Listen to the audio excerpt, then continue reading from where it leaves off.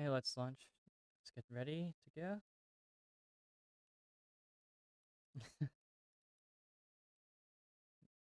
Oh, there's sales going on right now, man. If only I had the ability to buy games. If only. Anyways,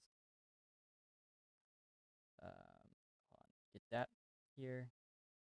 So yeah, aside from Buckshot Roulette's official multiplayer beta being out. Hold on, let me get this game ready. Oh boy, this is gonna be a while. Alright, there we go. Transition. It always pauses when I click off of it. Yeah. Yeah, we are doing Killer Frequency today. This is a game I actually forgotten that I even had in my library, because like last week when I was streaming a bunch of shorter games, I was like expecting to run out, but then I looked at my library more closely and I thought to myself, when did I get this game?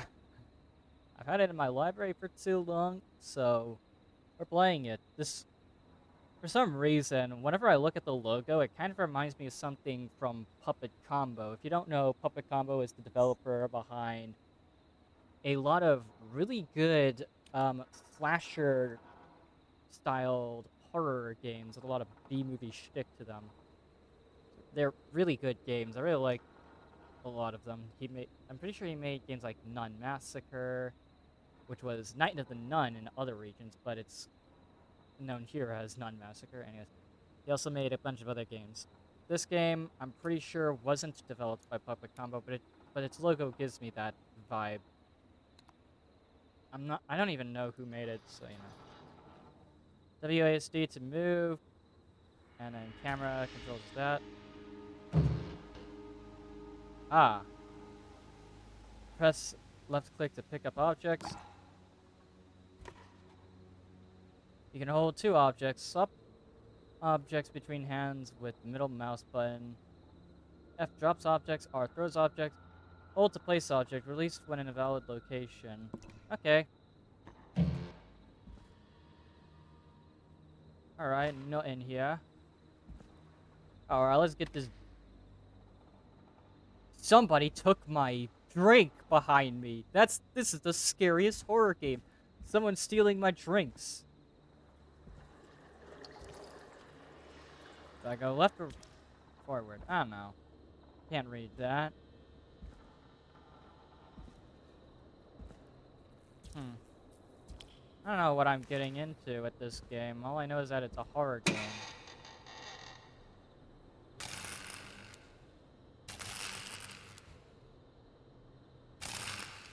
Huh. Well, this is terrifying. I will say, I dig the visual style so far. Like, is it cel-shaded? It looks like, I don't know if it's just me, but like, you know, the thick... I think I'm seeing a thick outline behind, like, as a shade effect. Yeah, it is. It is kind of similar to, a cartoon shader, you know? There's my drink. Hmm. Alright. God. Press E to begin inspecting. Hold left click and move the mouse to rotate objects while inspecting.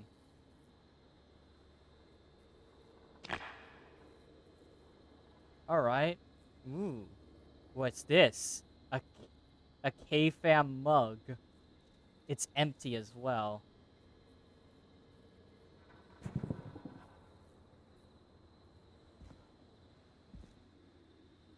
Hmm. Red light. Press control to toggle to crouch. Oh. Okay, so it's a toggle instead of a hold. That'll take some time to get used to. Hold left click and move the mouse in the direction indicated. Okay. That's really cool. Oh, come on. How am I expected to read that? What? Oh, guys at the door.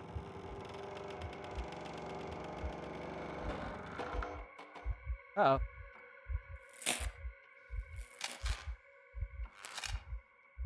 This is the point where they jump scare me. Oh, hi, buddy!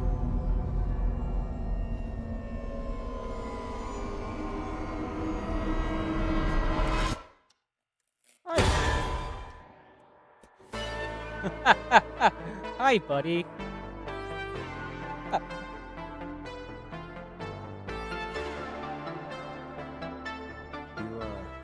You hear something, Peggy? Huh? Hear what? I thought I heard someone yelling, or, I don't know, a howl. Forrest, is this a joke? No, I almost swore I heard something. Oh, and here I was thinking you'd finally started to ease up. You probably just heard some cats outside. Cats? You know, 4 legs, whiskers, tails, not dogs. I know what a cat is. But I mean, does Gallows Creek have a stray cat problem or something? Not since the rats moved in. Anyway, you ready to do the pre-flight checks? Seriously? Do we have to do these checks every time? And do you have to call them that? Reggie pays us to check the equipment before each show, and he pays us to call it a pre-flight check.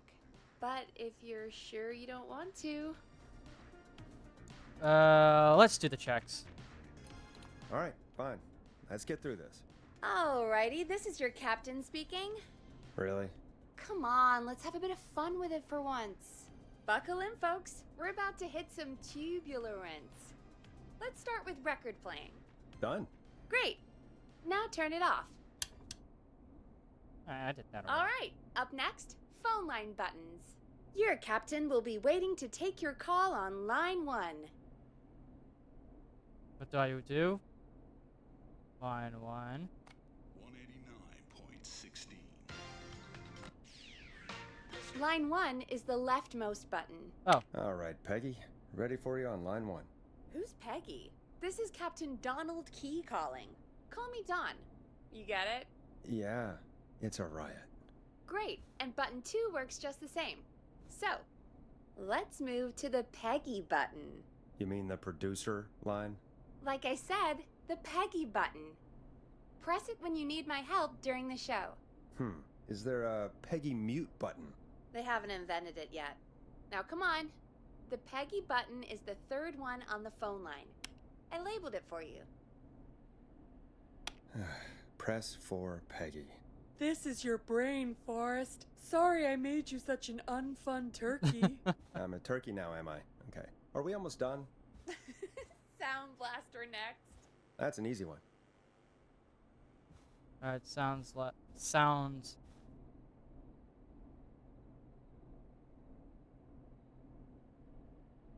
Blaster. Front of the desk to the right. 189.16. There we go. Always good for a cheap laugh. Alright, we're almost done. Just the volume sliders left. These should let you affect pretty much everything. But let's test it with a record. Play a record and change the volume with the music slider. All right. Seems to be all working. We done, Captain? We sure are. Coming in for landing. Local time? Should not encourage you. I knew you had a fun side. It's my fun side that gets me in trouble. Now, let's get the show started. After your introduction, our first segment is Guess That Scream. I thought that was a joke. Nope, and don't blame me for this one. It's Reggie all the way, and he demands we do it tonight. Okay, you're live in 3, 2... 189.16. Okay, so radio horror game. Good evening, Gallows Creek. This is your host, Forrest Nash, and you're listening to 189.16, The Scream. Before we start taking your calls tonight on Gallows Creek's only late-night phone-in talk show, I need to let you know about a special competition we have for you this evening. Guess That Scream. This is actually one of the station manager's better ideas. Here's how it works. I'm gonna play you a scream, then you call and guess that scream. We need you to guess why they're screaming. Did they stub their toe, saw off a finger, or discover the corpse of a loved one? That's good. Now, Forrest, hit them with the tape. We'll play that scream in just a second. Listen close, and then call in to guess that scream. Peggy, what do you mean play the tape? I used to have a tape guy do that for me. You're not in Chicago anymore, Forrest. Here in Gallows Creek, you get to be your own tape guy. Come on, I gave it to you yesterday. Where's the tape? Forrest, you do have the tape right. You knew we were doing this tonight. Peggy, let's be real. Guess that scream is a terrible idea. No, I don't have the tape. It may be a stupid idea, but that doesn't mean it can't be fun. We're going to need a scream tonight, Forrest, and you're the one at the mic, so... Are you serious? Really, Peggy? You want me to scream? You know this show depends on my golden voice, right? Come on, Forrest, just do it. That's enough dead air already. Just think of a scream and let it rip. Oh, God. Sorry about that. I'm back. Had to step away there for a second. Listen close, and then call in to guess that scream. The falling from a cliff scream, the perturbed Yeti scream, or the drowning scream? I'm gonna go with the drowning scream.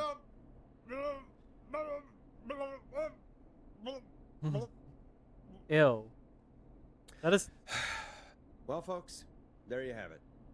Call in with your guesses, and if you get it right, you could win 2 tickets to the amazing Maze and 1 free fried dough. Fried dough? Just call in at 555-239-KFAM with your guess. Now, here's some music while you get dialing. Alright.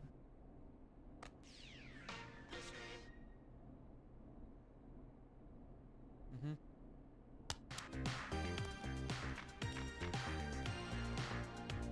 Time to go on the journey that is Blast Processor with their hit song 1980X. Alright. Oh, God, Forrest, that was amazing. Thanks. I can't wait to hear what people think that was. How the hell did I get into this mess? Lighten up, Forrest. That's gonna be the All right. highlight of my week. Alright. Thanks. Oh, Forrest, there's a call coming in. Okay, Forrest, shut the music off.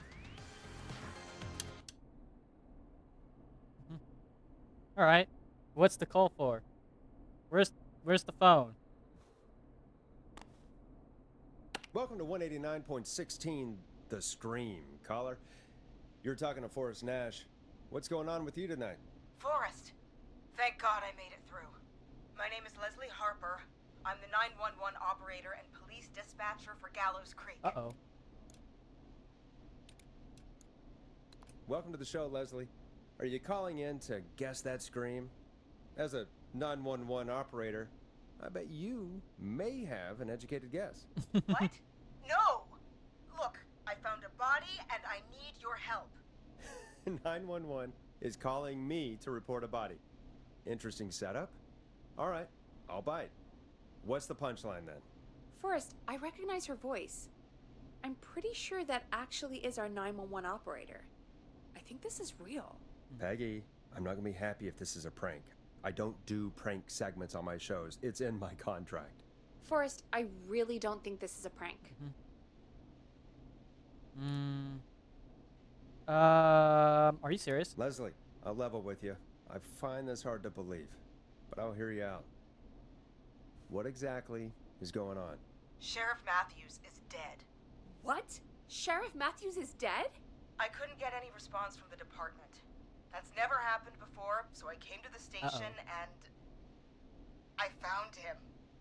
Oh, God, poor Sheriff Matthews. Do you know what happened to him?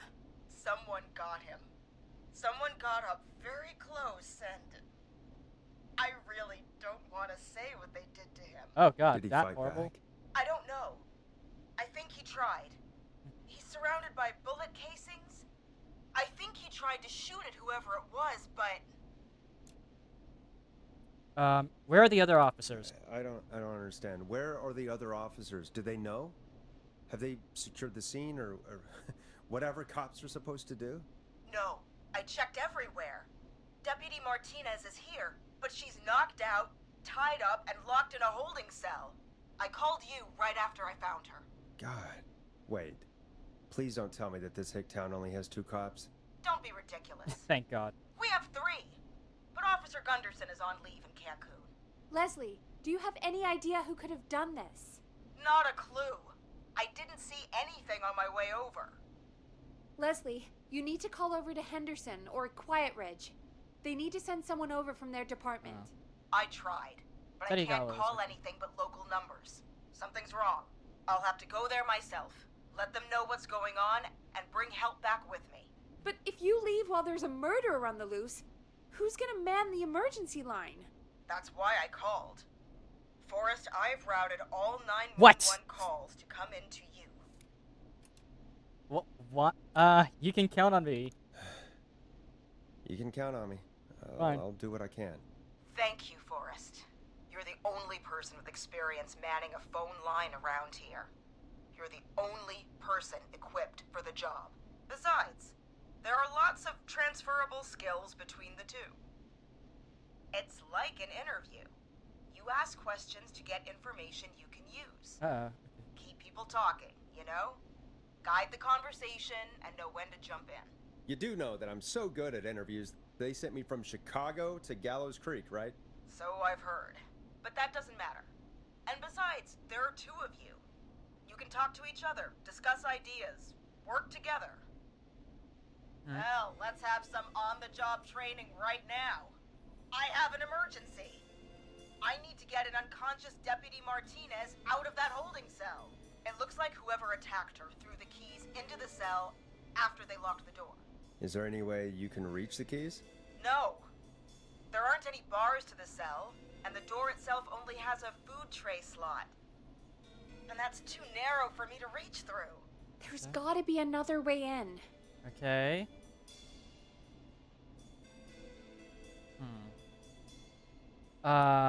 Find another way into the Is cell. there another way into the holding cell that you can see? It wouldn't be much of a holding cell if it had a back door. Try to break Any down the door. chance you could break down the door? It's a holding cell, Forrest. These doors aren't budging for anybody. Find another. There's got to be another set of keys somewhere in that office. Those can't be the only ones. Of course. Yes, there must be another set. Where might another set be? Check the officers' desks. Have you looked around the officers' desks? That's the first place I'd check. That was the first place I checked, too. I couldn't find anything useful, though. Maybe Sheriff Matthews had a set of keys on him when he... You know. I couldn't see any at a glance, but I didn't really look up close. 1 second. Uh-oh. Oh, I think I might be So sick. some of these are going to be times. Sorry, It's Sheriff. going to be very interesting. I'm I just haven't gonna missed turn one, you but that's me. over and... Oh, Sorry about that. I please had to don't stare at me. move some stuff around. Oh,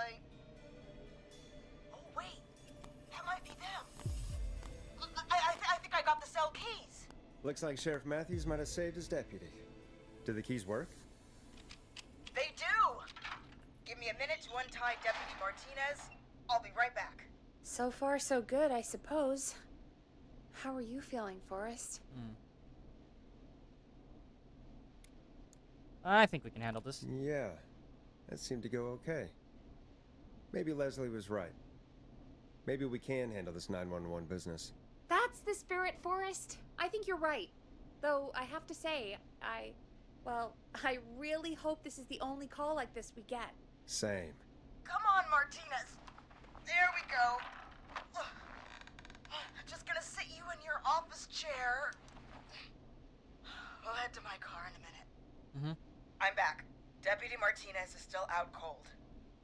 I'm taking her in the car with me to get help in Henderson. If Okay. the killer came back now, Martinez would be a sitting duck. So we're on our own. It's the right thing to do. That's a good idea. We don't want to take any risk right now. Thank you, Forrest. You and Peggy just work together like you did earlier. You can do this. Now I'll be back as soon as What? My car! My car is on fire! What do you mean it's on fire? Uh-oh. How the hell? Did it just go up in smoke? What happened? Wait. What? No way. This can't. Well, Forrest, we have big trouble. Uh-oh. What's happening? What's that noise? It sounds like whistling? Whistling? It can't be. Oh my god. I can see him, but he's dead, right?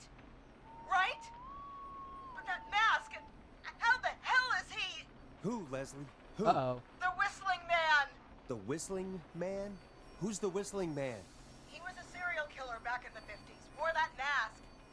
But he's dead! He's... What the hell? Oh, God. Uh-oh. Do you think he attacked Sheriff Matthews and Deputy Martinez? He's coming this way. Lock the Leslie, doors. stay inside and lock the doors. Lock Right. the doors. Okay. Shit, we need a new plan. My car's torched. We need to think. Um.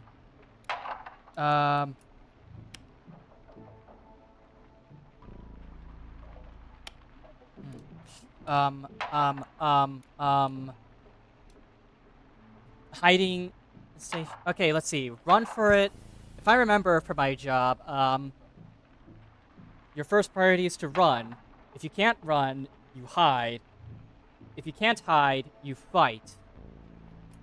Like, you only fight if it's a last resort, so we don't have that option. I recommend you take the police cruiser, run. Alright. There should be police cruisers at the sheriff's office, right?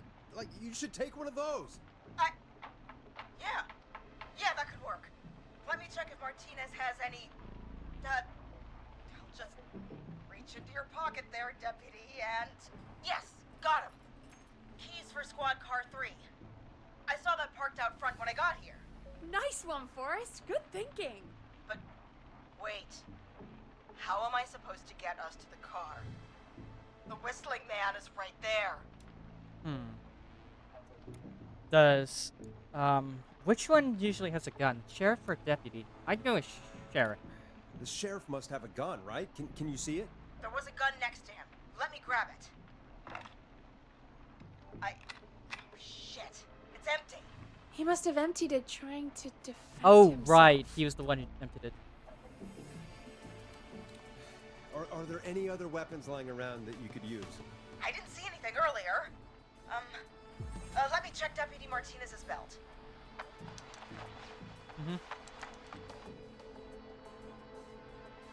All right. It looks like the Whistling Man left her with a baton, pepper spray, and taser. I can only hold one if I'm carrying Deputy Martinez. Which should I take? Alright. Let's see. Pepper spray. I highly doubt that's going to be effective when the guy's wearing a mask. Taser and baton are the only viable ones I can think of, but judging by what I've seen of the killer in that opening cutscene, I highly doubt that Taser's going to do anything.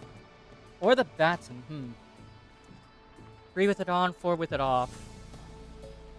I mean, assuming that this is just like that, then he's probably wearing a thick overcoat, so it might protect him from the baton. At the same time, I highly doubt the taser is going to be effective if the guy was previously dead. We're taking the I'll baton. take the baton. You can always trust a beating stick. Got it. I'm just going to grab Deputy Martinez and then... Wait. Do you hear that? Yeah. No, I can't hear anything. Exactly. It's gone quiet. No more knocking. Can you still see said him? you could see the Whistling Man earlier. Can you still see him? Let me take a look. No. I don't see him anywhere. But I can see the car. Squad Car 3. It's right there. Okay. Deputy Martinez, if you can hear me, it's time to move. Just lean on me. Yep. There you go. Are you sure about this, Leslie? No time like the present, right? So, here we go. Oh, this is going to end poorly. Again, you're hooked into dispatch now, so I should be able to radio you when I reach the car. If I reach it.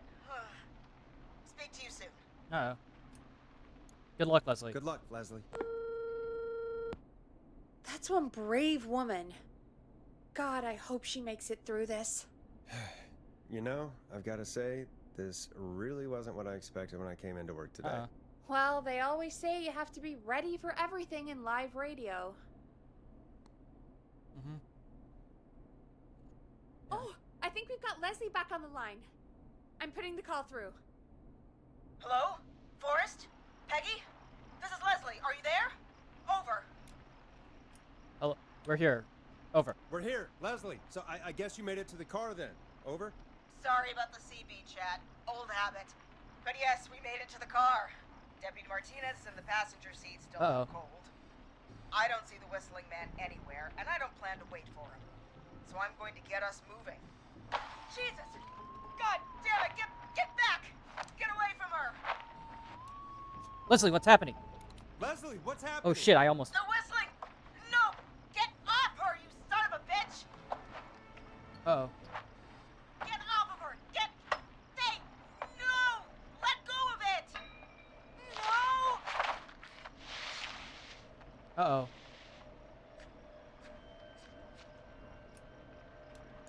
Leslie, what are you waiting for? Get out of there!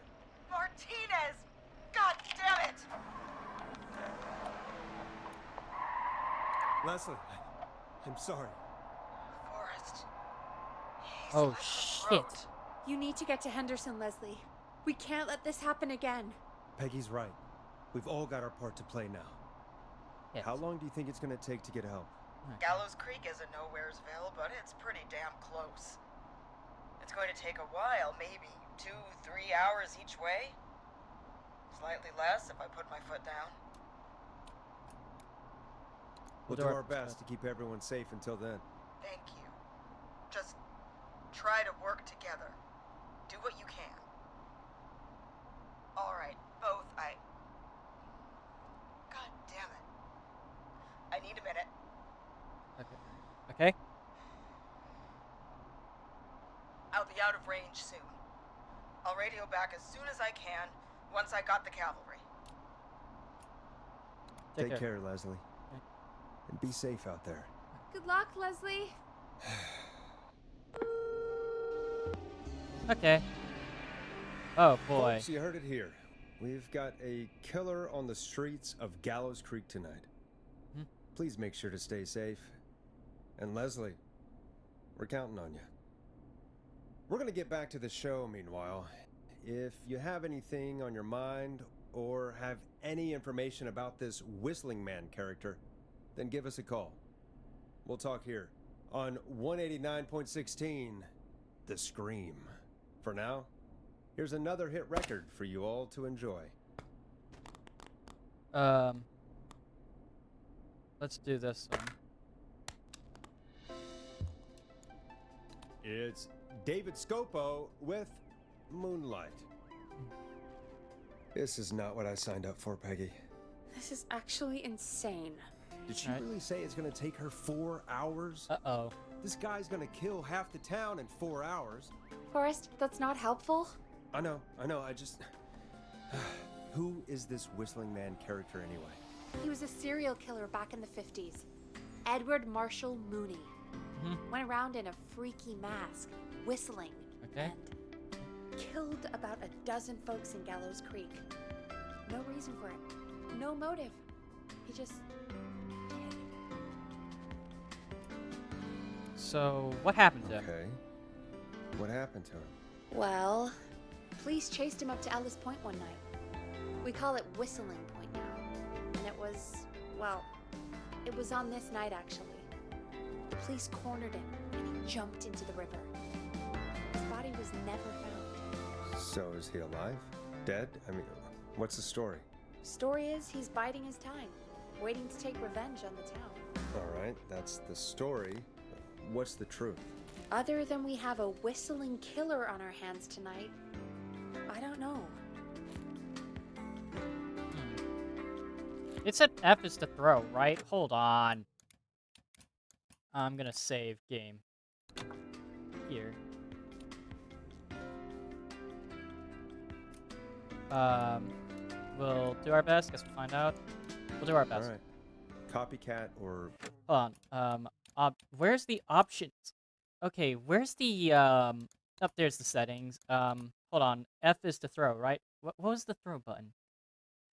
No, it was R to throw. ghost killer. I guess we'll do our best. That's the spirit.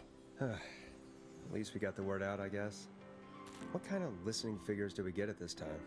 On a Thursday after midnight, could be around 35.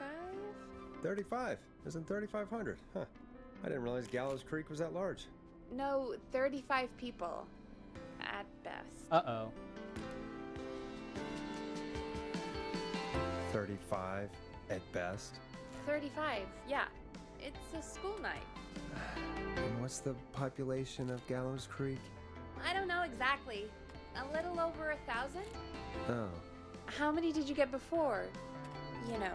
Before my career exploded and I ended up on a midnight hour talk show in the town of 1,000 people? Yeah. Before that.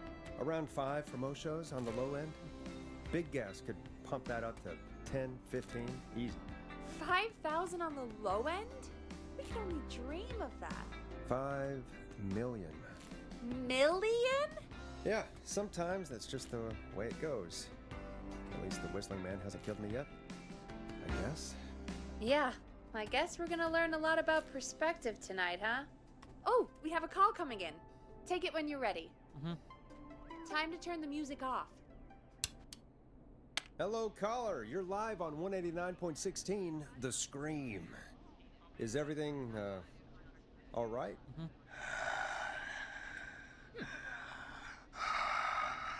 Hey there. This is weird. Okay, who is this? Are you, hello? Hello?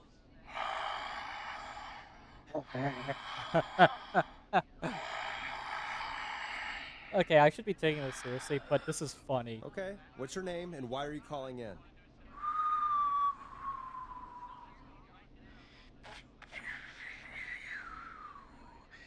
You know my name. I've come back from the dead to kill again. No one's safe. Oh, that voice! That voice! Oh my god!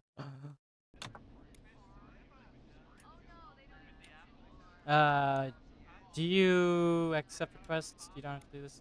You don't have to do You this. don't have to do this, Mr. Whistling Man. You don't have to kill again. Oh, but I do. You must make a sacrifice to us. A sacrifice? To us? I mean, me. You want- We want cheese-dusted pretzels. I mean, I want cheese-dusted pretzels. Or I'll cut your face off. Goddamn kids. I'm cutting them off. Yeah, Eh, cut him off. Yep. We also want a mega gull. For anyone just tuning in, we do, in fact, have an actual killer out on the streets tonight. Anyway, this next one's dedicated to all of you staying inside with your doors and windows locked.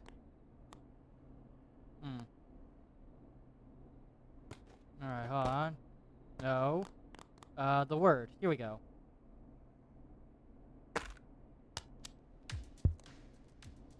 Enjoy this classic by Smooth. It's their hit song, The right. Word. Alright then. The hell was that? Kids pretending to be a killer who right now is stalking the town? It's a thing. A thing? Okay. Oh, kids around here. They pull pranks pretending to be him. By pretending to be this Whistling Man character? They think it's funny, but it's not. It's not funny at all. And there's Alright. no chance that our Whistling Yeah, Man track was that. just a prank. That Leslie... No, that's real. Christ. Let's stay positive. We still have a show to do. We already have another caller on the line. All right. Let's do this. Hello, caller. You're live on the Scream with me, Forrest Nash. Alright, what's this? What? I dialed 911. I need the sheriff right away. Okay, right.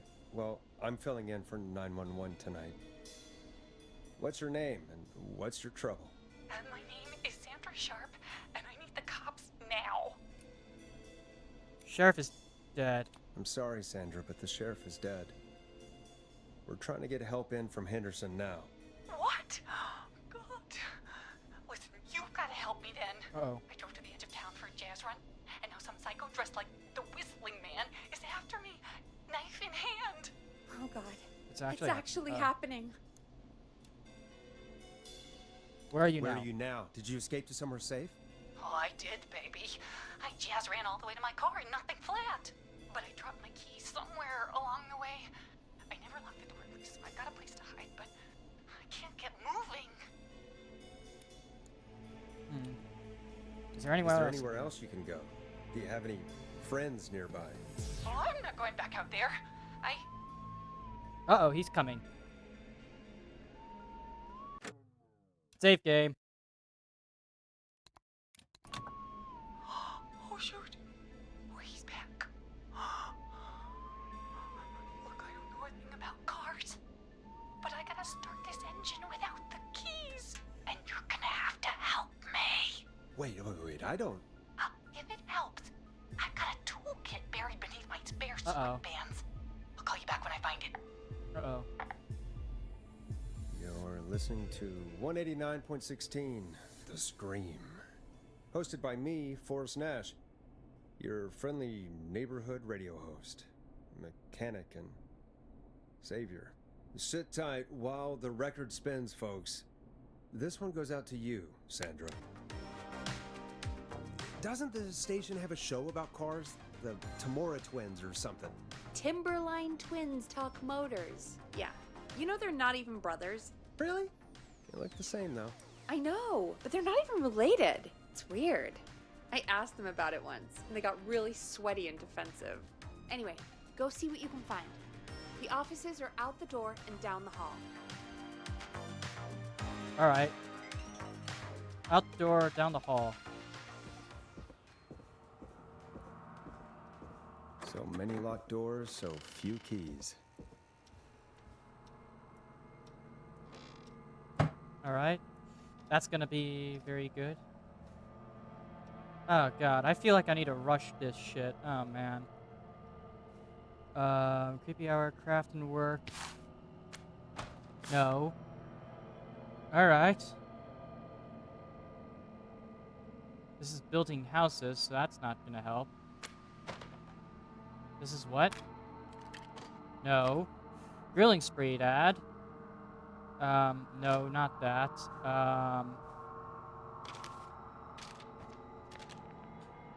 Dear Bradley Carter, please enjoy a free sample of garlic bread. We've pinned our latest offers and deals on the outside of the box if you want to read them out on air. Grilling Spree's new offer is terrible and we think you should read our advert instead. Yes, a connoisseur like me needs to try our 3-hour slow-roasted pizzas. Much love, Ponte's Pizza. Ah, boy. Hey, I ate the garlic bread. Much like your show, it was mediocre. Deal was worth checking out, though. John.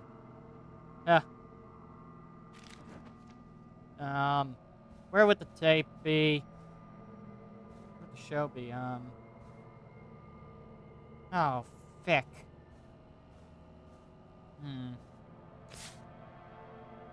Alright.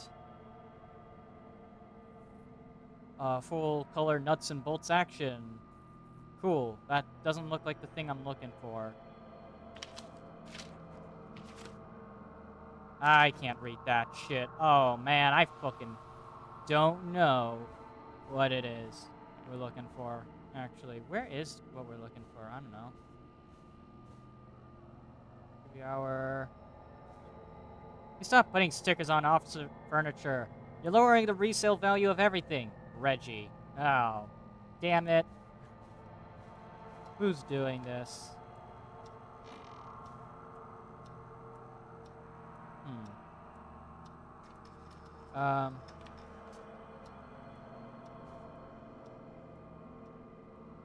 Oh, no.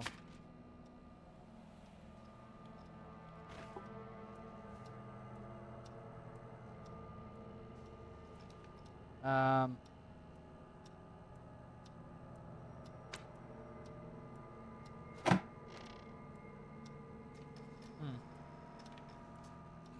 Okay, where is what we're looking for? Oh, God.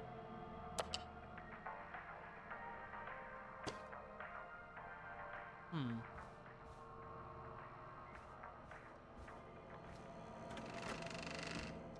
I need a key to get in there. That's the woman's room, right? No, wait, which one is it? This is just a generic restroom. Dallas Reporter, volume... I don't know what Roman numerals this shit is. Daily news for Gallows Creek Citizenry, Wednesday. GC, High wins the big game, 28-20. Scream. Nice. No. This looks useful. Fix all cars. Alright. Step 1. Use screwdrivers as key. If that fails, remove steering column cover.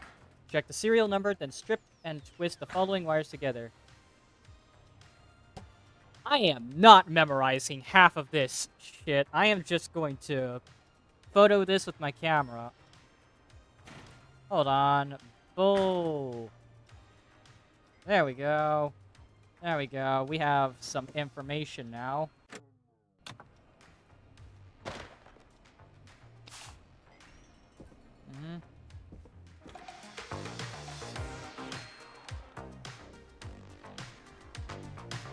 Place items in a tray to hold them all on calls.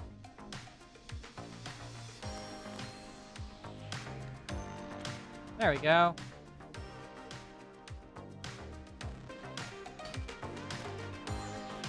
You find anything? Yeah, I found a magazine about hot wiring cars. Well, that sounds perfect. Okay, Forrest, shut the music off. Alright. Caller on line 1. Thanks, Peggy. We're back with 189.16, The Scream. How are you holding up, Sandra? The creep's looking through the parking lot trying to find me. But I've got my tools, and I'm ready to get this hunk of junk moving. How do we start this baby? Put the screwdriver in the ignition and twist Put the clockwise. screwdriver in the ignition and twist clockwise. Here goes, baby. Screwdriver's too fat to fit. What next? Remove the steering column. Unscrew the steering column. All right. Just turn. Just turn. 1, 2, 1, 2. God, how long are these screws? Okay. Cover's off. There's a bunch of wires down here all paired up and... Oh God, my heart is pumping. Alright. Tell me exactly what you see. Tell me exactly what you see. Okay. I can do this.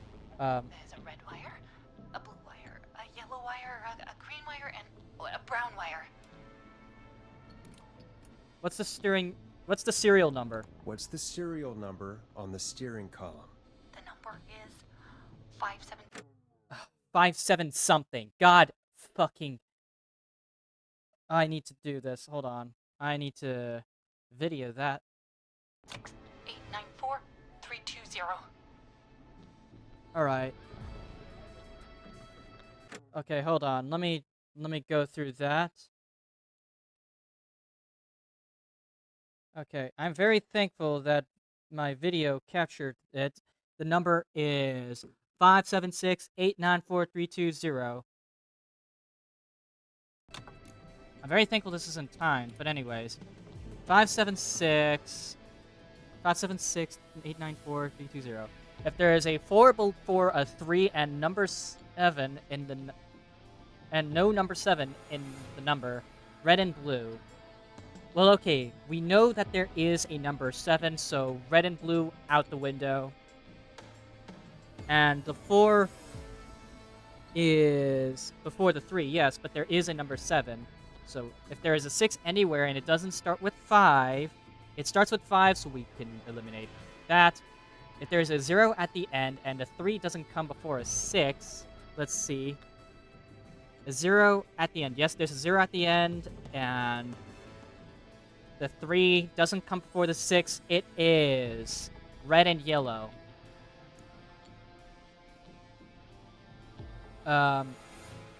Strip and twist the red and yellow wires. Strip and twist together the red and yellow wires. All right. We take the red and the yellow and we twist and we turn. Oh, perfect. I also see pink and purple wire. What next? Strip the purple wire. Do not touch this. Alright. Strip the purple wire.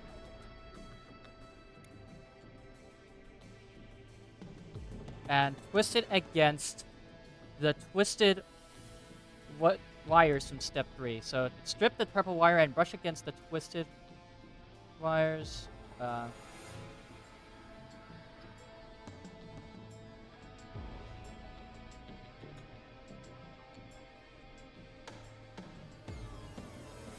Oh god. Strip the purple wire and brush it against the twisted wires. Brush it. Strip the purple wire and brush against I'm also going to save game here. the twisted wires. Okay. We strip and we brush and. And it's done, buddy. Fantastic work, baby. Anytime you want to come down to the jazz studio, you get in for free. You just keep driving now, okay? And get home safe. Okay? Get home safe, Sandra. Will do, babies.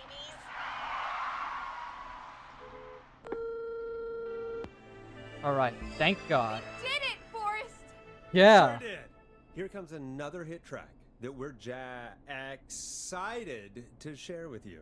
And remember, if you're also having car troubles, then tune in to Timberline Twins Talk Motors here on 189.16, Monday to Friday at 5. Take it away, Forrest. Stab in the Twilight, I guess. It's funky, it's groovy, it's Stab in the Twilight by Knife and Easy. Okay. I still can't believe this is happening. Right? Like Gallows Creek didn't already have enough to worry about? What do you mean? Gallows Creek is a miserable place to live. Really? Miserable? That's nothing personal. It's nothing personal, Peggy, but it's not Chicago. Or, hell, it's not really anywhere. Well, I like it here. People are polite and, friendly, usually, if you get to know them. Come on, there must be something you like about this place. Ah, there's a dollar. I guess some folks have been okay. You're not terrible after a while. Not terrible after a while? High praise coming from Forrest Nash. You know what I mean, Peggy. I do. It's Forrest Nash for I think you're swell. Anyway, I hope the killer is done for the night and that Leslie gets back soon. Alright. Me too. Can we at least call off that stupid Guess the Scream contest now?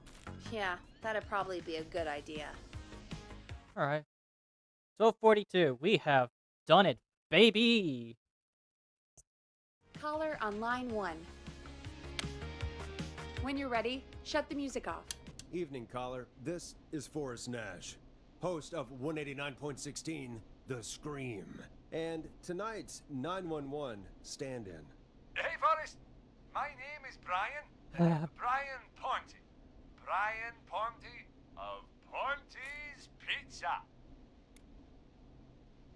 Hello, Brian Ponte of Ponte's Pizza. Hello, Brian Ponte of Ponte's Pizza. What have you got to say about what's happening? Oh, I'm so sad that Deputy Martinez didn't make it. I saw her a lot over the years down here at Ponty's Pizza. Damn it. Just terrible. Anyway, I just wanted to thank you for doing your best. So, I'm sending you some coupons for free pizza here at Ponty's Pizza. Just a little something to look forward to when all this blows over. Wow. Brian Ponty of Ponty's Pizza. That's really good of you, but you really don't have to, though. Oh, it's the least I can do. And if you like it, well, you're in luck, because we're always running great deals that'll have you eating for pennies. Sounds great, bro. And let me tell you, the pizza we have is to die for. No. Poor choice of words tonight, I guess. Don't worry Hey, about it. don't worry about it. It's all right. Oh, thank you, Forrest.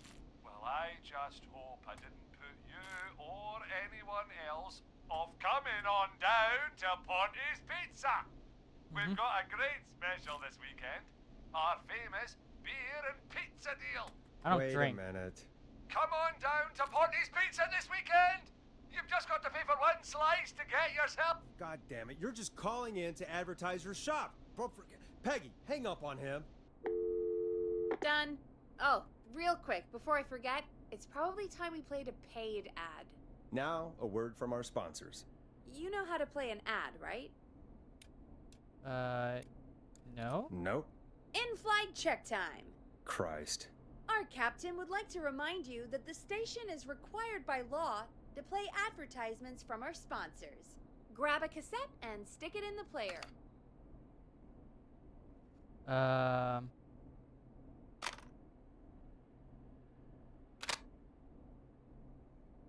Done.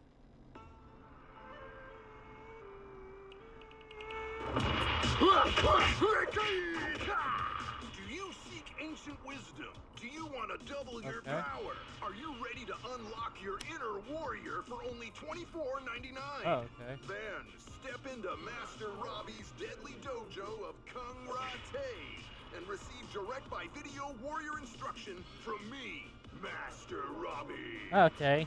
You will I can learn the get four behind this. qualities of an ultimate conqueror.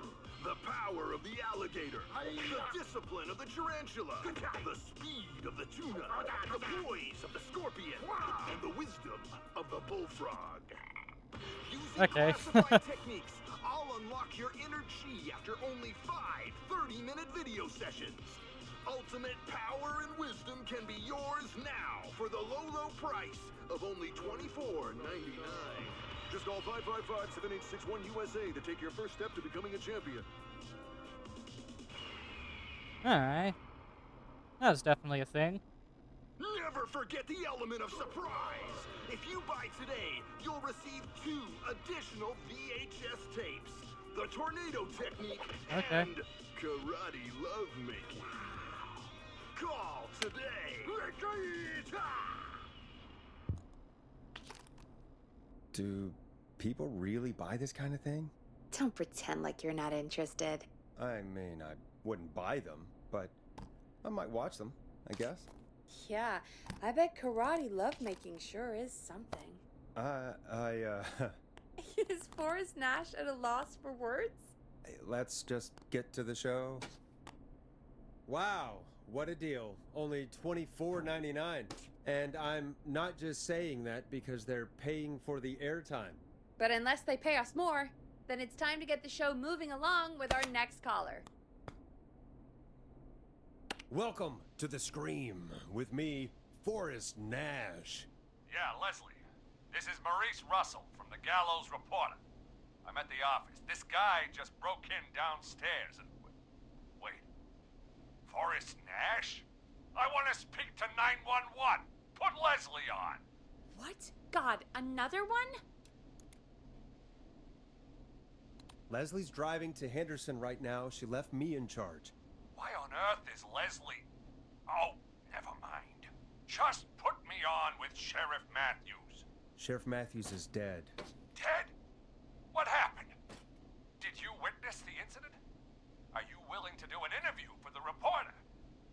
I cite you as an anonymous source, if that's a concern. Never mind that. Tell me what's happening there. You said there's been a break-in?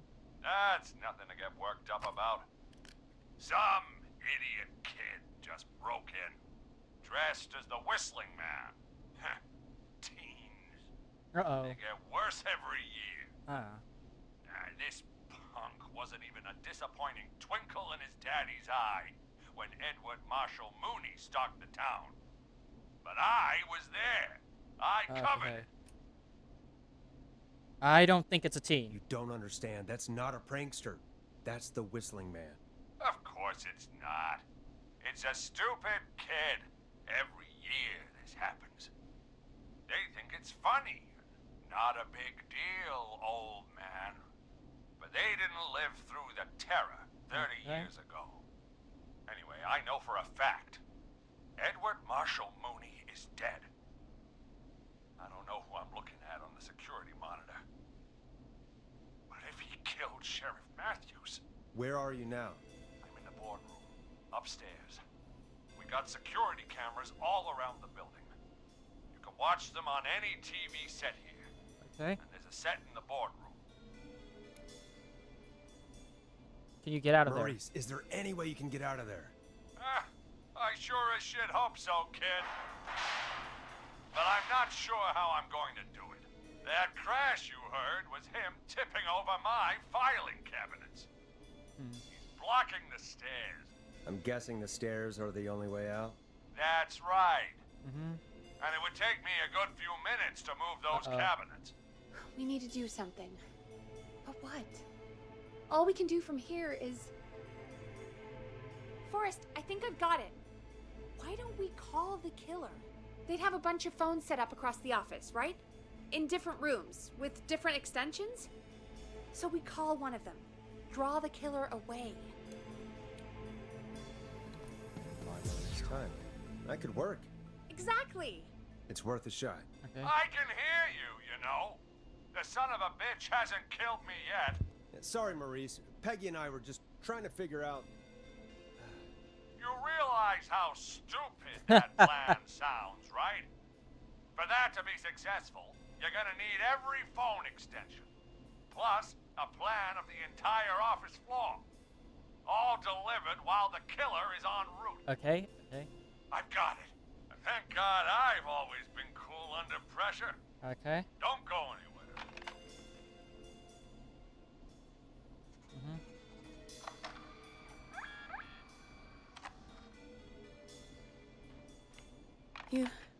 You don't think the killer got him, do you? Mr. Russell. I'm here. Freak's going to be here any second, too. Go check your fax machine. Don't let me down. How do you know our... That was fast. How do you know our fax machine number? K-Fam and the Gallows Reporter have a pretty long history. Okay. Tell me where the fax machine is again, Peggy? The fax machine's in the office on the other side of the hall. Thanks, Peggy. Be right back. Okay. Going. Okay. Go to the office on the other end of the hall. Grab the fax from the machine. Easy. This must be it. Okay, but I swear I saw a tape somewhere in here that I grabbed but then tossed. I don't know. I'm an idiot. I don't know what I'm doing half the time. Swear to God, where is our tape? I want to grab it before I go, alright?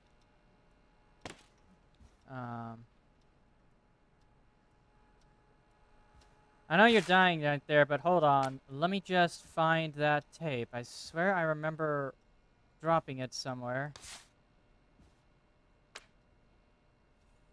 Oh, there it is.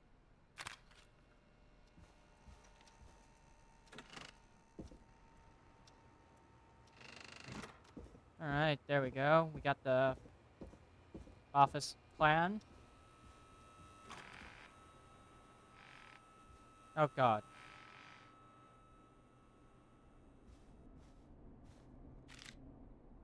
Okay. Hey, did you get the fax? Yeah, I have. Yes, I have. Mr. Russell, you still with us? I am. All right. We are going to save here. I'm just going to overwrite the save. Get my fax?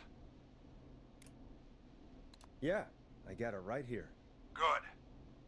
I knew you could at least see. manage that. Okay, folks, we're back on the line with Maurice. Let's see if we can help him avoid the Whistling Man. Here's the situation. The Whistling Man searched every room in the hall leading up to the boardroom. And now, he's in the office next door. Okay, so he's checked everything. He's in the office next door, so the office space. He checked every room in the... It's now or never. This plan of yours better work. I'm ready on my end, Forrest. Again, we want to draw the killer away by dialing an extension number, and then move Maurice somewhere safe. So, what extension should I call? Alright, let's see. Well, if we want to move him from the boardroom to a very safe spot, we would want him to get into the secret archives. So, let's get him straight into the archives, extension 01. Call the archives. The extension is 01. Got it. I'll put the call through when you're ready. All right, Nash. Where do I need to go? Go to... on second thought, let's dial another. On second thought, let's dial another room. Let's dial another... Boy! We're wasting time! He's right, Forrest. I can get another number ready, but we probably won't get to change our minds again. Where do you want me to call? Let's call the editor's office. Call editor's office, yeah.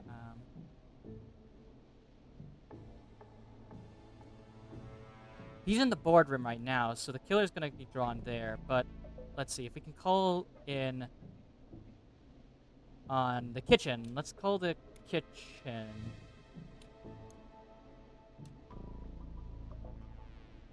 He's in the office next door, so you get him to the kitchen, and then he's going to be in the editor's. So let's get him into, let's get him into the kitchen. Call the kitchen. The extension is 02. Got it. I'll put the call through when you're ready.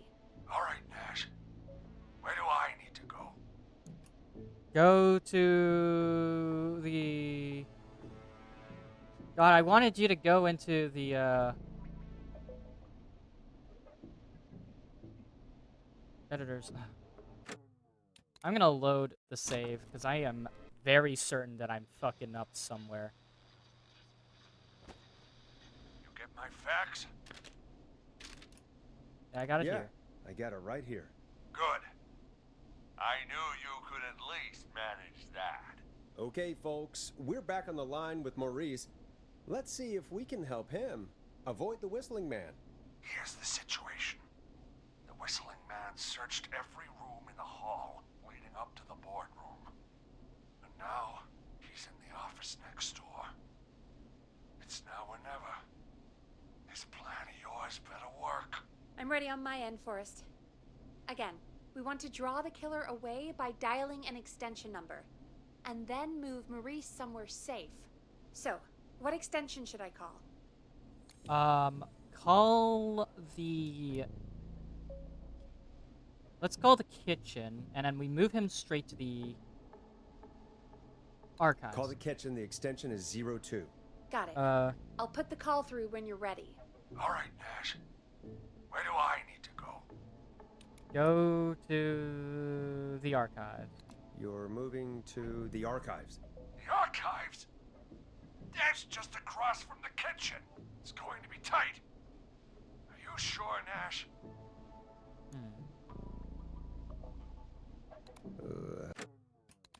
Let me rethink. I'm not sure about that either. We're just gonna reload this save anytime.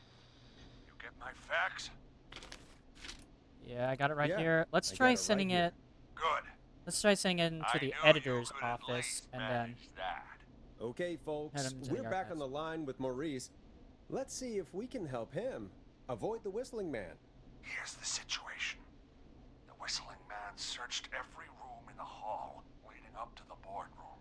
Um, And now, he's in the office next door. It's now or never. This plan of yours better work. I'm ready on my end, Forrest. Again, we want to draw the killer away by dialing an extension number, and then move Maurice somewhere safe. So, what extension should I call? okay, so he's in the office space, and then Maurice is in the boardroom right there next to the fax. So what I assume is the killer will go up to the editor's room, and Maurice will go straight to the archives. Call the editor's office. Call the editor's office. The extension is 03. Got it. I'll put the call through when you're ready. All right, Nash. Where do I need to go? Go to the archives. You're moving to the archives. Yeah, that makes sense. Go somewhere he's already checked. Not bad, Nash. I'm ready to place the call. Are you ready, Mr. Russell? Don't have much choice, do I? Make the call. Yes, sir. Calling now. Mhm.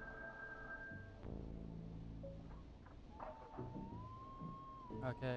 Ooh. I can't believe it. He's actually heading to my office. It was all Peggy's idea. Credit goes to her. Don't mention it. The coast is clear. I'm shutting off the TV so he won't see me on the security cameras. Then, making my move. I'll call when I get there. Okay, thank God. Do you think he'll make it okay? I'm sure he'll be fine. But now what do? We gotta find some way for him to get past that barricade. What do you mean? I don't think calling the Whistling Man is gonna buy Maurice enough time to move those cabinets. We gotta think of something else. Yeah.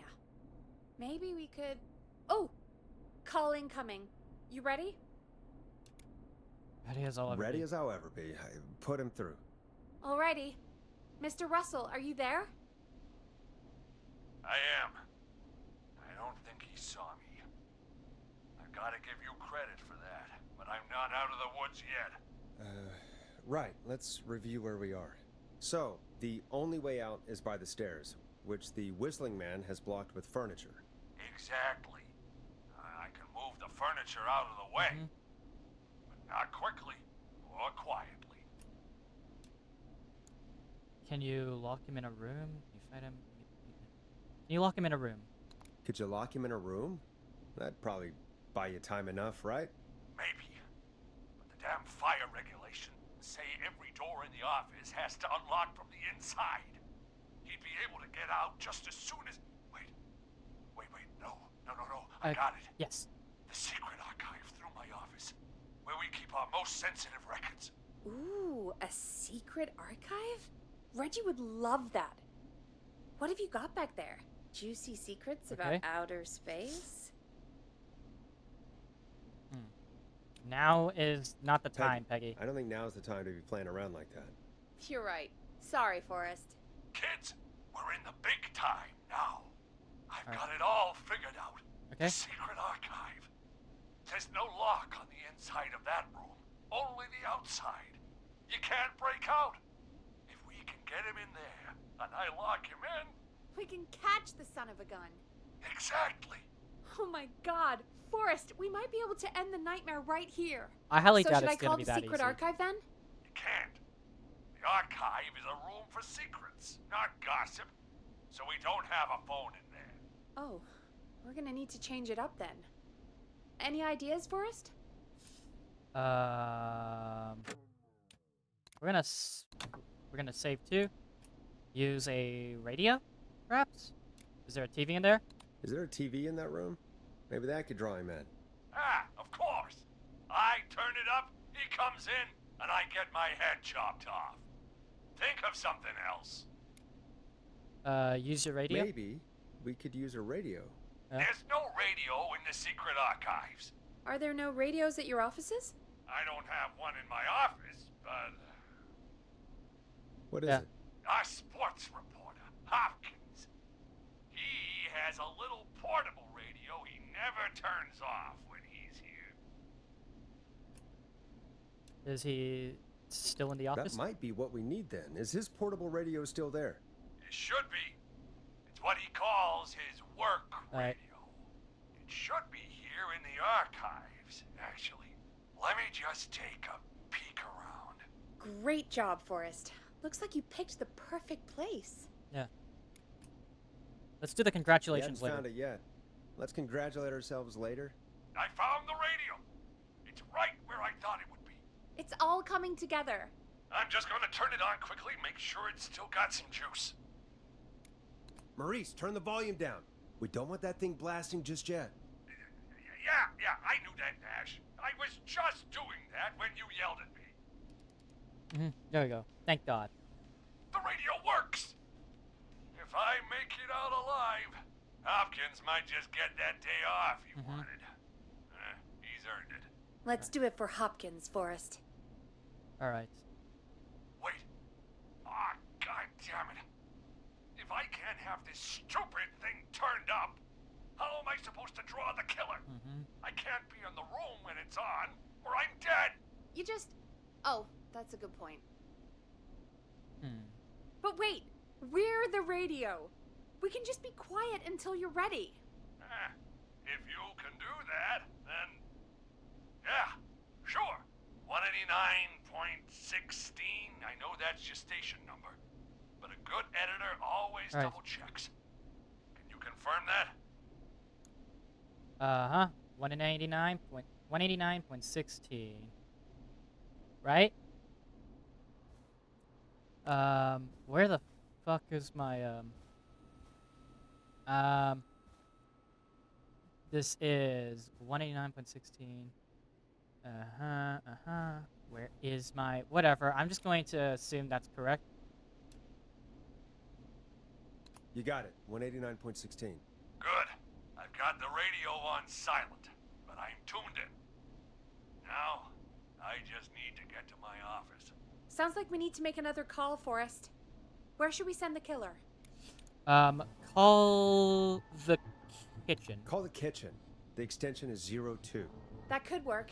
The kitchen is far away from the editor's office, but the killer searched it before. Are you sure? Let me have a think again. Let me have a think again. Alright. Saving game. So far, we're good. Okay, so try calling. Let's see. The boardroom is not a good idea because that's too close to the editor's area. And the killer may actually have enough time to check. So it's going to be too tight for that.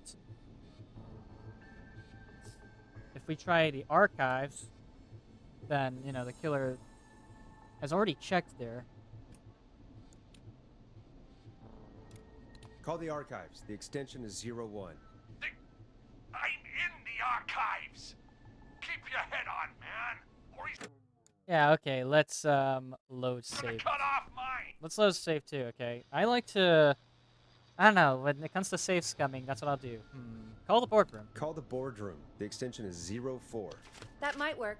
The boardroom is fairly close to the editor's office, but we haven't seen the killer go there yet. Are you sure? Make the call. I'm sure. Make the call.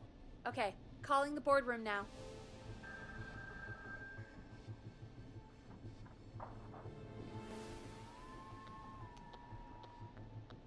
He's on the move. I'll call you guys from my office in a second. Looks like we're almost through this nightmare. Any idea what you'll say to draw the killer in? I'll impersonate Mr. Russell. I'll give fake advice. Jackass. Let's give fake advice. I'll pretend to tell Maurice to hide in the secret archive. The Yeah. killer will Hey there, leave to go Natasha. check How it you out, doing? And we've got Doing it. good? Doing Oh, well? I like that. Make the killer think he has the upper hand, and then BAM! Are you holding I up? appreciate the vote I'm of confidence. doing Ooh, well. call coming in. Here we go. I'm here. The radio's set up in the secret archive. Just All right. give me the signal, and I'll Yeah, turn I'm it doing all well. the way up. Where will you hide in the meantime? Good question. It's under my desk, but you can see under it.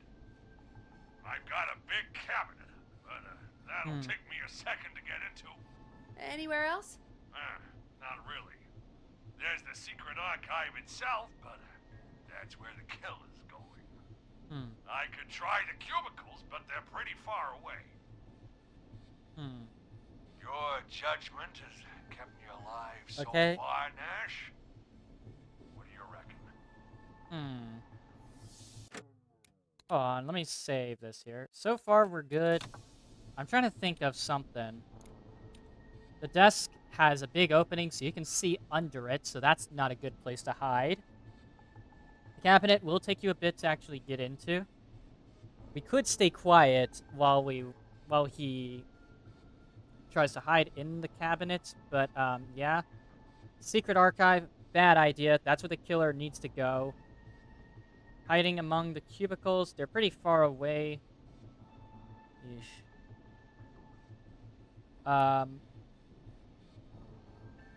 in your cabinet, I think. Hide in your cabinet.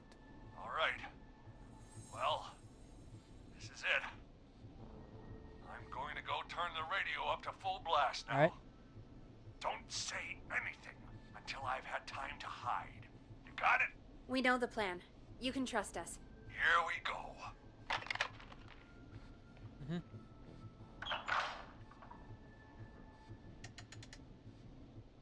All right. How's your going so far? I think it should be safe now, Forrest. It's going to be all right.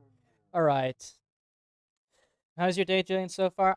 It's been interesting. I mean, I have the house to myself for like a few days, so that's pretty good.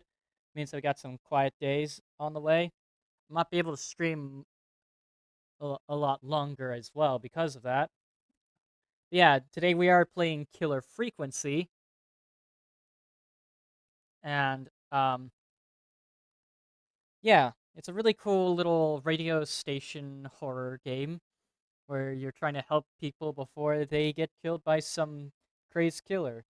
What type of game is this? It's kind of like a bit of a horror puzzle game. Because basically you have to talk to people on the line and then figure out what to do in this situation. You have to prevent the people from dying to a killer. Yeah. All right. He won't look for you there, I promise. And Mr. Russell, be quiet. It's important you make no sound. Quick, Mr. Russell, hide in the back room in your office.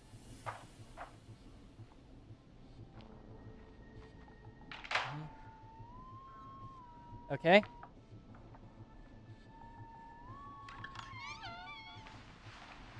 Listeners, this is Forrest Nash of 189.16, The Scream. And if you've just tuned in... See you in hell, kid! Yeah. We've just locked up the Whistling Man. Forrest, you beautiful bastard! I can't believe that actually worked! How long have we been playing this game? According to the stream and according to the game, at least an hour. Neither can I. If I'm being honest, Yeah. I can't believe it either. Thank God it's over. I'll be off now. Alright. Gotta get out of here. Write up a few notes. Call a few friends. Alright. I'd feel safer waiting for the cops to come grab this freak with some company. Hey, maybe you and me could do an interview tomorrow for the Gallows Reporter. I'll think about it. Let's see what tomorrow brings. I'll take that as a yes. Talk to you soon. Is this your first time playing this game? Actually, yes. Actually. I am. It is my. I'm just. I don't Here know. we are, folks. The Whistling Man is locked up. Let's all take a deep breath. Yeah, this is my and first time play playing. some killer tunes. No, not that. Which one do we play? I'm gonna go with the flow.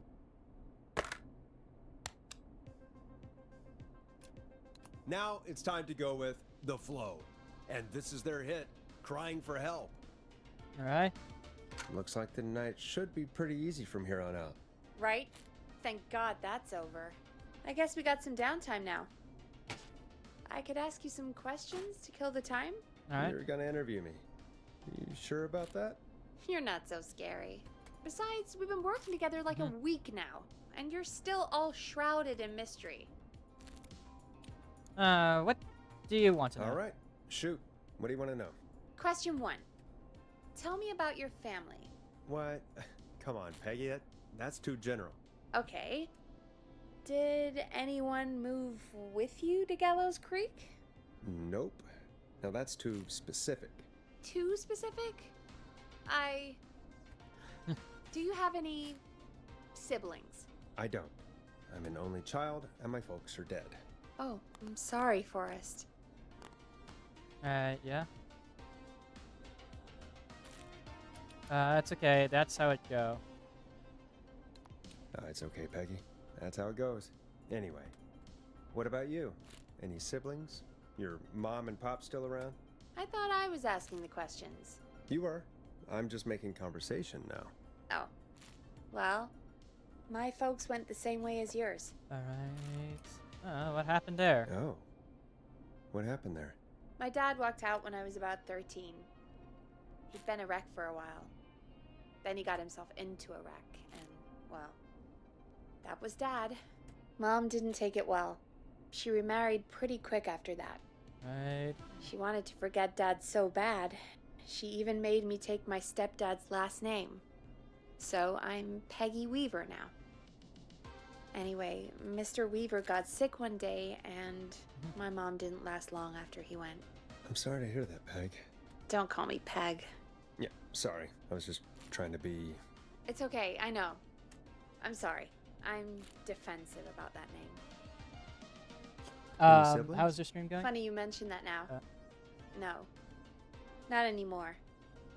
I had a sister, but I haven't seen her since before my dad. How's your stream going?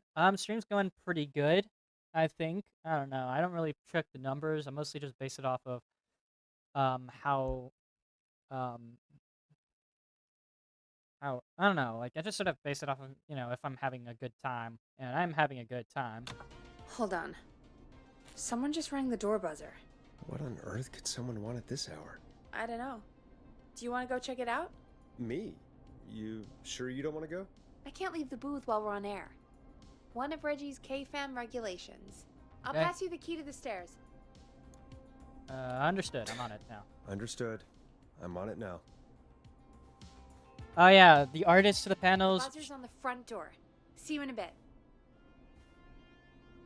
All artists are credited in the Okay. panels. Down to the first floor, then check the door.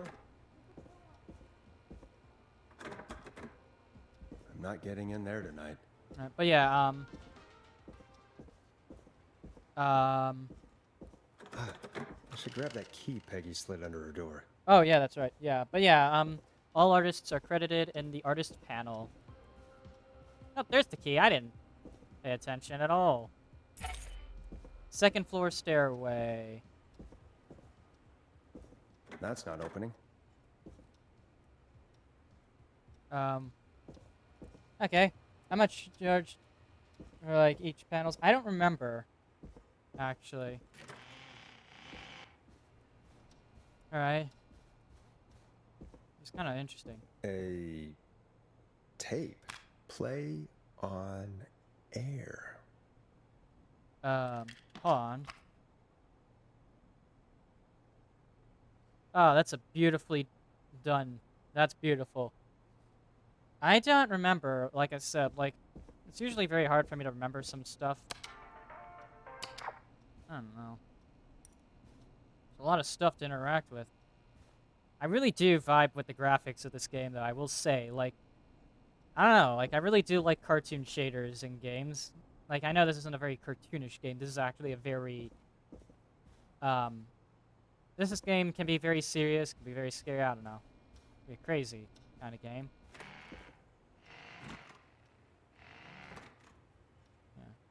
Yeah. So, like, I like this kind of games. Yeah.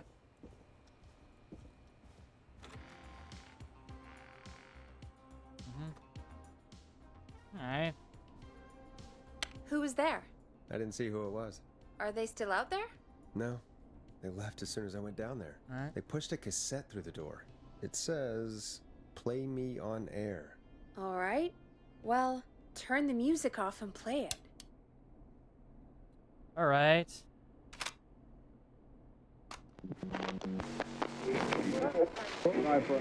Hello, Gallows Creek. Time to Uh-oh. the price. Time to What the hell? for lives. Time to sit there.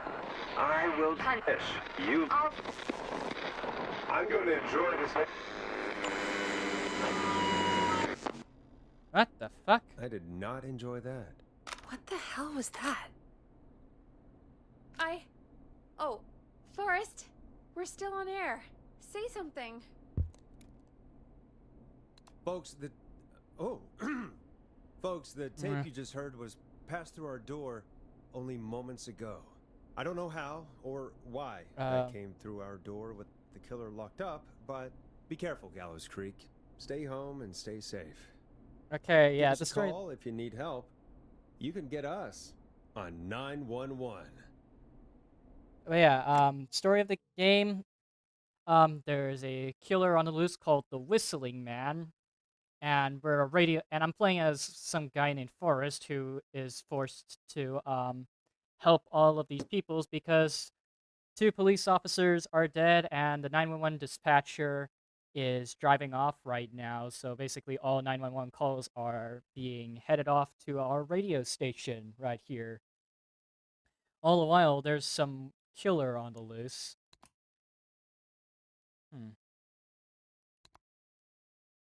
Yeah, okay. I'm going to assume that was a good one. Alright. Yeah, a really interesting concept for a game. I had a call come in. Caller, you're on 189.16 The Scream with... Ash! Shut up and listen to me! Mr. Russell? What's wrong? Are you okay? I said listen! He's gone! The Whistling Man is gone! Uh-oh. He's gone? God damn it, I thought you locked him up. What's going on? Damned if I know, Nash! Mr. Russell, where are you now? What happened? Well, after our call, I cleared the stairs and went home. I phoned some buddies, and we came back here to keep watch. Then what happened? I'm getting to that. We came back here. Door was shut, just as I left it. We had a couple of drinks, and, well, there was a bunch of us, and we were all armed. They thought we could teach the freak a lesson before the cops got him. I don't blame you. I don't blame you. I would have been tempted to do the same. Have you both got a screw loose? You know what the Whistling Man's done tonight. This was not my idea. The guys just grabbed their weapons and unlocked the door. I braced myself and... Yeah, then nothing. The room was empty. Uh-oh. The door was still locked. How the hell did he get out? Are you sure it was still locked? I'm telling you, it was locked. No way out of there. None. Maybe. I mean, I know it's crazy, but if he's back from the dead, then... You think he's some kind of ghost, Peggy? Do you think he's some kind of ghost, Peggy? It would explain things. I mean, how do we know he's not? Mooney, there's no way. Whoa, did you say something, Maurice? Baloney. I said baloney. Baloney.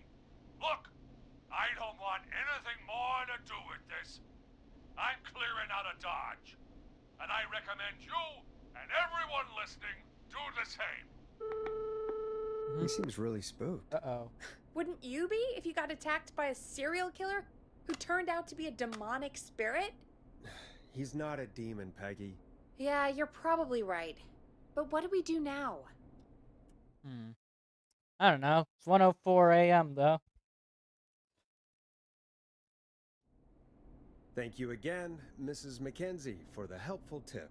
The bagger at the grocery store cannot whistle. We'll remove her from the suspect list. Let's go to a break. I need you for a second. All right, folks. We need to take a quick break. This one's for all those folks out there keeping the hatches battened. Hold on. Storm Riders.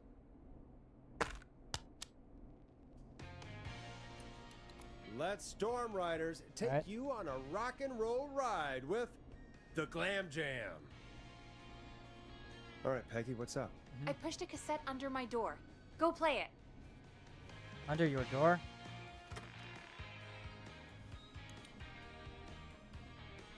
Okay. I was already on it, but you know. Play me ASAP off air.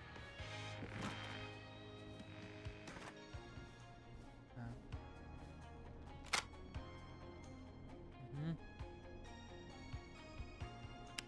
All right, I've got it. Did we forget an ad or something? I don't know. It was buried in my work mail. I only just saw it. See what it says.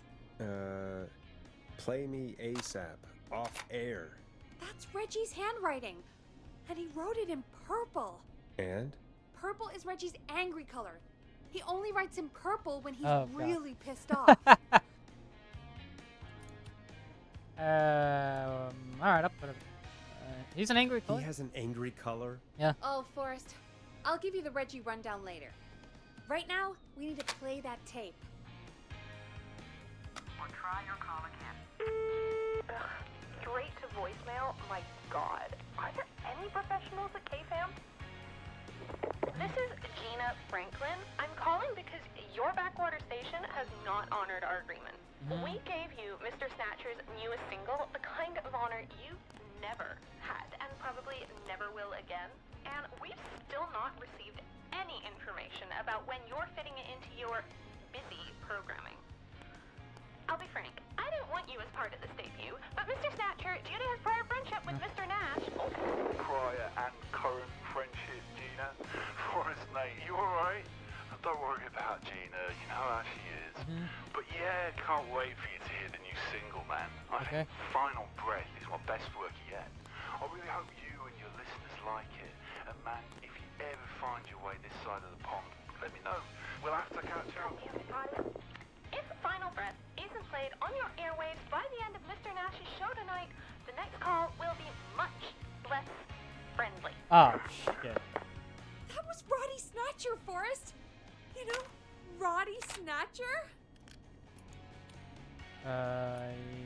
We are old friends. Yeah, Roddy and I are old friends. I love Roddy. I Will Always Find You was my song.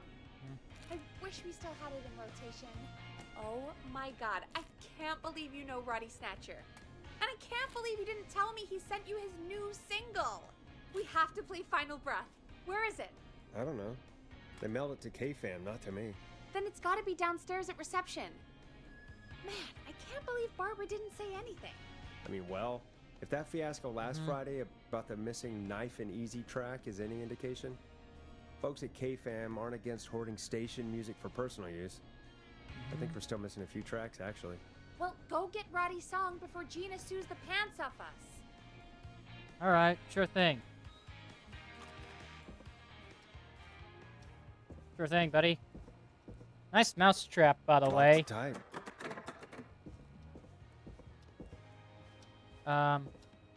Where is...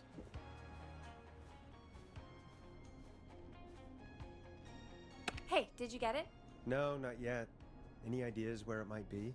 If it got mailed to the station, it's probably still at reception. Check around there. Thanks. Door's locked, buddy. What do you mean? I don't have the key with me anymore. Where the feck would the key be? Is the door to reception downstairs is locked unless reception is not downstairs and in fact is actually upstairs. I don't know, this game is crazy enough.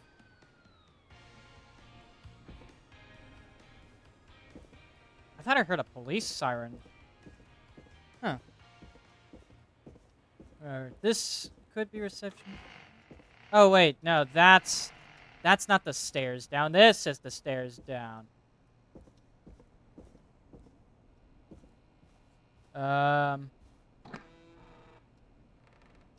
Alright.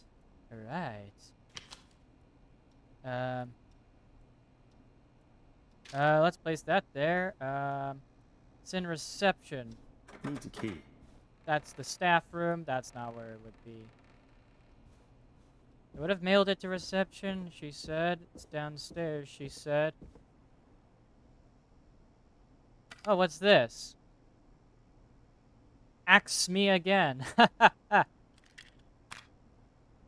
Axe 3, Final Deception. Oh, this is the Axe trilogy. Good job on the new job. Good luck.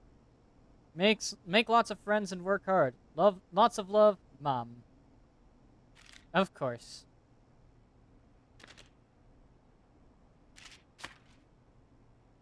Gallus for life, yeah. Genie and...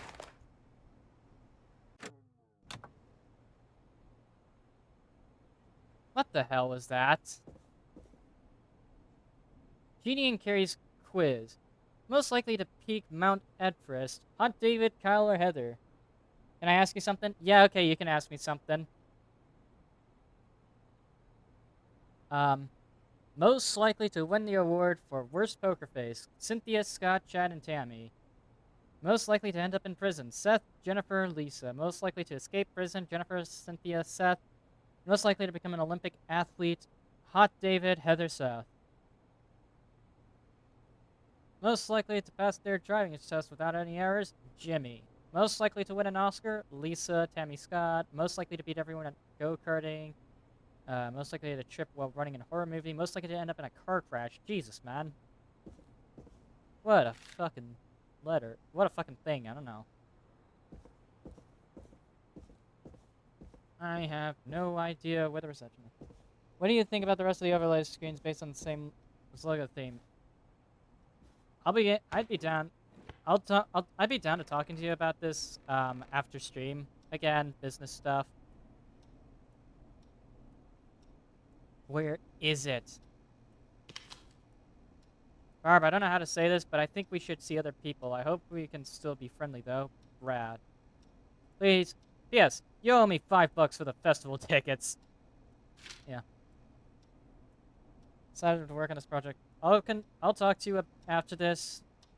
You know. This must be it. Final breath. My tiny selection grows. Data bowls. Oh, this is like those weird candies that they would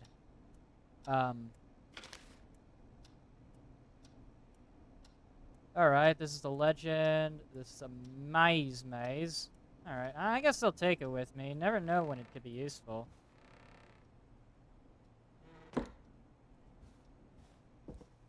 And I mean, I don't know if it's... I don't understand what you are doing in this game. Well... We're just a radio station here. And I'm just doing my job.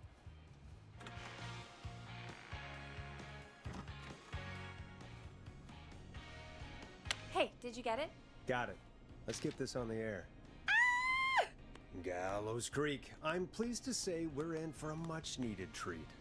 Up next, courtesy of the British sensation himself, is a track you won't hear everywhere. Here's Final Breath by Roddy Snatcher. Alright. Hey there, Destroyer. How you doing? Doing good, doing well. Synonyms for good. Wow. God, Roddy's the best.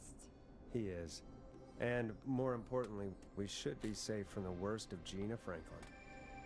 Alright. Hey, at least we got it. And I think that's every time I've seen him live. Peggy, you just talked through the whole song. Oh, whoops. It's okay. I can just play it on loop later. Oh, shoot. I just noticed we have a caller waiting. I really hope it's nothing serious. Please don't be anything serious. Okay, Forrest, shut the music off. Evening, caller. This is Forrest Nash, host of 189.16, Alright. The Scream. And tonight's 911 stand-in. This is Murphy! Hello, Murphy. What have you got for us tonight? Two things, Forrest.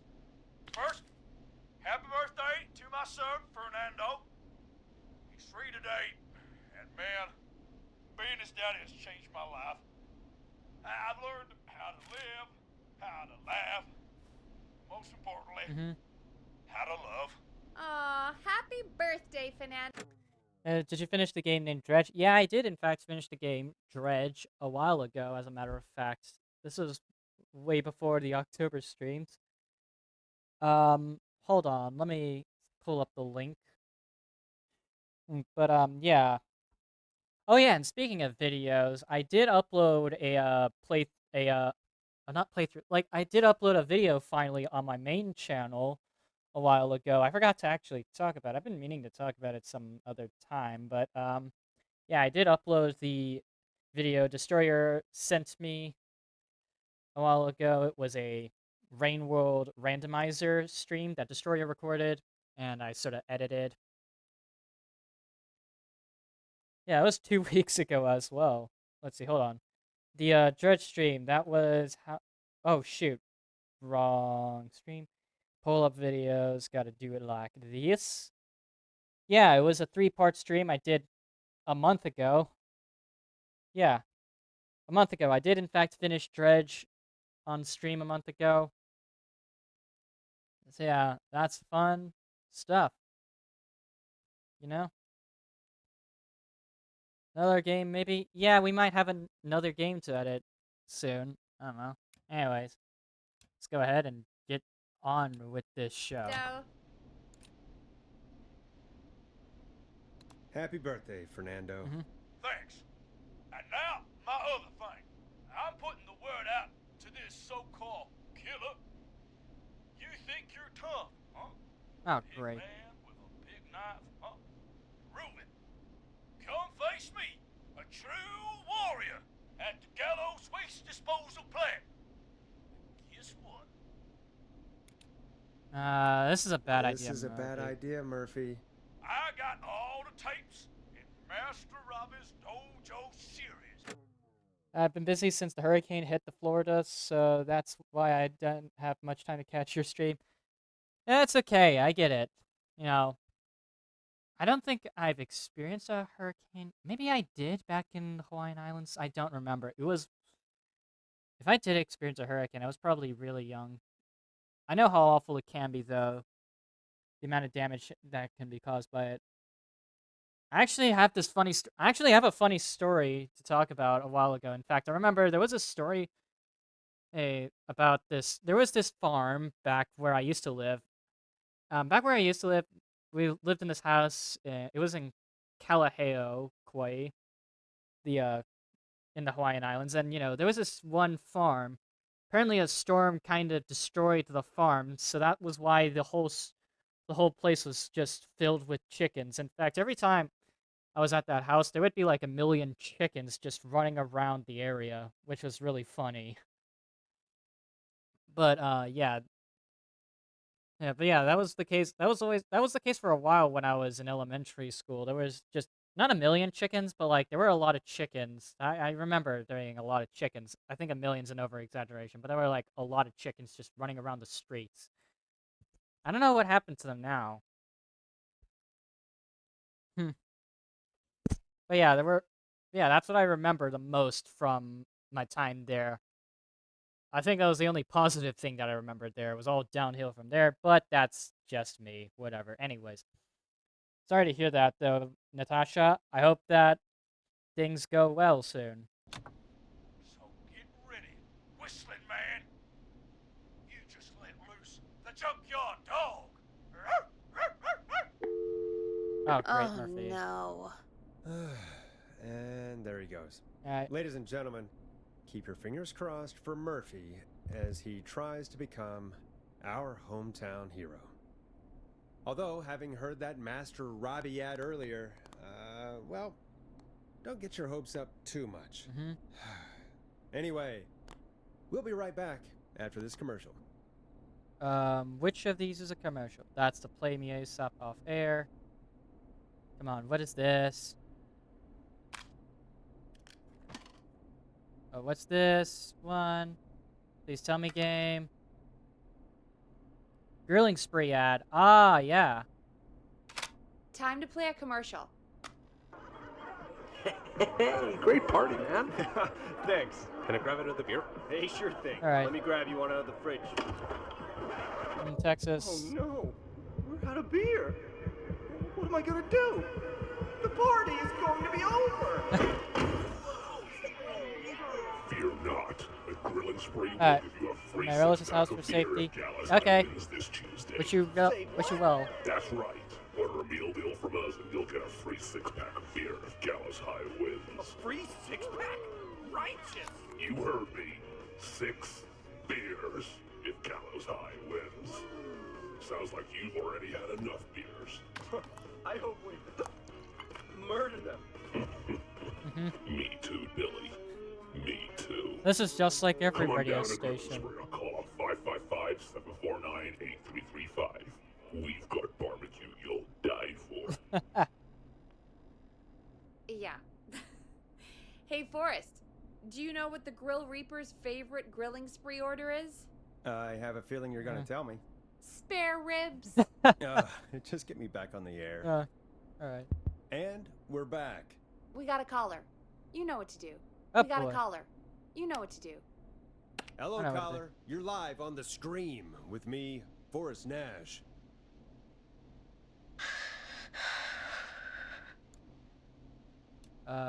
Who's there? Who's there? Who is this? Hello? Hello. Are you still with us? Forrest? He called me? That horrible whistling down the phone. He's coming for me? Jesus. Oh no. Hey, listen, caller, don't panic. We've done this a few times now. We can help you. A few times already? So, you saved them, or? Sure. Okay. Okay. We're gonna help you. Can you tell me your name, caller? I'm Dr. Sullivan. Virginia. Sorry. Take some deep breaths, Virginia. You're gonna be okay. Please don't let me die. I won't. Just calm down. Tell me where you are right now. What's your address?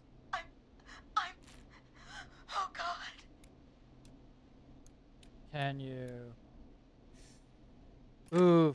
Save game and save one. We have saved 2 people so far. Can you call a neighbor? Is there a neighbor you can call for help? No. Everyone's away tonight. There's just a fraternity down the street. You live by a frat house. Yes, they're having a party. That takeout coming in all night. Lawn covered in beer cans. They're getting wasted. And I'm about to get... Oh, God. Virginia, what's the name of the frat? Oh, God.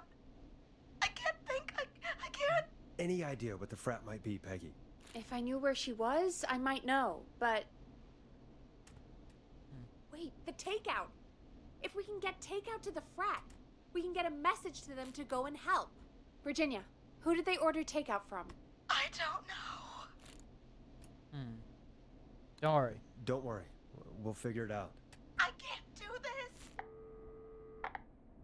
Well, folks, seems like our Virginia hung up. While we try to figure out what takeout to order, here's some music for your own midnight snacks. Let's see. We are doing David Scoffo. Hope you enjoy this one as much as I do. Peggy, what places do takeout in Gallows Creek? Off the top of my head? Well... There's the barbecue place, Grilling Spree, and you can order from Chalupa Cabras. Oh, and of course we have Ponte's Pizza. That's it, I think. Let's get calling. All right. We'll call each place and ask who they deliver to tonight. That's not going to work. Takeout client privilege. What? There was a lot of competition back in the day. Things got ugly. It's a long story. But what we can do is this. We figure out where the frat boys ordered from, call the takeout pretending to be from the frat, place an order, and include a note asking them to call the station. There's no other way, is there? Not that I can see. Better Well, get at it. Let's not waste any time then. That's the spirit. You got any suggestions on where to look? Check the offices for anything food related. And maybe the kitchen downstairs. You'll need a key for that. Alright. I'll just slide it under my door now. Okay. Thanks, Peggy. Oh, God. We have to do more of this. Time to search. God, where to start? Let's start off with the office. What would make me order from somewhere if I were a partying frat boy? We have a food critic, right? Chad or Brad or... I'll just have to look around. Doesn't work. No. Lots of phones. Who needs 3 phones? How long will your stream be? Well, considering I'm alone for now, probably as long as I think is necessary. Hey fam. Okay, well this is going to be a tense situation. Virginia is in danger, so we gotta find out what kind of food these frat boys have ordered.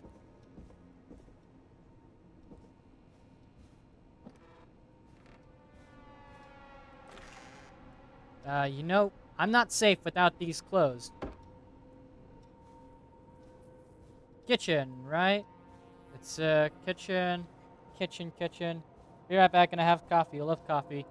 Yeah, okay. I'm not getting in there tonight. Okay, some of these are just locked forever. That's an exit that we don't need to go through. Hey, we got a kitchen here. That's a coffee cup, though.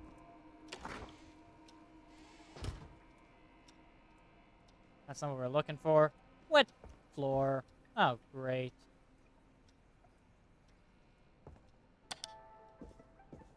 Very thankful that we got some music while I go nuts looking for things. Just some scribbled notes, not anything useful. 7 days. It's a VHS. Out of order. Check back with me tomorrow. Midnight Acts. Wonder what games this developer previously developed. High grade video cassette. This is broken. I don't think that can be played in our cassette player.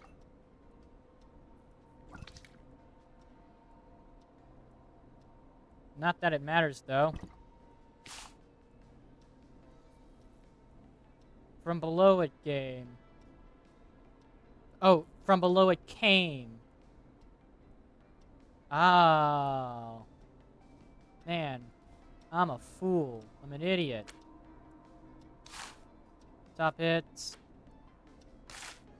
Megabyte, the future is now. No. Nothing is now. Go Gallows High, I guess.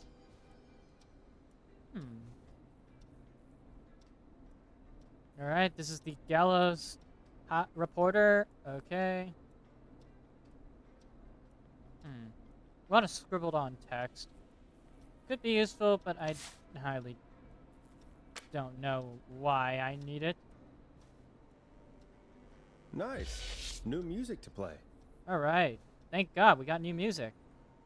Yeah!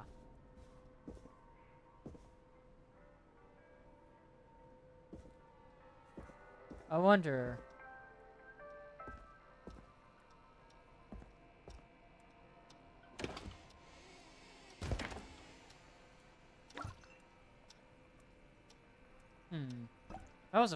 If I was gonna order food for frat party, I don't know. I don't do parties.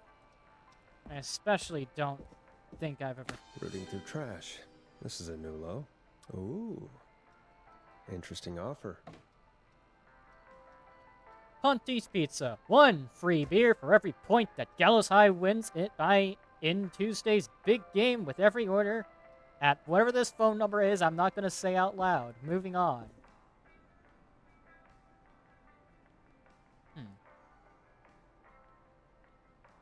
So yeah, okay. Gallows... So GC High won a 28-20. And Ponti's Pizza is offering... for every point, that means that it's got to be Ponti's Pizza. It's got to be an order like that, right?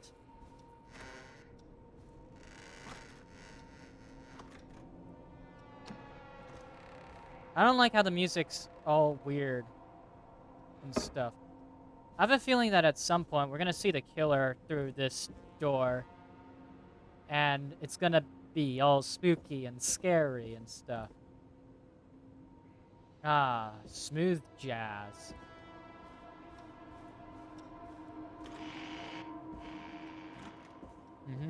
Spooky. It's gonna be spooky. It's gonna be scary. They're going to be skeletons.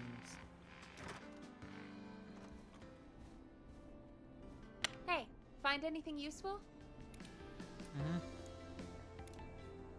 Yeah, I think I'm ready. Yes, I have. That's great. Are you ready to get back on the line?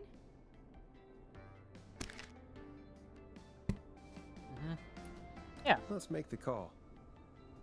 Time to turn the music off. Okay, Forrest, what'll it be? Call up Ponti's Pizza. Hold on. I'm saving. Saving an overwrite. Okay? Okay, we're gonna call Ponti's Pizza. Call Ponti's Pizza. You got it.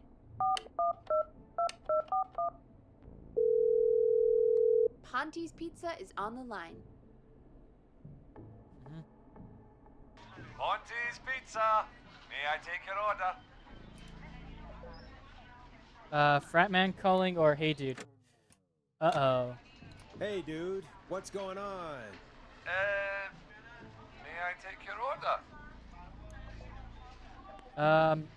Well, let's see. 1 free beer for every point Gallows Highs.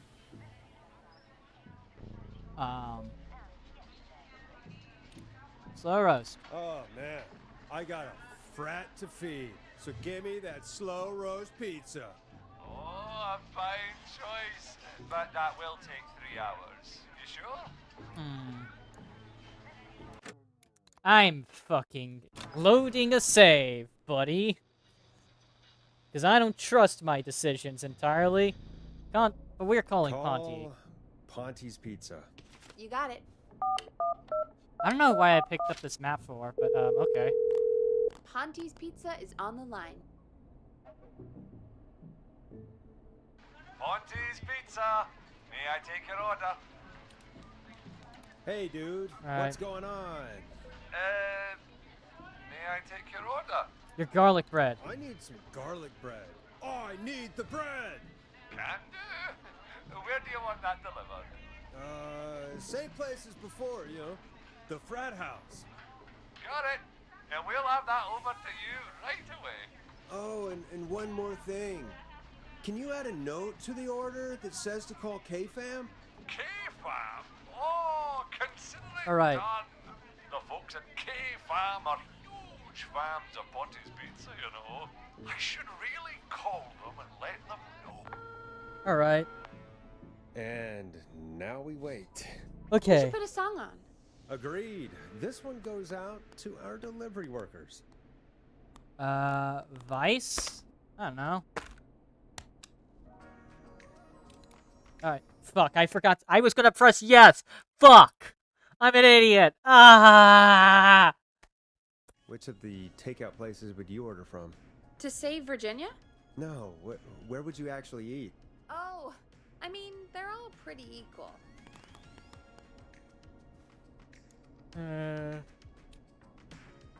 Equally good. You mean equally good? Yeah. Not Ponty. He's not Ponty. Right. So, between Grilling Spree and Chalupa Cobbers. I mean, it depends. Do I want a plate full of meat? Or do I want really, really good nachos? It can change depending on the day, you know? Yeah, fair enough. Maybe I... Hold that thought, Forrest.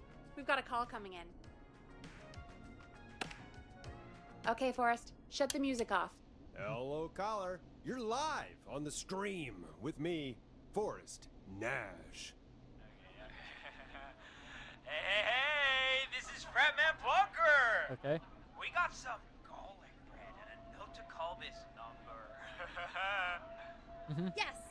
Bunker! This is Forrest Nash from 189.16, The Scream. And Is this Goose? Oh, man. It's totally you, isn't it, Goose? This is such a Goose prank. This is...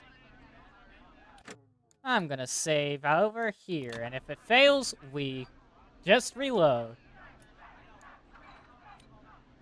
No, this is Forrest Nash, host of... Sure thing, Goose. How about this? We actually... Listen, I need you to... How about this? What if we choose... Yep, we're Goose, alright. It's the Goose. Gordon Goose. Sure, whatever. It's Goose. Now, listen, Goose, dude, get your ass to the party. We got so much beer! Listen, I need you to... Goose, come get beer. Your brothers are waiting for you. I'm not Goose! How can I prove this to you? Let me get a second opinion on this. Norman the Barbarian! What do you think? Great idea. Norman the Barbarian says only the Radio Man can control the tunes. So, play us the flow. Wait, really? What? The flow? Norman the Barbarian demands it. Okay. I'll play the damn song. Alright. Oh, shit.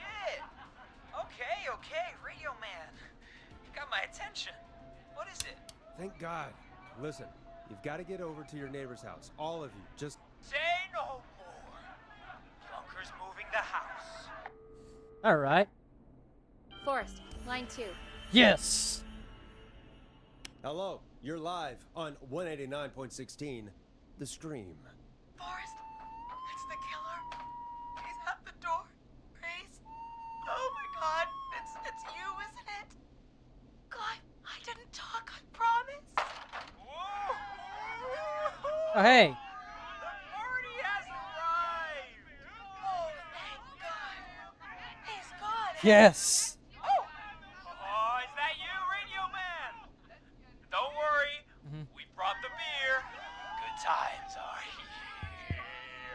Alright. I could use a drink. Thank you, Forrest.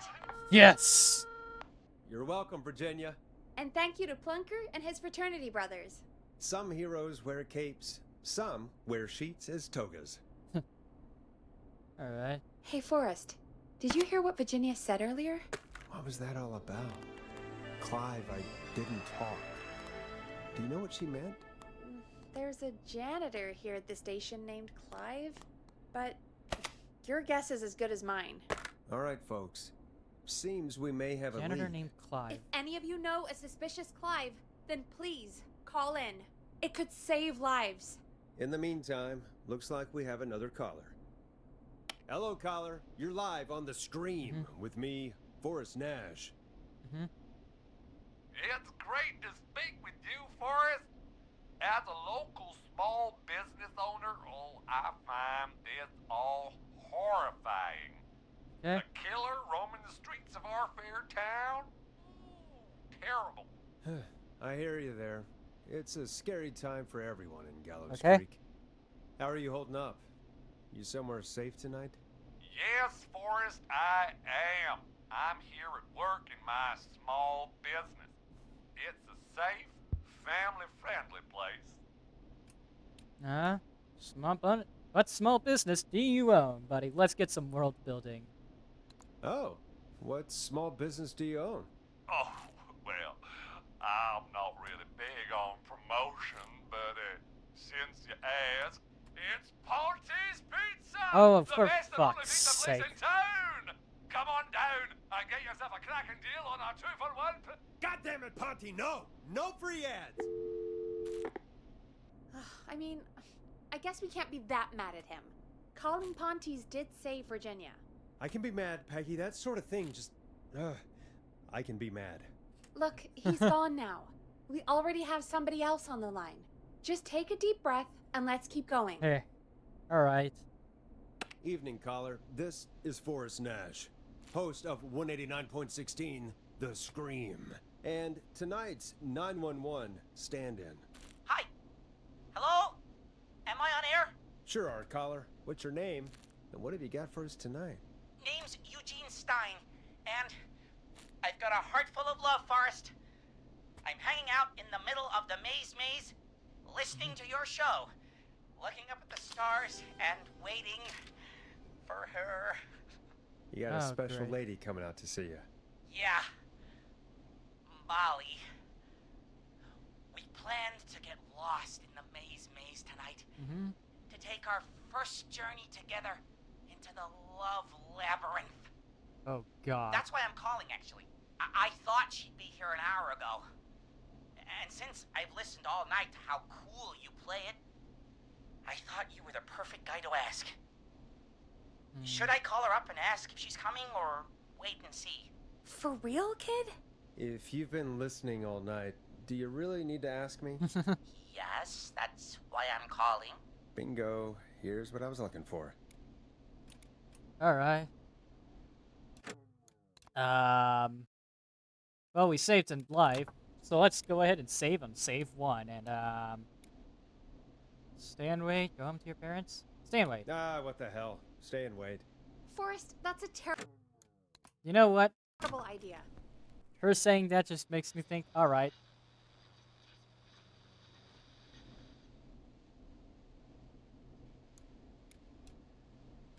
Eugene, do you really need to ask?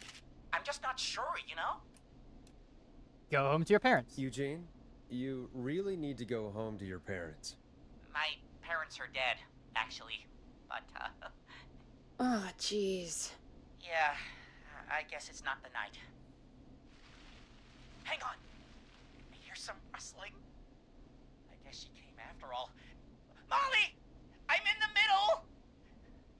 It'll take a little while to get here, but, thanks again, Forrest. It's been good talking. Uh-oh. Ah, Heat's here. Molly can't whistle. No, this is supposed to be the best night of my life! Not the worst. We'll get you out of this, buddy. Stay calm, Eugene. We'll get you out of this. Carm!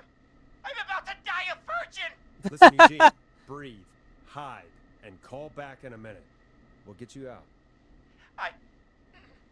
I'll do it for Molly.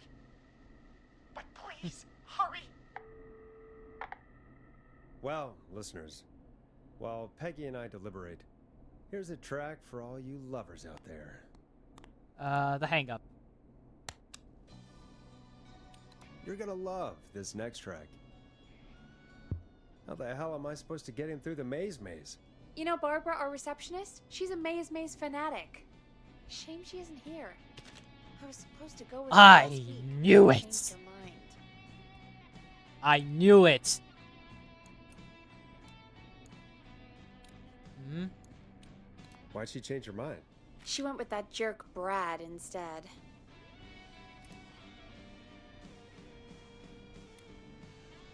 I'm so sorry to hear that, Peggy. It's fine. I'm not the one who had to go out with that jerk Brad after all. Maybe we should call Barbara then?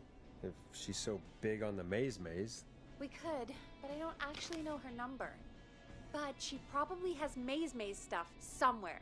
Oh, I already Go and have see it. what you can find. That'll hopefully be enough. Which one is Barbara again?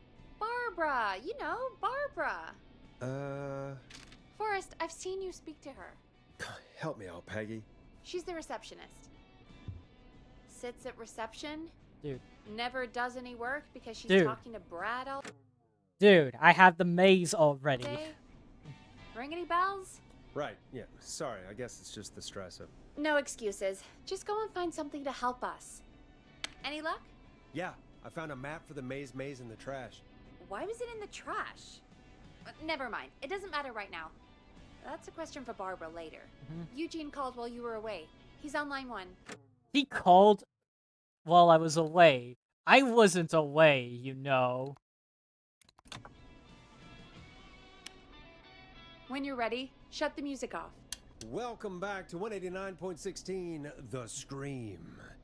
I hope you lovers like that track. And I hope we can help our lover in the maze. Eugene, you're back on air. I'm lost, Forrest. I just ran and I don't know where I am. I'm at a crossroad, facing a tractor statue. Tractor statue. There are hay bales painted gold on my right. Okay, painted gold on your right. So, if you go left... Go left. So you're facing the okay, you're facing the tractor statues. So hay bales to your right. That means you should go. Oh boy, I have to. I'm very fucking bad at mazes. Hold on.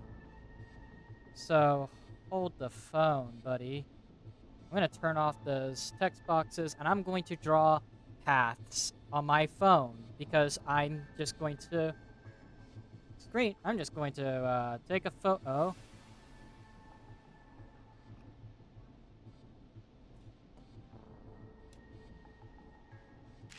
Alright, and then we're going to pause here while I figure this out. Let me pull out the stylus from this thing.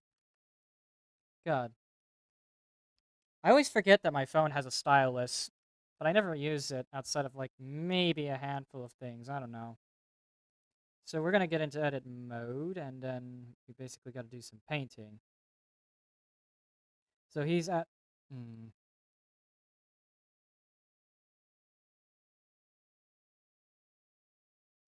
So if he goes... Alright, so I'm just going to start off by first saying for a moment just how dumb this maze is. But yeah, he's at the bales. To get from the bales to the center, you would go... I assume he wants to get out, so of course... right... If we go from the entrance, right... all the way there.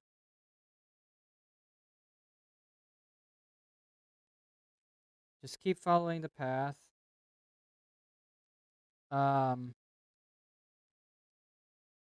Alright. Yeah, that seems to work.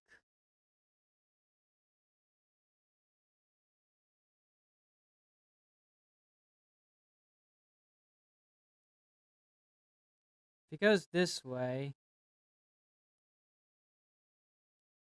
then maybe... Unless, of course, he's walking through the bushes, which I don't think is possible. You go past number 10. Number 10 is the... whatever the fuck, I don't care. Right now. For now, all I care about is getting you the fuck out. Alright. Yeah, okay, the fastest route. You go left. Go left. Go left.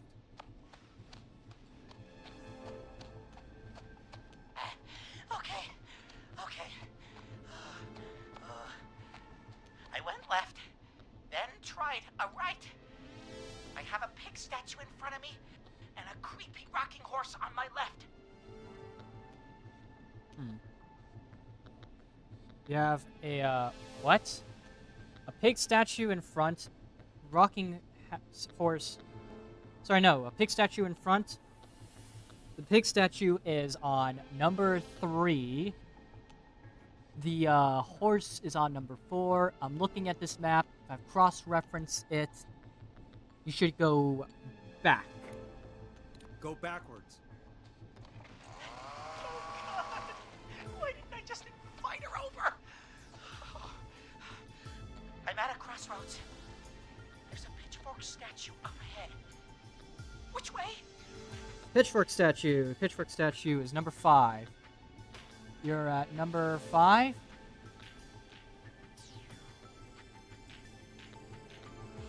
Why are you there? Whatever.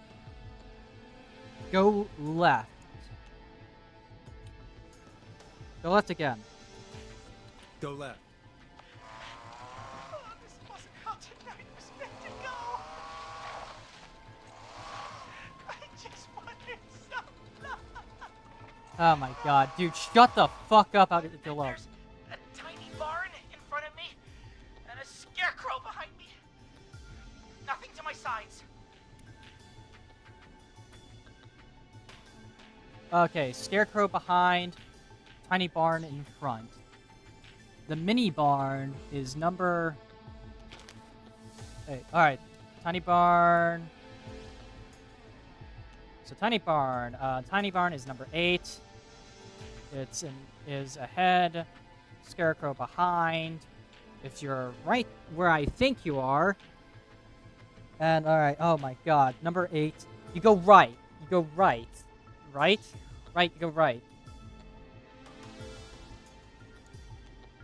Go right.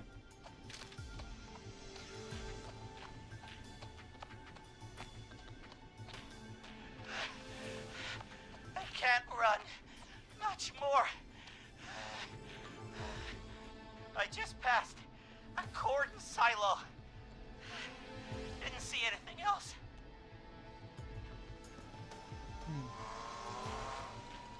Please. Where do I go?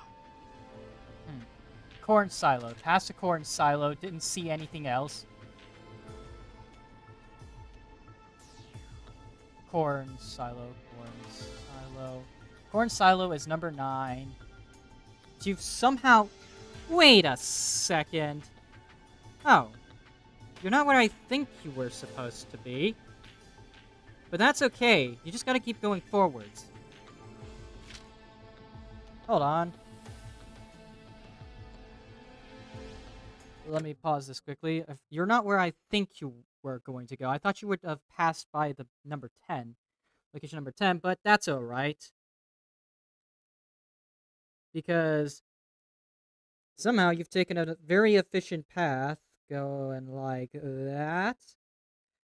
You just passed the corn silo, in which cases you're gonna have to just push forward, you know? I don't know, wait. If he just passed it, though, which means that the corn silo is behind him. Right? So if he's right where I think he is, past the corn silo, and then he just has to go left, then left. So he has to go left, then right, then left, then right, then right, then left, then right. I don't know. I'm very bad with my left and right now. Didn't see anything else on your way? You're at a crossroads right now, so go right. You go right, buddy. Go right.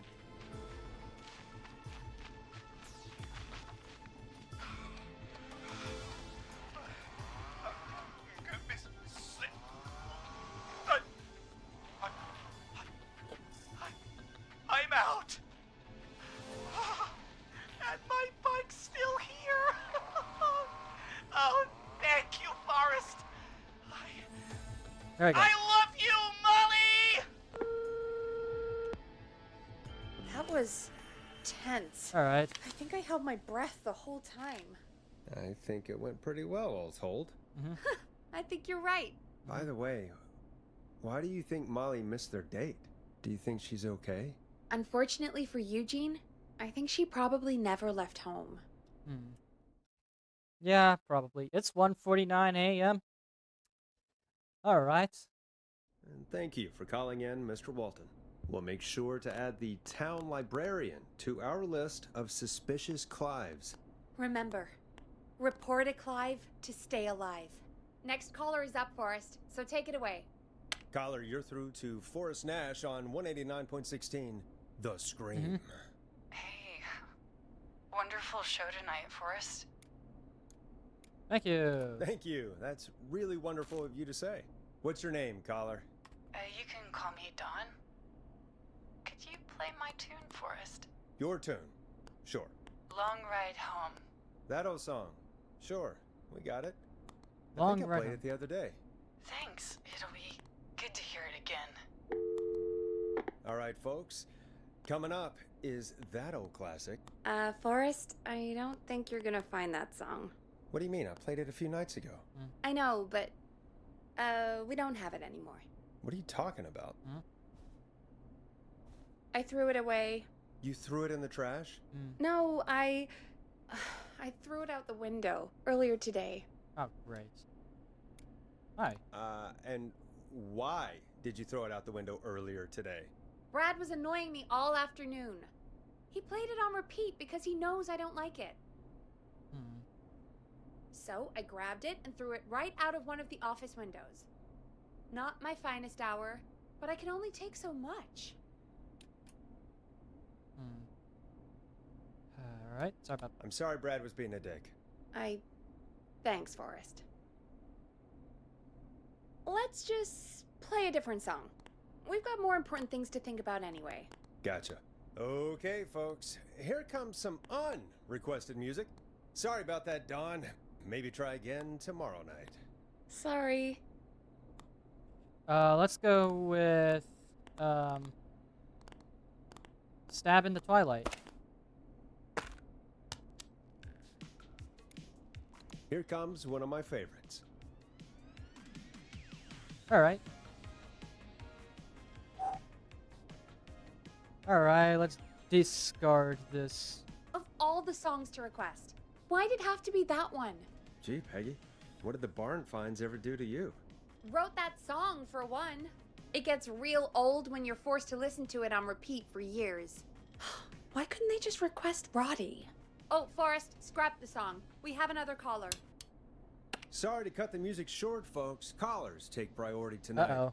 Welcome to 189.16, The Scream. This is Forrest Nat. Forrest. Oh, thank God. It's me again. Murphy. What's wrong? Talk to me, Murphy. What's wrong? Oh, the killer got me, man. Why did I ever trust a guy named Master Robbie? I warned you not to. Hindsight is 20/20, okay? Forrest, we need to do something. Goddamn. Alright. Alright. He came to the Gallows Waste Disposal plant. Beat on me, man. Carried me inside and locked me in a dumpster. I got a flashlight, but... Oh, goddamn. I smell smoke. I think he started a fire.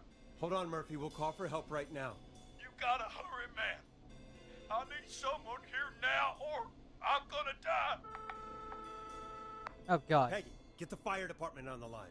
On it. All right. Alright, come on. Come Now on, come on. just...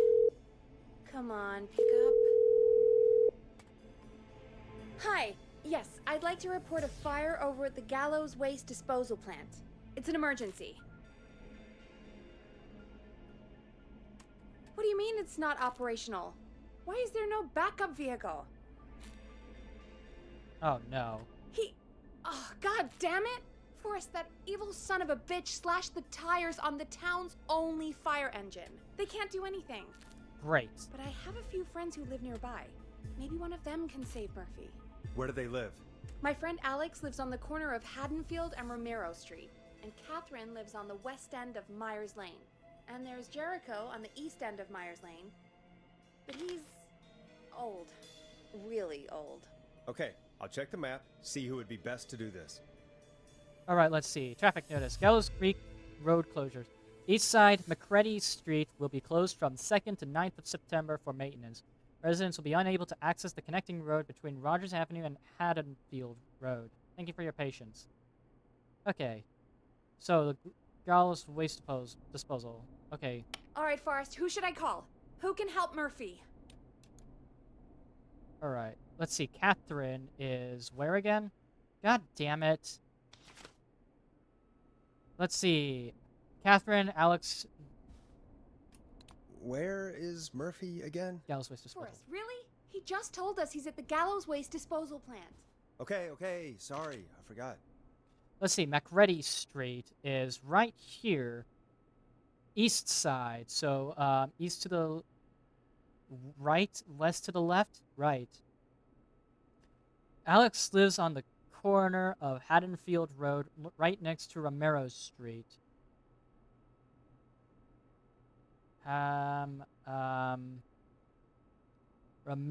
Corner of Haddonfield Road. Haddonfield Road.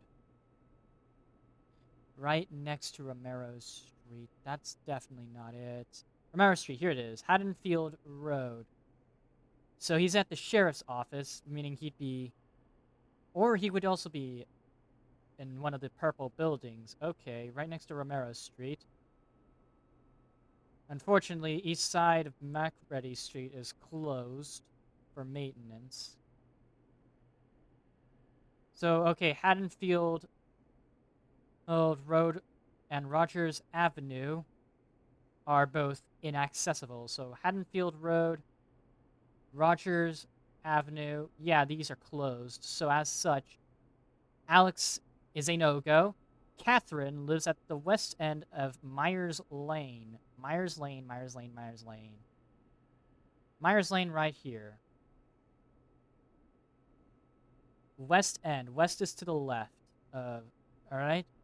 She's relatively close. At Peel Street, Macready Street, Myers Lane, whatever.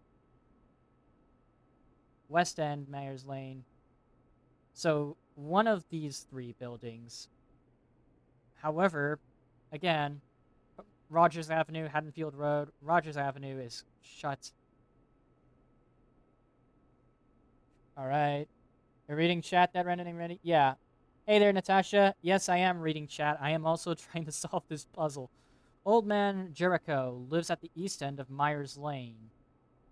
Myers Lane, Myers Lane, Myers Lane. East end, Myers Lane. Alright, so he would be around one of these areas. He's the closest one, but he's also pretty old. Fire department, get more fire engines, of course. Yeah. So, okay. If Alex cannot reach there because connecting roads between Rogers Avenue and Haddonfield Road are completely inaccessible, so we can't use those. In Myers Lane, well, it looks like Rogers Avenue would be shut. The only way for him to get there anywhere would be to, I don't know. Well, it looks like the only option is Old Man Jericho.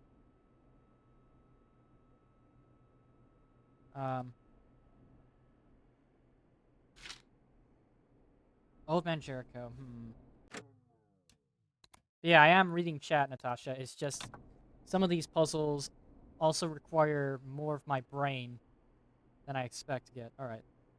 Whistling Point. Unironic. Alright. Once a challenging hunting ground for the bear. Okay, yeah. Okay.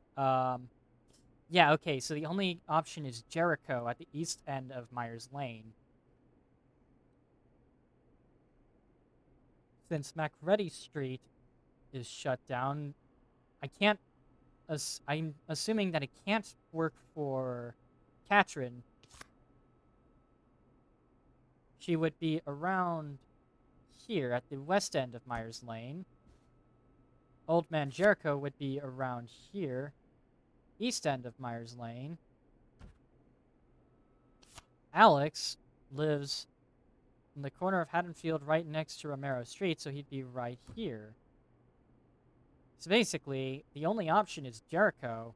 Fire department is, kind of broken. So, we'd have to go with, God, I'm gonna save again. I'm just so anxious. All right, Forrest, who should I call? Who can help Murphy? Call Jericho. Call Jericho. All right, give me a second. All right.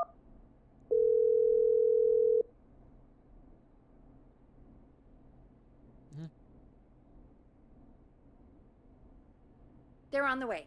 All right. They'll call from the plant. You can direct them from there. Well, let's hope they get there in time. All right. Okay, thank God. We don't have to worry about some dumb navigation puzzle again. Forrest, I'm getting a call.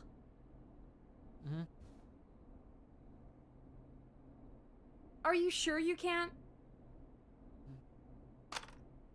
What's happening, Peggy? Old Well, fuck it. Man Jericho wasn't... Fuck it. Jericho isn't fast enough. Alright then, but Catherine is the second closest we can get. Catherine. All right, Forrest, who should I call? Who can help Murphy? Catherine. Call Catherine. All right, give me a second. All right.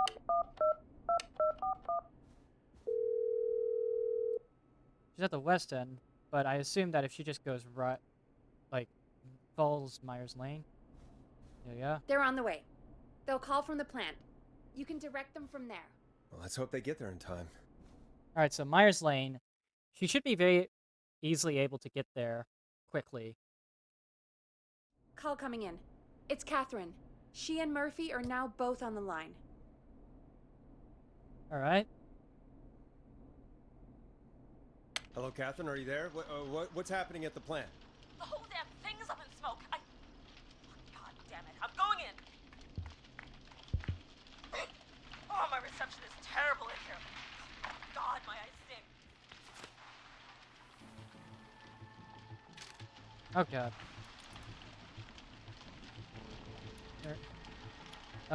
Oh god. Waste disposal. Go to waste disposal. Got it. Okay, I'm here. Oh, Forrest? This can't be right. It's coming down! I gotta go! Forrest! Listen! Uh-oh. Alright. Reload. Where was he, said? Murphy, can you see anything at all? Yeah, I got a little flashlight. Looks like old cans. Recycling. Okay, he wasn't at waste disposal. I was going off of his previous location. What does it say on the newspaper? It's, the Henderson headline. What was that? My reception is terrible in here. Please, Forrest, tell me where to go. Catherine, recycling. Go to recycling. Recycling. Got it. I assume Come on, it's Catherine. I assume it's recycling anyways. Hmm? Shit. The plant's was up again. I can go shredding or crushing. Which way? Murphy, do you know what part of the plant you're in? I'm in a dumpster, man. What do you want from me?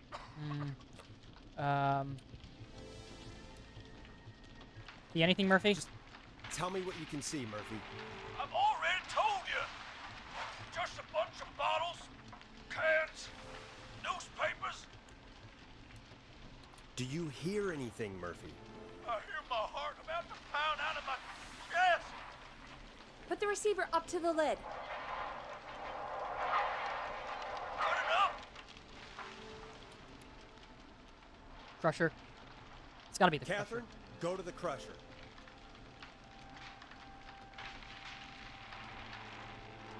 Crusher, okay. Okay, it's super loud. We're almost out of time. There are 3 dumpsters here.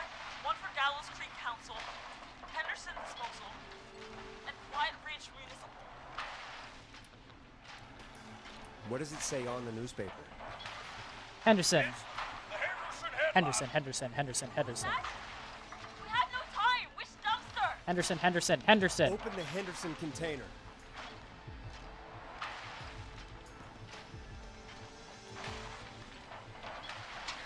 The lock is I found him! Henderson. Thank God. Let's hold ass. Alright. Coming down! Alright, so now we know. Henderson. Oh, shit!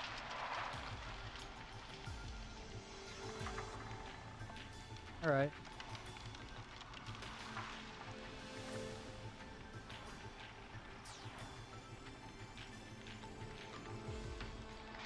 Okay. How much longer is this tense game of hide and seek gonna go? Oh, man. You saved my life. Thank you. Thank you. And I swear to you, now, I'm gonna raise Fernando to be like you. Mm-hmm. And I'm getting my money back from Mr. Robbie. Hey, Okay. you just get home to your son, okay? Will do, Forrest. Well, folks, Gallows Creek has two folk heroes tonight, Murphy and Catherine. I'm sure their deeds won't soon be forgotten. Great job, Forrest. No time to celebrate, though. We got a caller. You know what to do. All right, folks. Another of All our right. good citizens is on the line. Okay, another Let's good see what citizen. they have to say. Welcome to 189.16, The Scream, with me, your host, Forrest Nash. Forrest, Teddy Gallows Jr. here. I just want to say that my thoughts and prayers are with my Gallows Creek neighbors during this awful time. Okay. Oh, it's mayoral candidate and scion of the town founders, Mr. Gallows. Are you in danger? We need to be a town of law and Okay. order. We need cops who have the tools and funding they need to keep us safe. Okay, Teddy. I know you're an outsider to our little town here, Forrest. But you're really stepping up to bat for us all tonight. I just want to say thank you for taking a swing for Gallows Creek. Jackass. Alright, thanks, Teddy. Right. Thanks, Teddy. Now, are you... Teddy, you lowlife! This is not the time to promote your damn campaign. I just want to make sure our town is safe and prosperous. That's why the Gallows Family Factory, founded by my father, Theodore C. Gallows, God rest his soul, which employs over 200... Teddy, unless you've got an emergency, I'm cutting you off.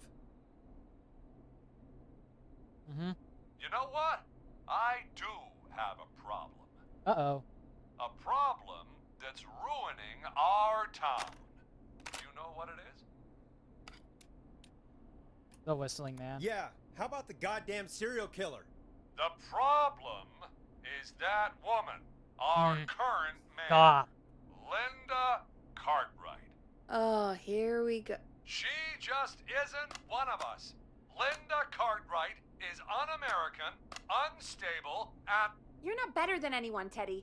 Just because you inherited half the town. your producer sounds a little unstable too. Don't you dare speak to me that way. Cut him off, Peggy. I can guarantee this kind of thing will not happen when I take office. The moral decay of... And that's enough of Teddy Gallows Jr. for one lifetime. I always feel disgusting after hearing him thank talk. God. Just play an ad, Forrest? I need a minute. We'll be right Alright, back let me after on these air. messages. No. Which one is this? Harvest Festival. Teddy Gallows Jr. Oh, buddy God. Not that. Grilling spree ad. Harvest Festival. Grab Yeah, a fuck it. cassette. We need to play a commercial. The world-famous annual Gallows Creek Harvest Festival God, it's so loud. is back!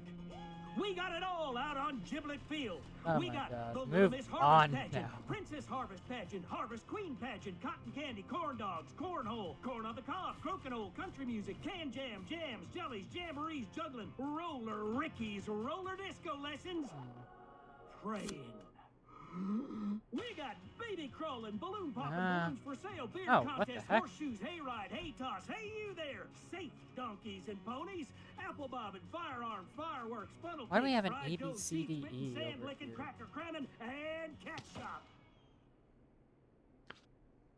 And fake tattoo, face painting, puppets, petting zoo, amazing maze, square dancing, story Oh, swapping, God. spelling bee, Yep. quilting bee, and sewing circle. This is just like a Flying real lawnmower radio racing, station hot dog eating at this contest, point. flower contest, and of course our famous gourd measure-off. The festival is brought to you by Mayor Linda Cartwright, sponsored by Gallows & Sons Factory, and dedicated to the memory of Garrett Miley, tragically taken from us last festival.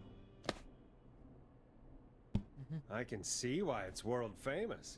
It's a highlight around here, Forrest. Oh, I am sorry to hear that, Peggy. All right, folks, welcome back to the show. We have a note from my producer. That's right. Come find me at the Harvest Festival tomorrow to grab your choice of a K-Fam mug, sticker set, or poster.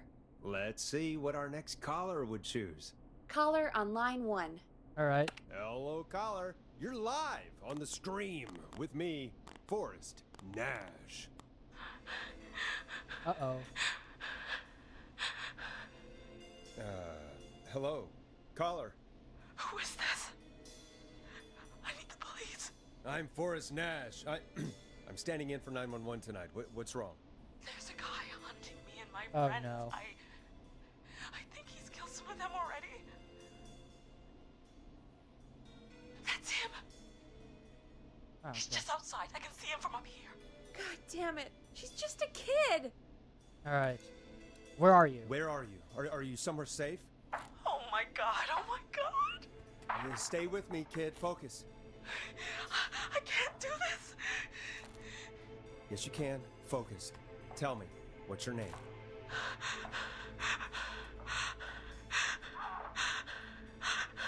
Sweetie, you can do it. What's your name?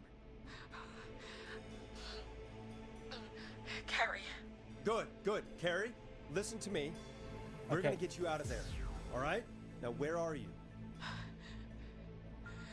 The old murder house. Upstairs. I'm at the end of a hall. There's a bathroom, a couple bedrooms, a closet. Oh, he's coming. Where should I go?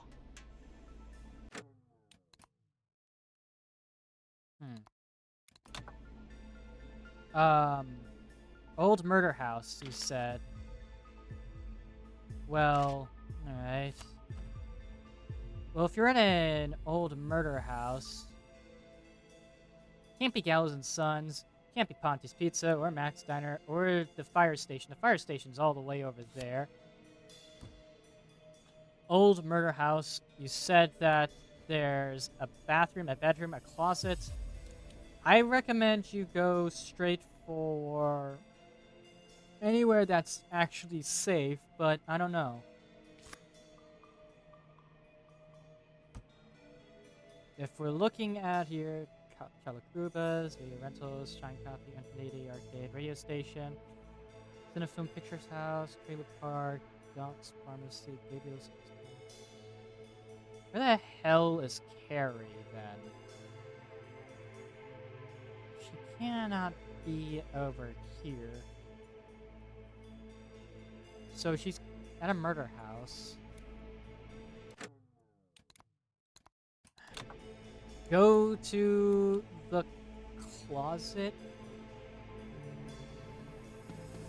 Go to the closet. Okay, I'll... Alright. He's here. He's here. He's gonna kill me. Forrest, I don't think we can... Don't move!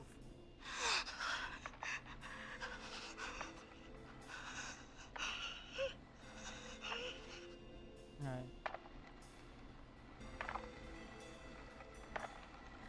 Oh no! Oh no!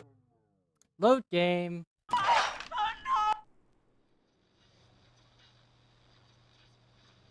Okay.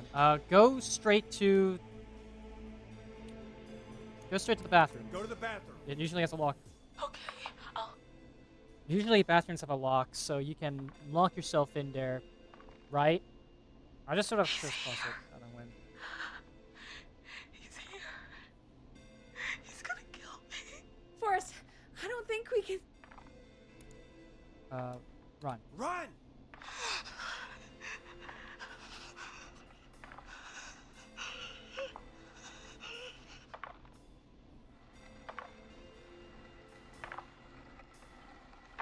Oh no! Oh no! How am I gonna save this person? Load game time. I don't know. Do you go straight to... let's go back to the bathroom. Go to the bathroom. Don't move this time. Okay, I'll...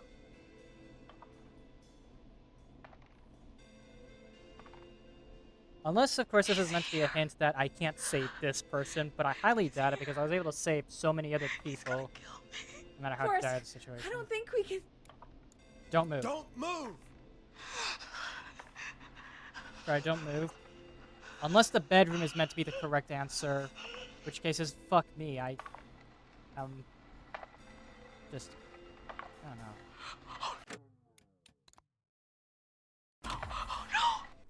Time to load. Go to the bedroom. Go to the bedroom. All right.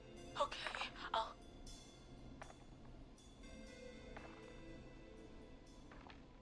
I don't know where you are. He's here. He's here. Is there really a correct option here? Forrest. I know I'm spoiling myself, but can Carrie be saved? Because every choice I've been making, it seems like she's dying either way. So, hold on. I just gotta... I want to see if this is actually something. Hold on. Carrie. Killer frequency.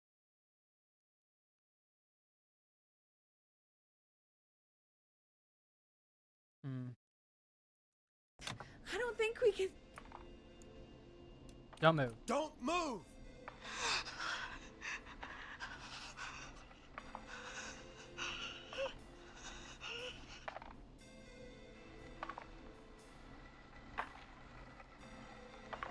Oh no! Oh no! Ah! Oh no!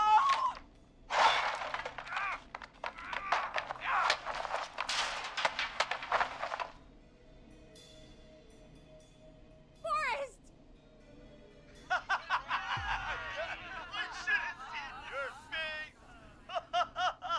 What? What? What? Are you kidding me? Okay, what the hell is going on here? Oh, who's on the phone, Carrie? The cops? It's just a joke, jeez. Wait, isn't that... Jimmy, that wasn't funny, you sicko! Of course I called the cops, but some guy just answered instead. What guy? Forrest Nash. What the hell are you all doing? It's prank night, old man. We're just having fun. That's the kid. The kid who called in earlier pretending to be the whistling man. That's it. I'm out of here. God damn it, Jimmy. Yeah, you're sick. Jimmy, this is a pretty sick thing to do. What? It's whistling night. That little idiot. Whistling night? It's a stupid tradition. Especially stupid since that one kid died back in... Would you take off that stupid mask if it's hard to breathe? Who's under there anyway? Is that you, Seth? Idiot! Seth is right next to you. That's, wait. Oh no. Who are you? Oh no, man! Uh-oh. Everyone, get inside! Oh, holy shit. Oh, holy shit. You two, barricade the door. Scott, Heather, you barricade the back. As long as he's out there and we're in here, we're safe, right? You buy time. Not but much. not Oh, much. shit. Forrest, we have to... Heather, I already called the cops. Forrest picked up. He's the best we're gonna get. Who is with you, Carrie? My friend, we drove out to the old murder house and... Oh, of course! The van! Who's got the keys? Jimmy had them. Jimmy. Oh, Jimmy's dead, I think. Ah, no. God damn it, Jimmy. Okay, okay. It's gonna be okay, Carrie. Right. We'll figure something out. Between all of you, there's gotta be a way to beat this. Just sit tight, okay? Heather, shut up. If we do that, we're gonna get killed. If only Jeannie were here. Jeannie? Jeannie McPherson? Our intern, Jeannie? I think I saw a quiz from her earlier. She's my best friend and the smartest one out of all of us. She stayed in tonight. Forrest, listen. We'll see what we can come up with, and, What? Scott, you're not any good at... And...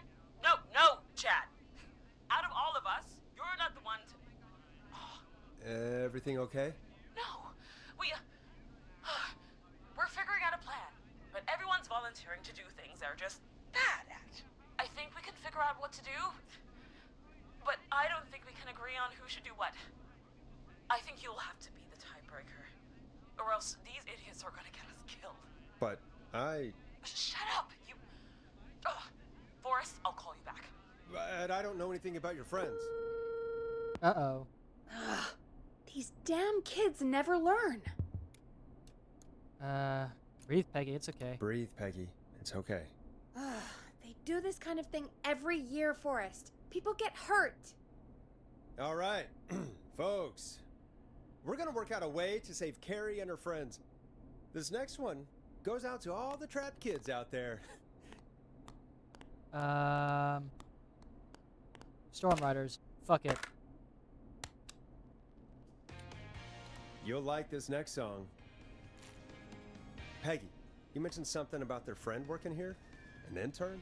Yeah, Jeannie. Jeannie. Seems a nice I saw her enough girl, quiz but earlier. a bit head in the clouds, you know? Not sure why we took on an intern. We really didn't have the office space for one. Poor thing got tucked away in a dark corner somewhere downstairs, I know it. I heard. I know it. All right, I'll go see if I can find her desk. Hopefully she has something we can use. Alright. Yep. The internet in Texas sucks. Oh, dear. Peggy said her desk is downstairs. Alright. I better not see a killer while I'm downstairs.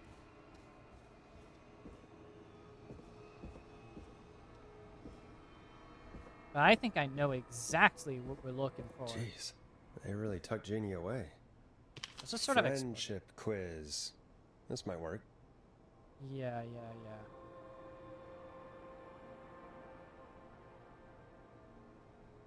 Alright, Jeannie and Liz Carey's friendship quiz. Most likely to peak at Mount Everest, blah blah blah. PTO, please turn over. Ah. Okay, so let's take a look at who got the most votes for each one. So let's see. For most likely to peak Mount Everest, Heather got the most votes. Most likely for worst poker face be Cynthia. Most likely to end up in prison is Seth. Yeah, okay. At least we have it. We can't go up the roof here. Well, the killer got one guy. I get it though, don't worry. To be honest, the internet here ain't that great, but it's average enough. Hey, you find anything that'll help us out? Yeah, I found a friendship quiz with all these kids on it. If you think that'll help, then good enough. Carrie's on line 1, whenever you're ready.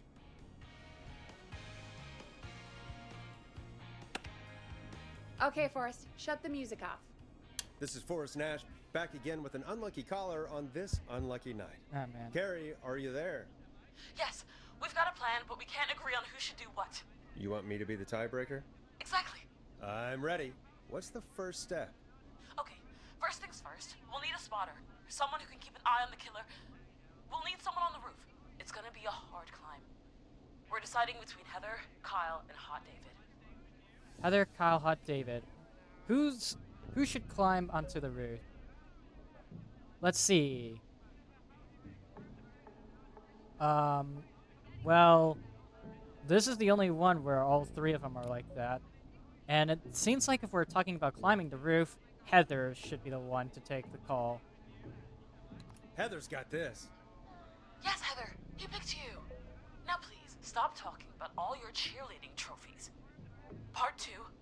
The Whistling Man padlocked the gate back to the road. Before we drive out of here, we need someone to pick the lock. Seth, Jennifer, and Scott all want to do it. Seth, Jennifer, Scott. Cynthia is not there. Jennifer got most likely to escape prison. That's very tangential, but I think Jennifer has the highest chance here. She's the most likely to escape prison. So Jennifer it is, I guess. Jennifer.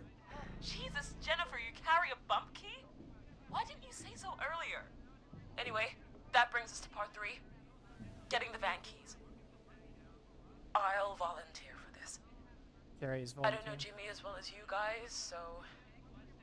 It'll probably be easier that way. Then is part 4.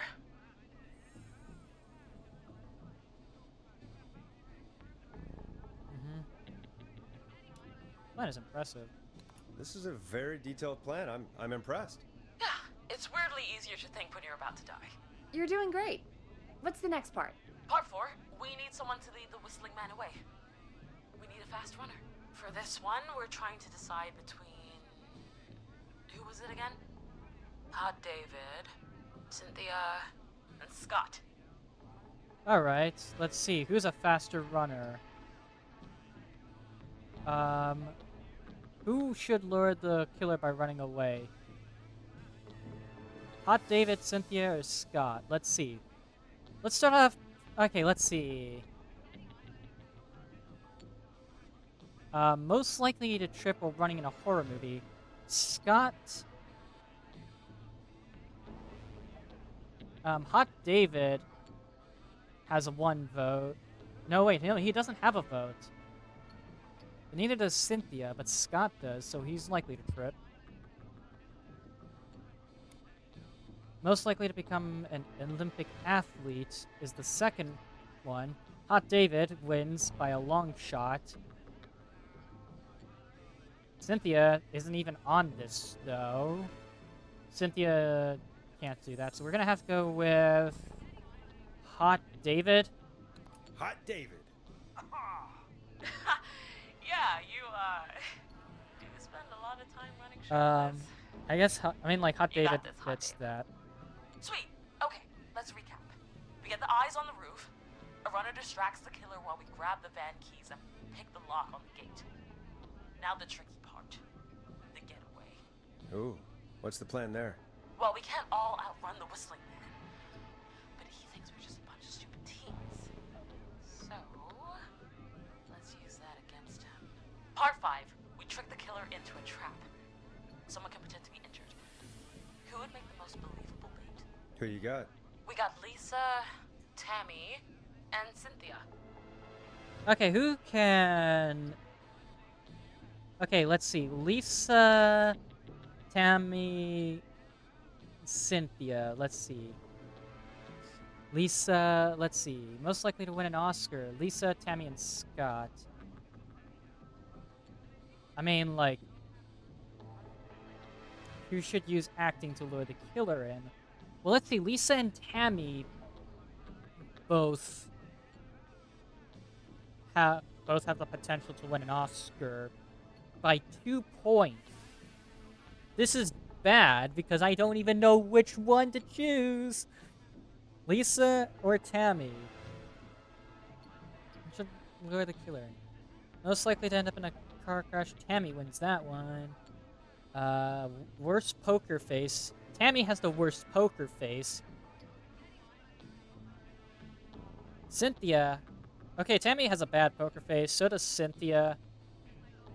So that leaves Lisa. Right? That would make sense. Lisa has a much better poker face than Tammy, so she could definitely do some acting. Lisa. Lisa. You're right, Lisa. Having to smile at rude customers is perfect practice. That should take care of the killer. And then it's time to get out of here. Finally, part 6. We need someone who can drive us through the woods and back to Gallows Creek alive. Who's our getaway driver? Should it be... Who have we got?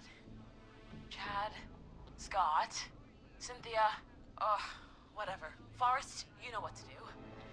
Alright, Scott, Cynthia, and Chad. So, someone needs to drive the car. But Jimmy is out of the question. He's the only one who would be likely to pass their driving test without any errors. But unfortunately, he's not an option. That's very awful. Let's see. Likely to end up in prison.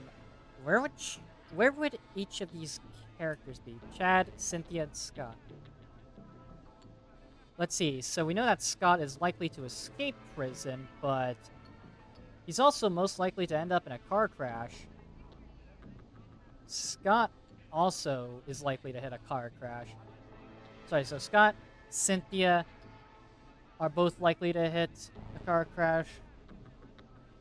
Most likely to beat everyone. But Scott can also win in go-karting, but he also has a high chance of failing. I think that it's got to be Chad, because he isn't even listed as likely to end up in a car crash. And he also has 1 vote for most likely to beat everyone at go-karting. But I don't know if that's virtual go-karting or if it's actual go-karting. And Chad is only listed as having the worst poker face here anyways, so... Let's see, if it cannot be Scott, I don't want to risk that. I don't want to risk Scott, neither do I want to risk Cynthia. I'm gonna go Chad.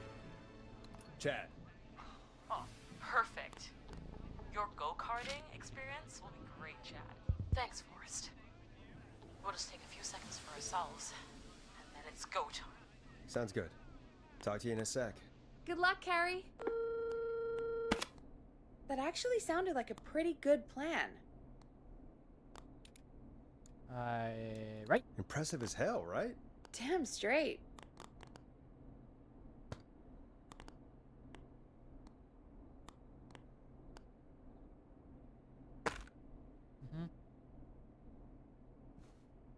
Oh, the kids are back already. Line 1 again. If you're just tuning in, we're coming to you live with a bunch of teens about to flee a madman. Listener discretion is advised. Are you ready, Carrie?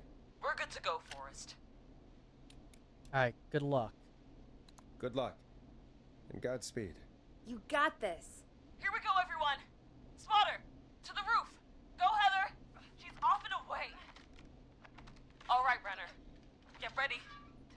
Wait for the spotter's signal. Spotter says go.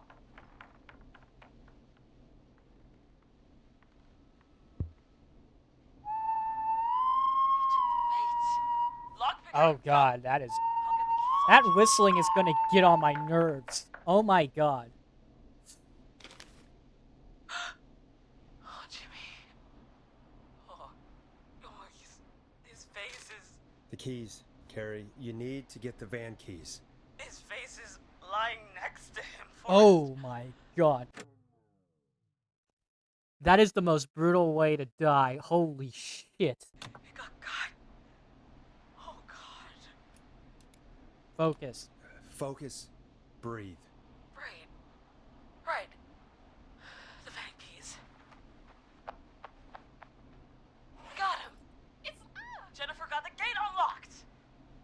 And Hot David should be back any second. Perfect. It's working. I can't believe it's actually working. You're doing great. Focus. You got this. We got this. Next step, trap the killer. All right. Wait. Get into position. Everybody else, hide.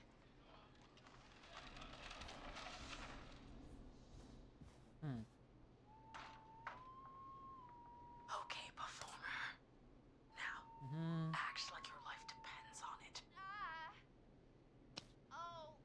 There he is. He's buying it.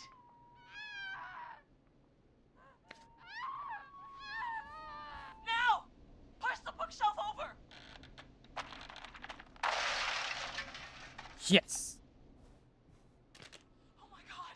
He went through the floor! Spotter! You need to climb down now! We gotta go! Alright, so let's see. Let's think to ourselves, alright? Heather! Quick, everyone to the van!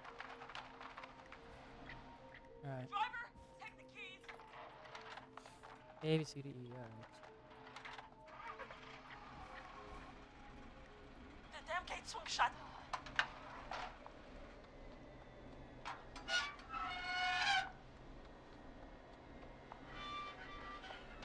Huh? What? It won't stay open. I'll hold it. You drive through. Carrie! What was that? It's a whistling man. Drive! Now!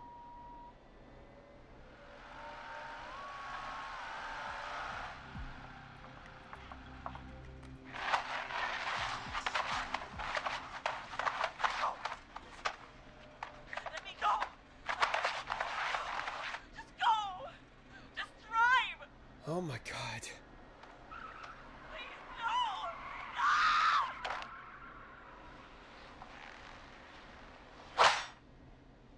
Uh-oh. Carrie? Oh my god. He just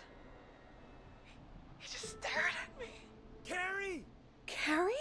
Just stared at me and walked into the woods. I don't understand. Thank God you're okay. Thank Can God. you get somewhere safe? I can make it home. Thank you both for helping. If you hadn't, It was your plan, Carrie, and it was a great plan. It was really all you, Carrie. Still, I need to get home. Breathe, Carrie. You're okay now. I'll call you when I'm somewhere safe. Talk to you then. Alright, thank God. Folks, that was a lot. Our thoughts go out to Jimmy's parents in this awful time. For any kids listening in, please stay inside and stay safe. And parents, hug your kids extra tight tonight.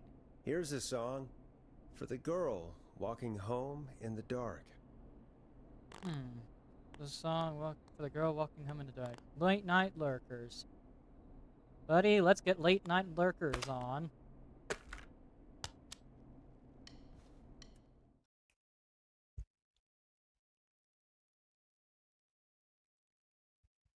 Hey, we had a call come in.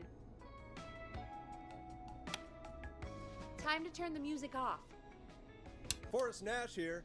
Listeners, we've got another caller live on 189.16, The Scream.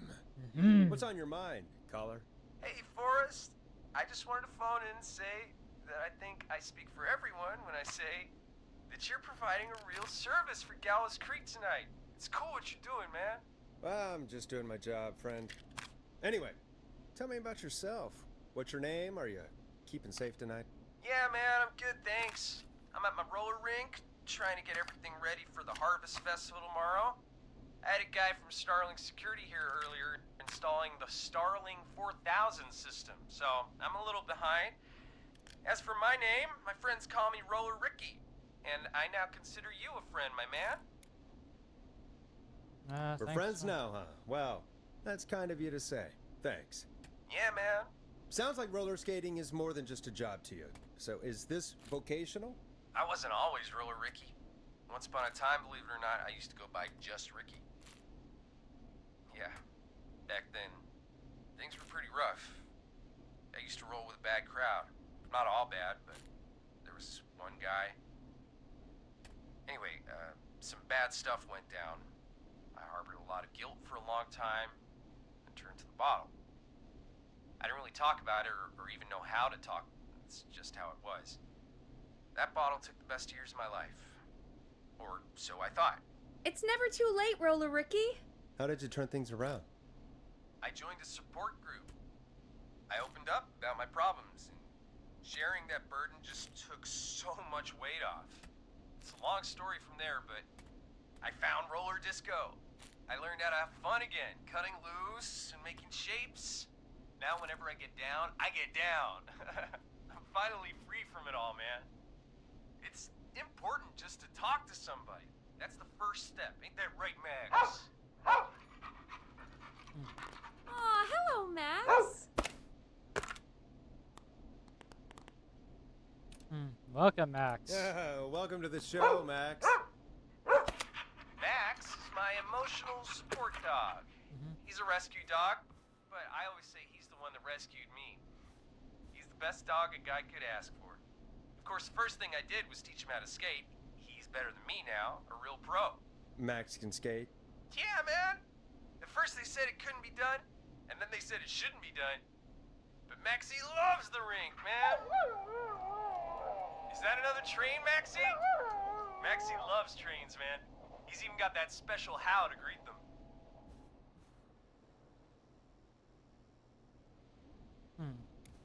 You're a great pair. It sounds like you two make a great pair. Maxie appreciates all the positivity you're throwing out, my man. You know, I'm actually hosting free skating lessons tomorrow at the festival. I think it's a great opportunity to give back to the community. Man, all this talk of skating's got me itching for a boogie. Before I switch my radio off for the night, could I request a song, Forrest?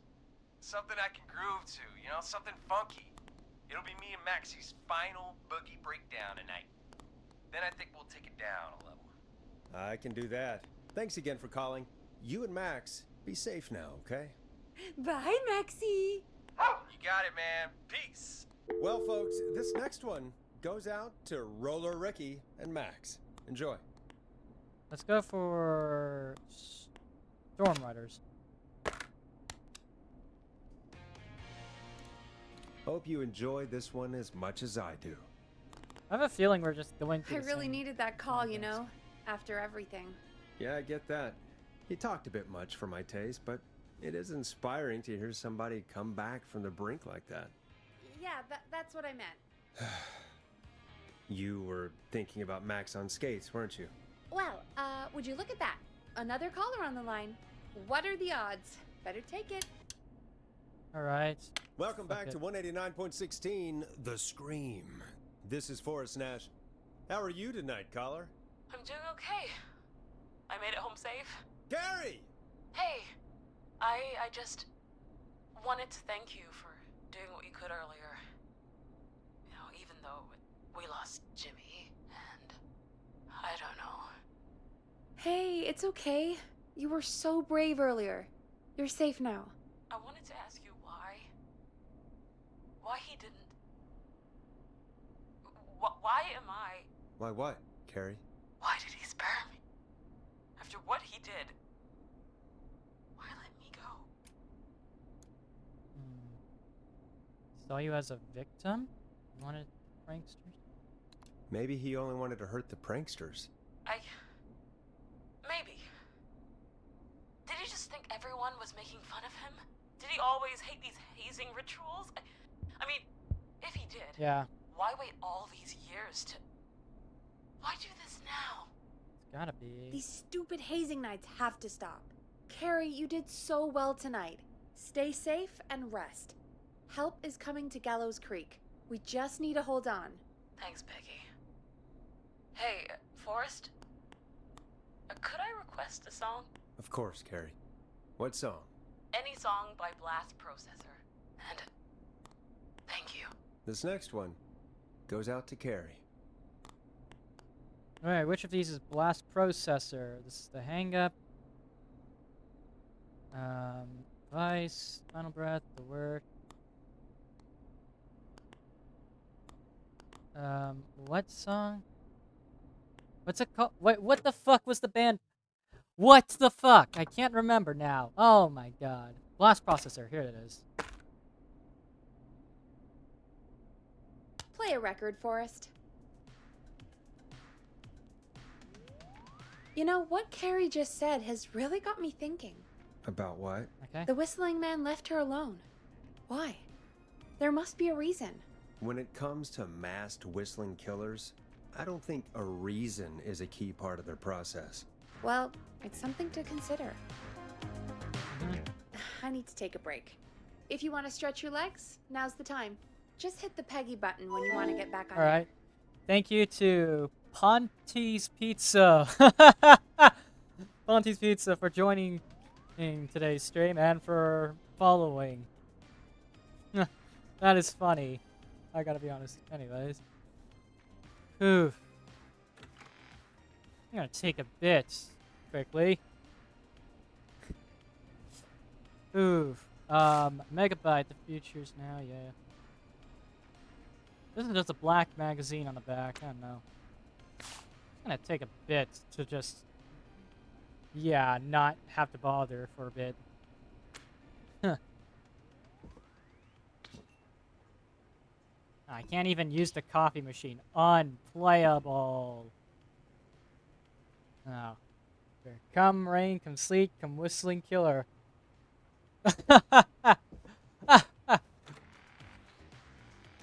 Oh, okay. Nope. I walked straight into a door because I was reading chat. But I am getting... But that is funny, I'm gonna be honest. Anyways, let's get the show on the road. Let's get going, Peggy. Alrighty, we could run another segment or... Scratch that, Forrest. We have a caller. Oh dear. Who's calling? Okay, Forrest, shut the music off. Alright. You're through to 189.16, The Scream. What's your emergency? Hello again, Forrest. Oh, that call with the teens was awful. Those poor kids. Still, I'm glad the girl didn't get hurt. Thanks for your concern. Are you in trouble? What's on your mind? I wanted to ask you again to play my song, Forrest. You said you were gonna play it, but you didn't. Your name was Dawn, right? What, Peggy? Yes. Oh, well remembered. My name is Dawn, and I wanted to ask you again to play my tune, Forrest. Long Ride Home? You know, the one that Peggy said she threw outside the window? We don't have it. But we don't have that song. As you just said, Peggy threw it out the window. But, Forrest, you do have it. It's just outside the window. There's a serial killer on the loose. I can't just go outside hunting for a record.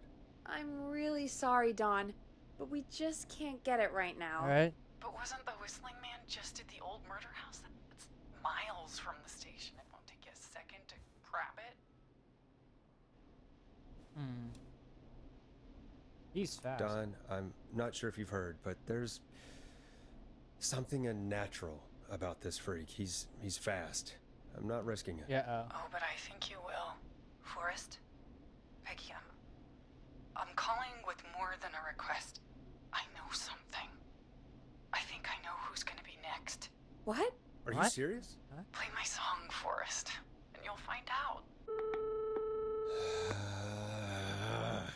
Well, folks, here's some music for you while I think things over. Alright. You're gonna love this next Yep. track. Is she serious, Peggy? She's serious about hearing that song, that's for sure. Peggy, I mean, is she serious about... I don't know, Forrest, but we don't really have a choice, do we? Okay. If she's telling the truth... Alright. Alright, I'll do it. You're a good man, Forrest. I'll slide you the key to the fire door. Wait. Our fire door has to be unlocked? Yeah, you know, I never thought about it. But Alright. yeah. We should talk to Reggie about that later. Anyway, I'll hold the fort down while you're out. Alright. Maybe I'll even get a caller. That could be exciting. 189.16, The Scream. With me, Peggy. Alright. You are serious about this, okay. Alright, let's go. Fire exit.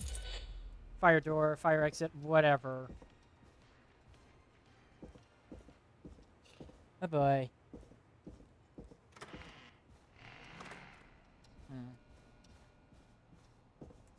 Yeah. This is gonna be interesting.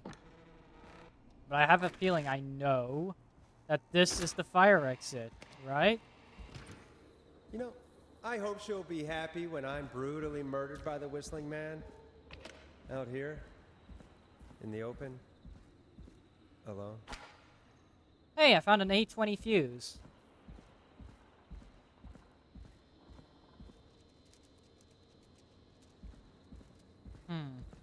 Wait a second, I recognize this place. This is the very start of the game.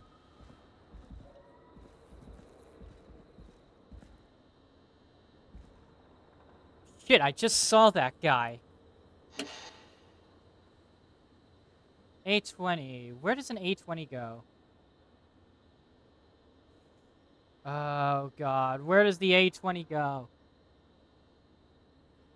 These are A30s.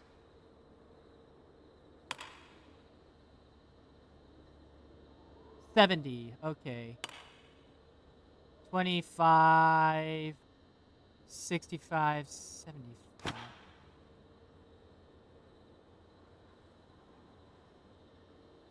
I don't know what I'm doing with these. Alright. Which window would she have thrown it out of? This is an A30.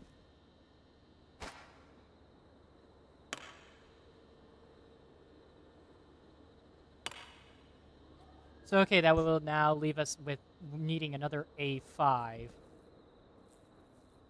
Here it is. Long ride home. Oh, okay. Didn't need the fuses. Shit, I knocked it over. Yeah, at least the killer didn't get me. Of course. It locks behind me. And of course the key doesn't work on this side.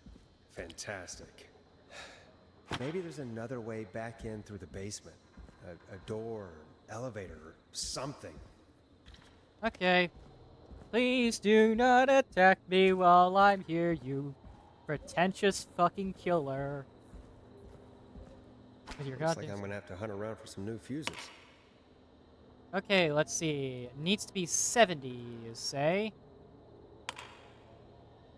50... 70... Nah, that's not right. Do the fuses add up properly?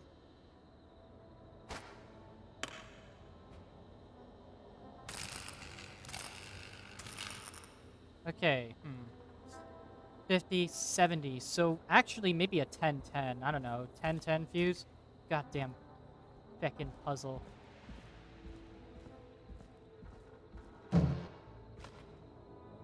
Nothing in the trash. Gotta rummage. An A30. A30, A30, A30. Okay, then. We have an 830, though.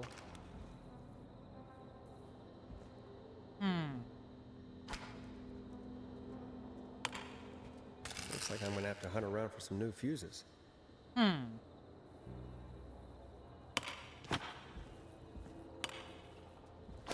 These are broken fuses. Let's see. So we know that it cannot be this. It needs to add up to 70, I think. But how am I going to get 70 from this? Unless I get 2 5s somehow, which would make a 10, then it would be 30, 35, 5. Oh, would you look at that? I recognize this one room from another game. I don't know what other game you're talking about, but, you know, it would probably be super helpful for me. I don't know. Bingo!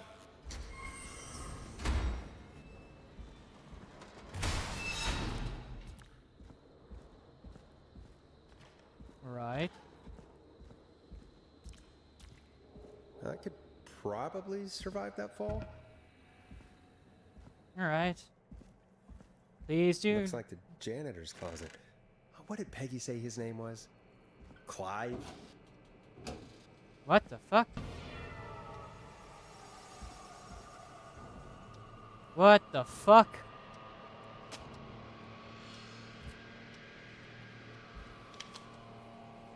What the hell? Peggy is not gonna believe this. Alright, so let's see. Chuck. Okay, so we know that whoever this, what is going on here? 4 people are circled on this list.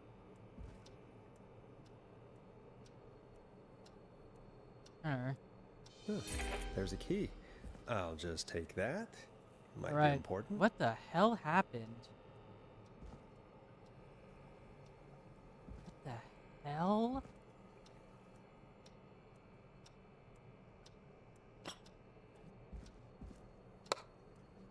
Here's... Wait, what?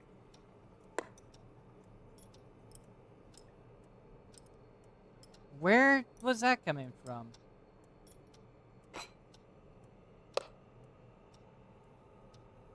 Where was I getting that text from?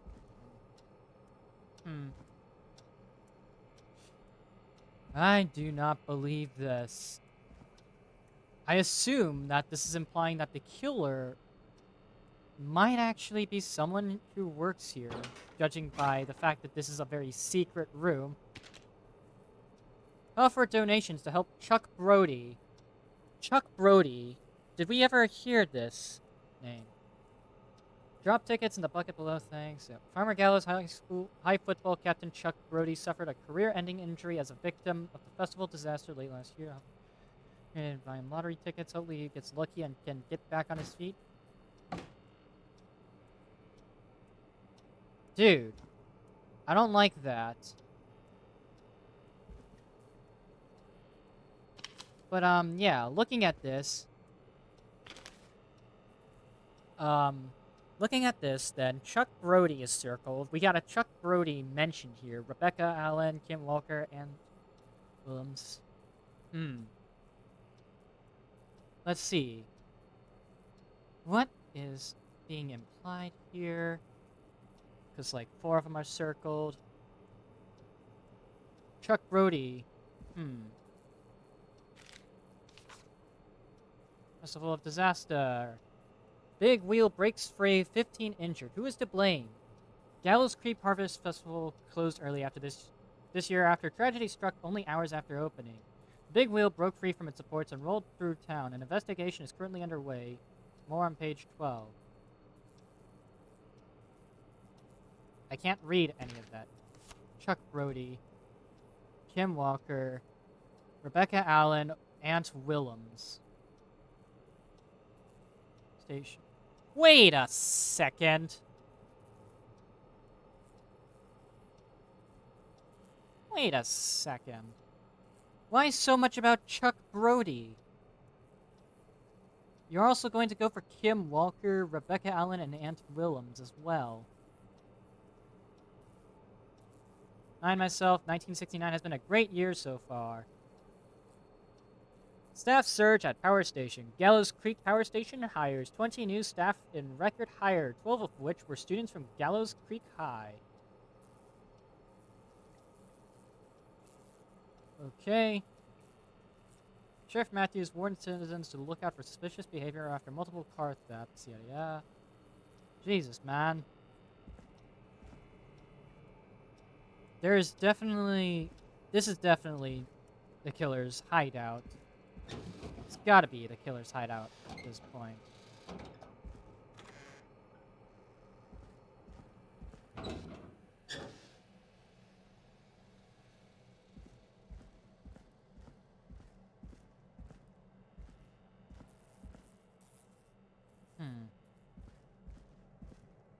An interact.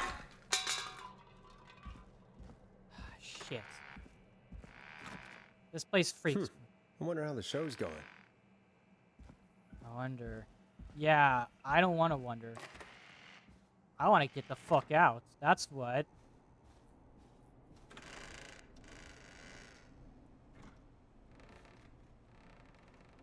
Shut this door. I'm not looking back there again, please. I'd rather not. Thank you very much.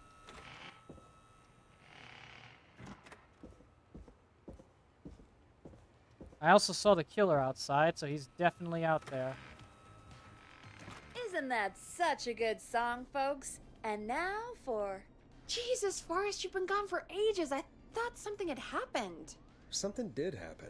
Clive the janitor might be Clive the murderer. What? I'll start from the beginning. The fire door locked behind me, so... Oh dear. So we know who is next. Most likely. Why did you heave that thing all the way up here? Because the basement's creepy as hell, and I don't like standing around down there. Fair. Alright, let's run through this again. We have a creepy board you found in a creepy basement, made by our creepy janitor, who you think is the creepy whistling man. Yep.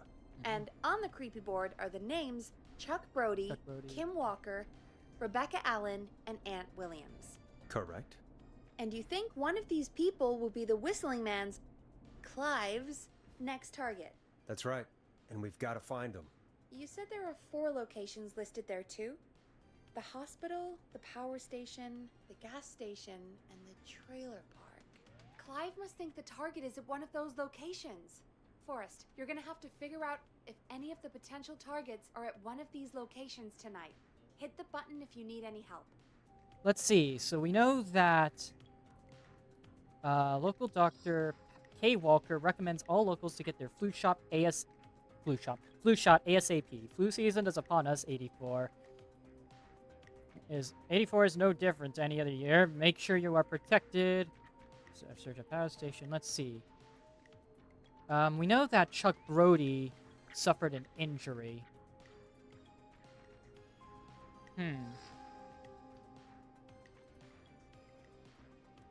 So we know, let's see, hold on. Chuck Brody.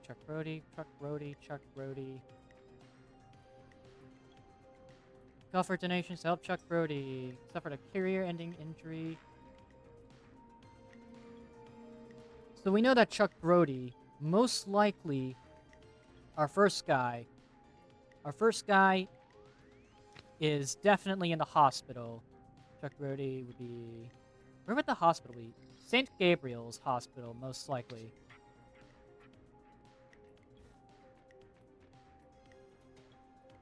Then, of course, our next character up is Kim Walker. Kim Walker.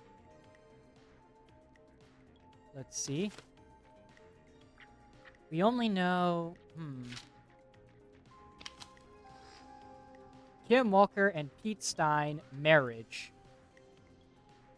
Okay, so Kim Walker is on a marriage of some kind.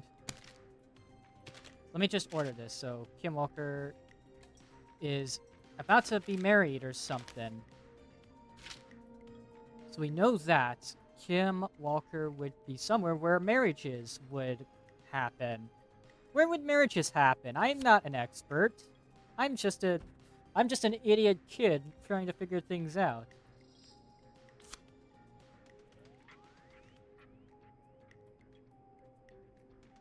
Kim Walker, let's see, blue. Kim Walker.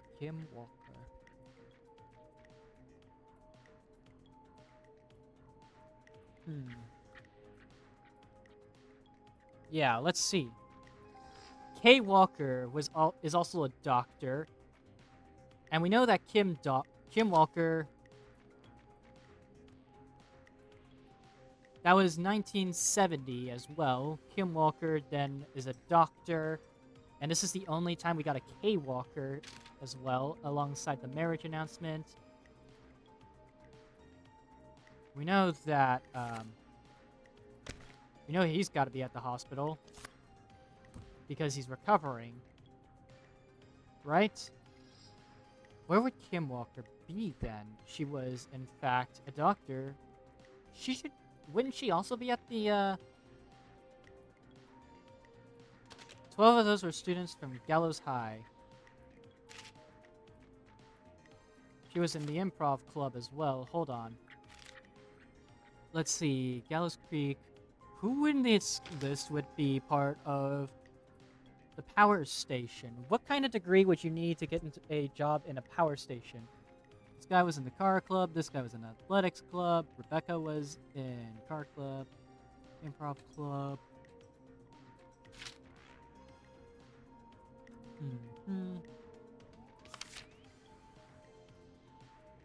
We know that Chuck was was also a guy who did that. All right.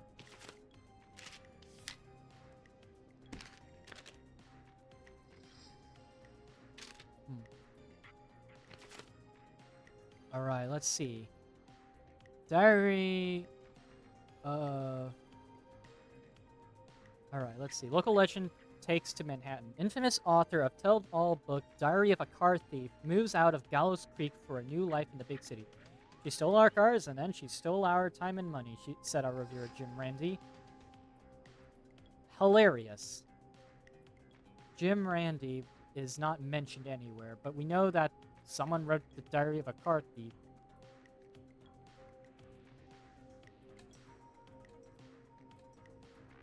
We know it was a girl.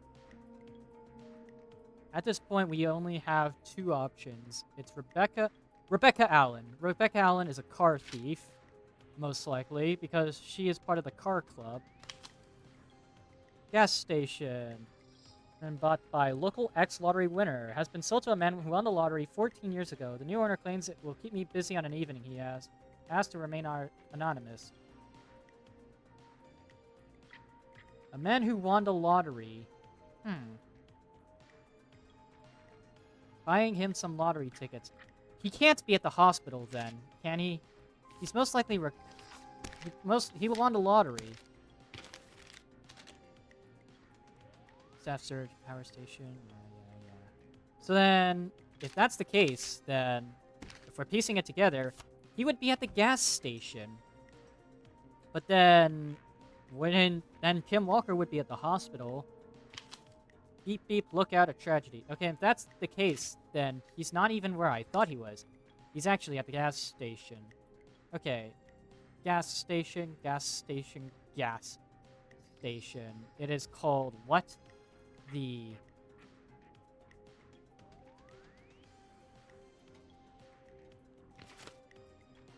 was called the 24-hour gas station. Okay. There's a local one as well, so I don't know. Power station, power station, power station. Gas station. Gallows and Sons.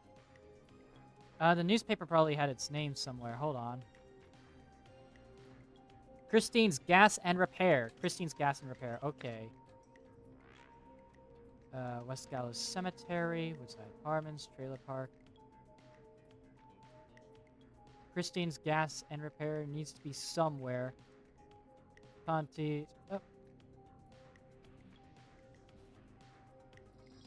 Yeah, it's Christine. God. I hope that none of them are being targeted at Ponzi's. Or not Ponzi's, Pontes. Pontes. God damn it.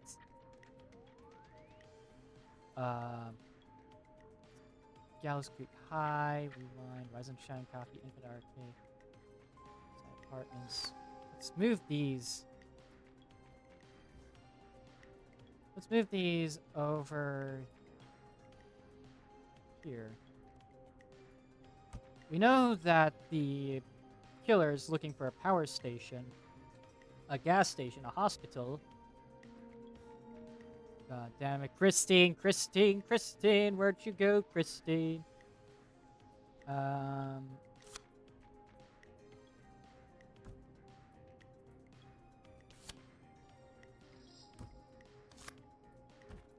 Christine, Christine, where did you go, Christine? Christine, Christine, where'd you go, Christine? I don't know where you go. What I do know is that it's not near the KFAM radio station. It's also not St. Jason's Church. St. Jason's Church, actually. Hold on. No, she can't be at the St. Jason's Church. She was married at 1970. 1987. Let's see. Do you care about health and safety? Good.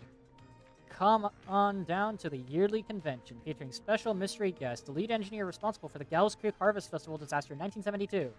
They say you'll learn from your mistakes. Well, I turned mine into a career. So whoever is learning from their mistake would obviously have to do with the Ferris wheel incident. I'm trying to... Lead engineer, Ant Williams. Ant Williams is a lead engineer. Junior engineer, Sean Everett. Alright, lead engineer, Ant Williams, and junior engineer, Sean Evans. And we're distracted talking about horror movies while assembling the big wheel, which led to various construction mistakes.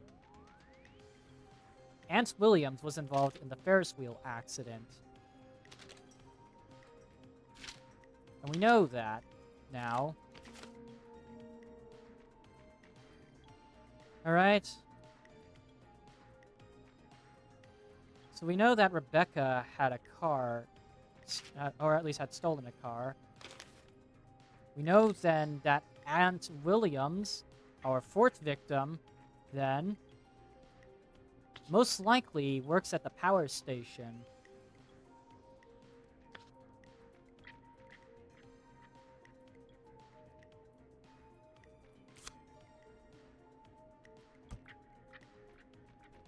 Alright. That was huge. Man, I'm so focused on finding everything out at this point. Piecing everything together. It's really fun. Sign Film Picture House. Revealing spray art. Christine. Alright, here it is. Here it is. I'm an idiot. But, yeah, we found the gas station. We know then he's got to be there. We know Kim Walker, our second victim, is most likely working at the hospital at this point. The hospital being... Hold on. Hospital.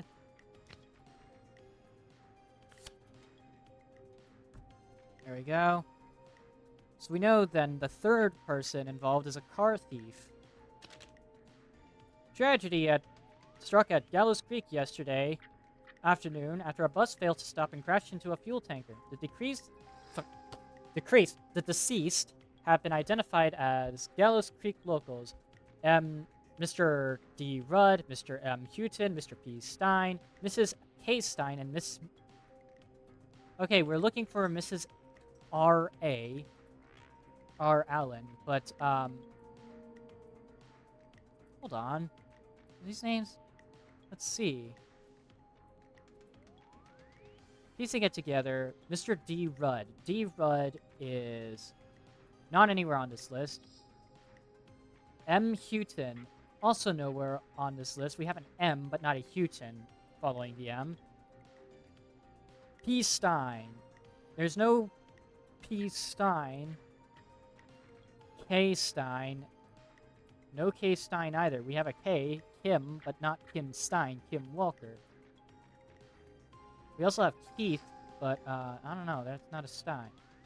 And Miss J. Mildred,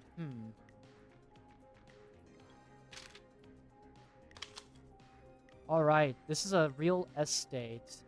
Tyler Wallace. Sick of being a local celebrity, people are so mean to me. I only stole a few cars. Who cares? Buy a new one. I'm selling my trailer and leaving this town ASAP. I just want to get out of here. Please buy it.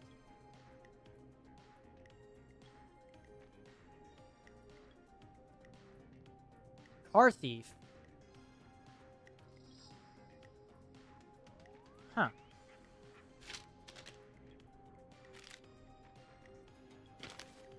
Alright. Police have finally put an end to the long-running car thieving crime syndicate. The arrests were made after a member gave up information to their conspirators. R.A. Rebecca Allen. She's definitely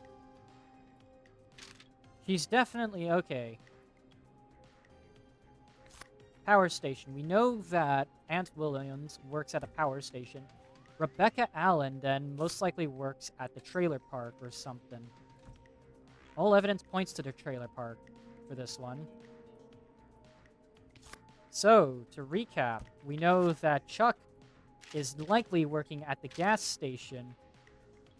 Everything just adds up for that.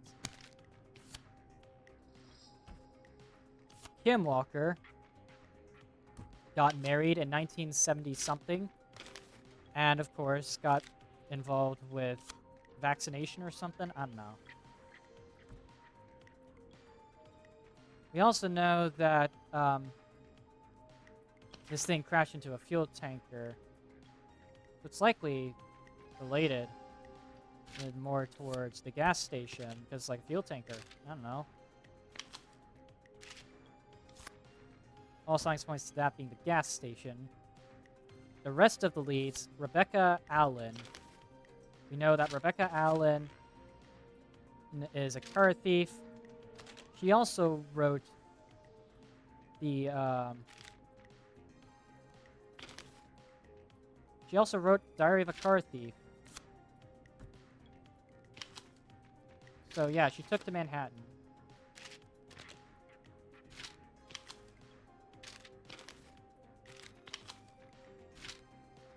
So yeah, basically, we know then that the third one is at the trailer park. The trailer park right there. Piecing it together, then, we know our next victim is definitely Chuck Brody. Chuck Brody is our next victim. How's it going? Let's see. It's not going well. I could use some help. Okay, let's review the basics. We need to work out who the next target is. There's 4 locations, right? And 4 people. We need to figure out if anyone is at any of the 4 locations tonight. And if they are, we can call them and warn them. There must be some connections between the notes. That makes sense. Great. Need any more help? Yes, please. Sure. I think you should be methodical with this. Huh? Try grouping the notes by who they're about. You could also have a look at the dates and make a timeline. Maybe that will help rule out potential targets first. Got it. Thanks, Peggy. Yeah. No problem. I pieced it together myself, though. It's definitely that Chuck Brody has to be at the gas station. Why I say that is because at some point he got injured by the Ferris wheel incident, which was back in 1980. We know that in 1970. Okay, let's start off at the beginning. We know in 1970, Kim Walker and Peter Stein got married. And then Kim Walker became a doctor at some point. So we know that this was made in 1985 or 1984. Most likely 1984. Piecing this together, 1987, a special guest appearance happened regarding an accident that happened way back in 1972. So 1972 is the next up in line. 1972, we know that the Festival of Disaster, the big wheel fell off. And we know that Chuck Brody got injured in the process.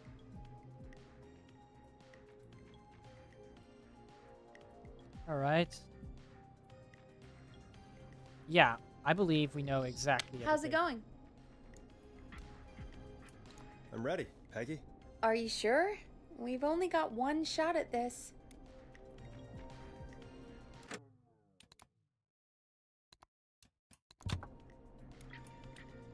I'm sure. Let's do this. All right. Okay, name first. Who do you think the target is? Chuck Brody. Chuck Brody.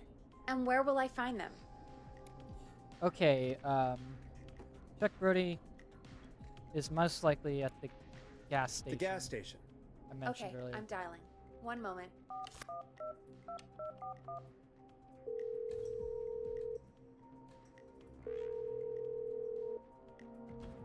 Hello?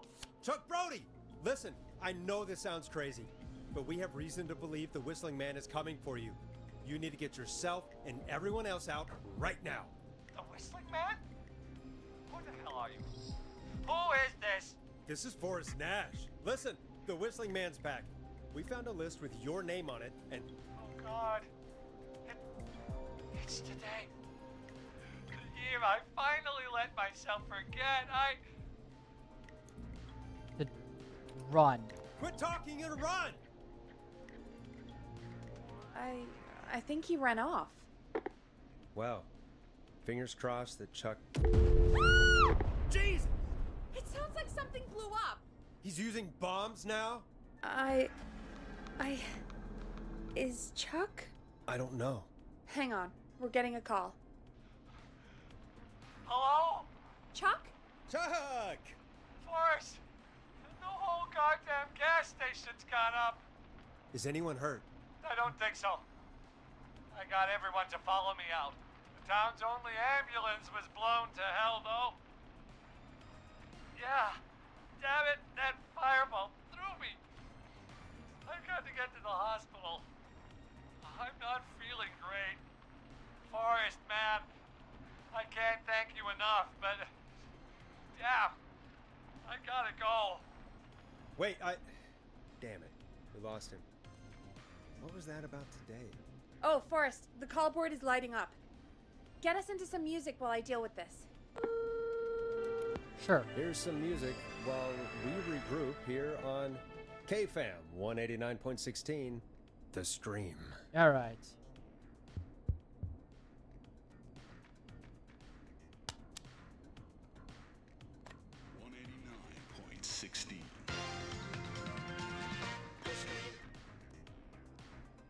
All right. There's gotta be more in the basement to show us who Clive is targeting. And if that's the case, we can get ahead of him. Stop the killings before they can happen. Forrest, we need to go back down. By we, you mean me, right? Yep. Like I said, I need to handle all these calls. Okay. Maybe start with that creepy mannequin room you mentioned before. I still have a lot of questions about those, by the way. Me too. All right. Down we go back into the basement. God damn it, game. You really have to do this to me. At some point, we're gonna see him. I don't know. Have fun. Yep. I'm having a blast. Okay, but in all seriousness, this is actually a really fun game so far.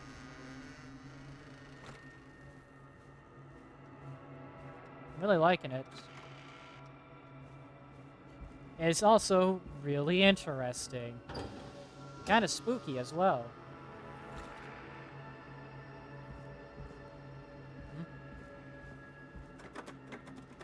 Locked. Must be terrifying in this situation in reality.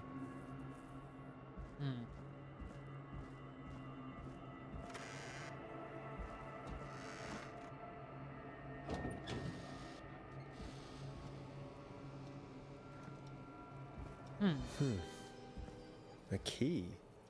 Was this always here? Basement storage. I must have missed it when I brought everything upstairs. Okay.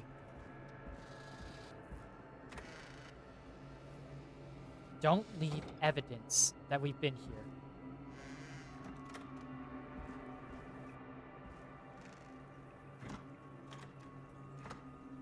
Shut the door. Autosave. Yep. We have autosaved a lot at this point.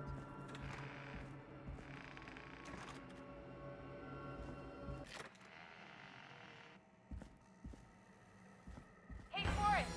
Peggy, give me some warning before yelling God down the damn it. intercom. Sorry. Buzz the intercom when you find something and want to discuss it. Okay. Let's piece it together. Shush. Oh, can't leave there yet. Peggy, I've found a tape and a map down here. A map of what? Looks like it might be to somewhere in this storage area. Weird. Well, maybe the tape will give us more information.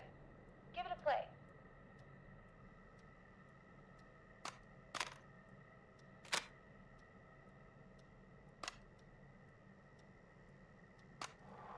George Barrow, 1968. That's when this all began for me. Follow maps. I'll be waiting. Wait, George Barrow? We all heard that he drowned after a night out drinking. Was it actually Clive? Has Clive really been the whistling man for that long? He says I need to follow the maps and find the tapes. I guess that's what this map is about. I think we need to see what else is hidden down here. Be careful, Forrest. Keep looking. Buzz the intercom when you found something.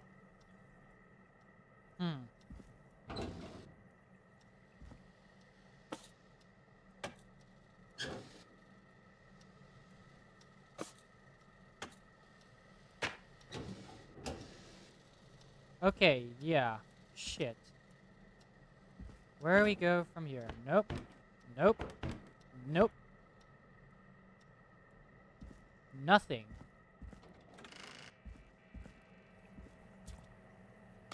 Time of autopsy is 7 a.m. Cause of death is asphyxiation from drowning. The degree of rigor mortis indicates that the subject has been deceased for 5 hours. That puts the time of death.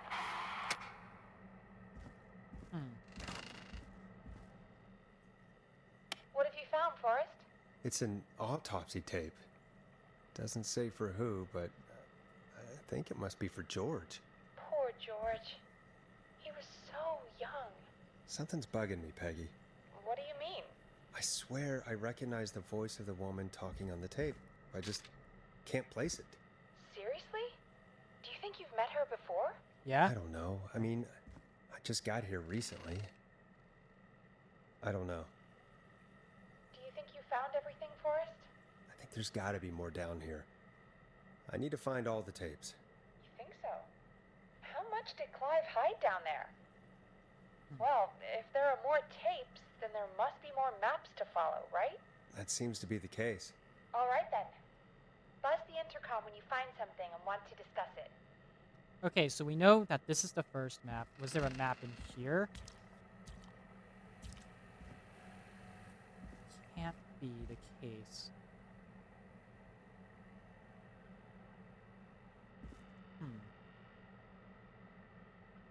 Delivery note. Security alarms models. Yeah. Unable to install for the Woodside apartments. Unable to install. Require new parts. New installation date. Yeah. KFAM delivered. Opted for manual installation.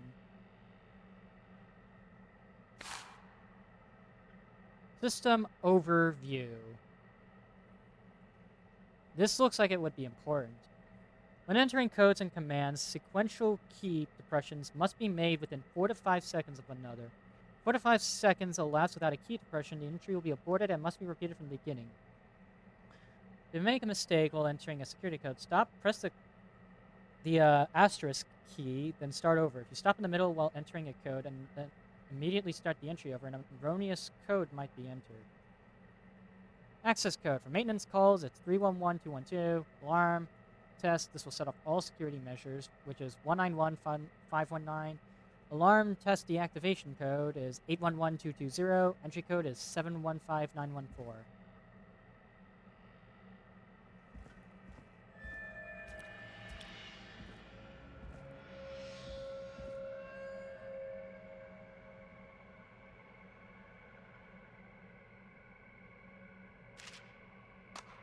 Small lacerations to arms, legs, and face, typically obtained by running through foliage. Severe blistering to the feet, as though the deceased had been running without stopping. Strange. This looks useful. Police Department, Town of Gallows Creek. Prepared by Sheriff J. Matthews. At 4 a.m., a call was received from a jogger of Miss Sandra Sharp, reporting that a body has been found washed up in the reservoir. Drove out to investigate and was able to identify the body at the scene, that of George Barrow. I contacted the coroner's office and then the boy's parents. They informed me that they had not seen him since 7 p.m. on the 2nd.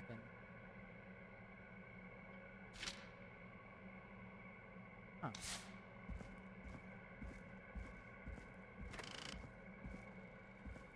What have you found, Forrest?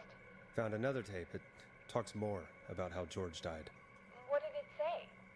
It sounds like he was running for his life.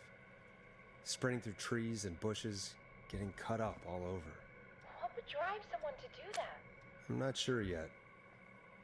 I found a police report. Mentions a friend from earlier, Sandra Sharp. Sandra. The jazz runner? That's right. She found George's body washed up at the reservoir. The reservoir? Yeah? What's strange about that? George got cuts from running through foliage, right? But there's no forest around there. Also, how did it wash up at the reservoir? What do you mean? Reservoirs don't have tides. But that's what the police report said. It's not possible, though. I did a school project on reservoirs and got an A. But, yeah, not important right now. The important thing is that it doesn't make sense. What are you suggesting then? That the body was originally found somewhere other than what the report suggests. That the sheriff tried to cover it up, but accidentally let something slip? Something like that. I think. Well, Sheriff Matthews wrote the report. If he hadn't been eviscerated, we could have asked him. True. But Sandra is still alive? Once we're done down here, we should give her a call. Do you think you found everything, Forrest? I think there's gotta be more down here. I need to find all the tapes. You think so? How much did I know. Clive hide down there? Well, if there are more tapes, then there must be more maps to follow, right? That seems to be the case. All right then. Buzz the intercom when you find something and want to discuss it. Okay.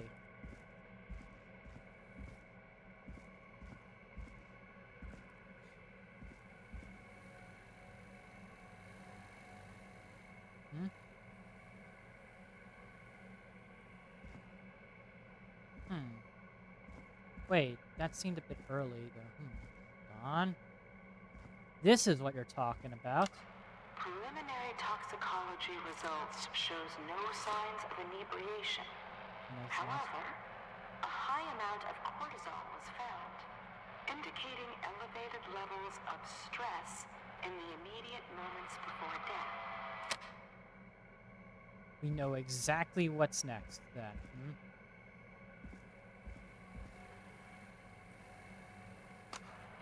Additionally, there appears to be a post-mortem injury to the arm. It looks like it was trapped in a corridor. Huh? Right next to a newspaper in some area. Innocuous.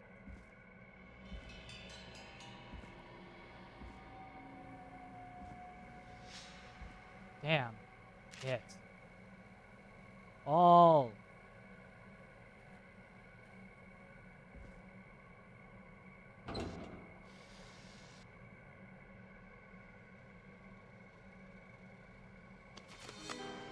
It is the Now coroner's this has to be opinion that important. the subject likely feared for his life and was chased, resulting in a fall from a height into a body of water, where he hit his head, was knocked out, and drowned. Following that, he was moved. Dr. Sullivan, we need to have a talk. Is that recorded? Shut it off. Dr. Sullivan. Let's see. The deceased is a Caucasian male, age 18. Cause of death is established to be drowning as shown by the signs of asphyxiation. Abrasions were found on the knuckles, likely from getting into fights in the past, matches with known history of the deceased being aggressive. No other injuries were observed, and from the coroner's opinion, there is no evidence of foul play. Additionally, the preliminary toxicology report indicates the deceased had a high level of alcohol in their... The deceased had a high level of alcohol in their blood. It is of the coroner's opinion that the deceased went swimming while intoxicated, resulting in his drowning. This is Virginia Sullivan's examinations. I'm sorry I made you do this, Virginia.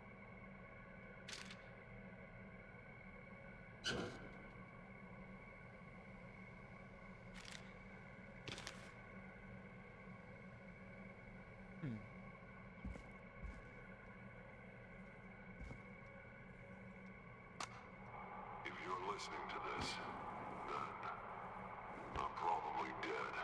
What the... I'm a man who likes to stay informed. Ooh, a new vinyl for my collection. To newspapers all over the country. A few weeks ago, I noticed headlines cropping up in those papers, one after the other. Each headline about a murder. Each murder, the death of someone I knew almost 20 years ago. And each one drawing closer to Gallows Creek. Drawing closer to the anniversary. None of us are innocent, but I don't think we deserve killing. All I hope now is that I can save some folk from the worst. That I can, I don't know, do something to make up for what I did back then, I guess. I didn't kill anyone, mind you, but that's past mattering. Now, there's more I could say, that I should say.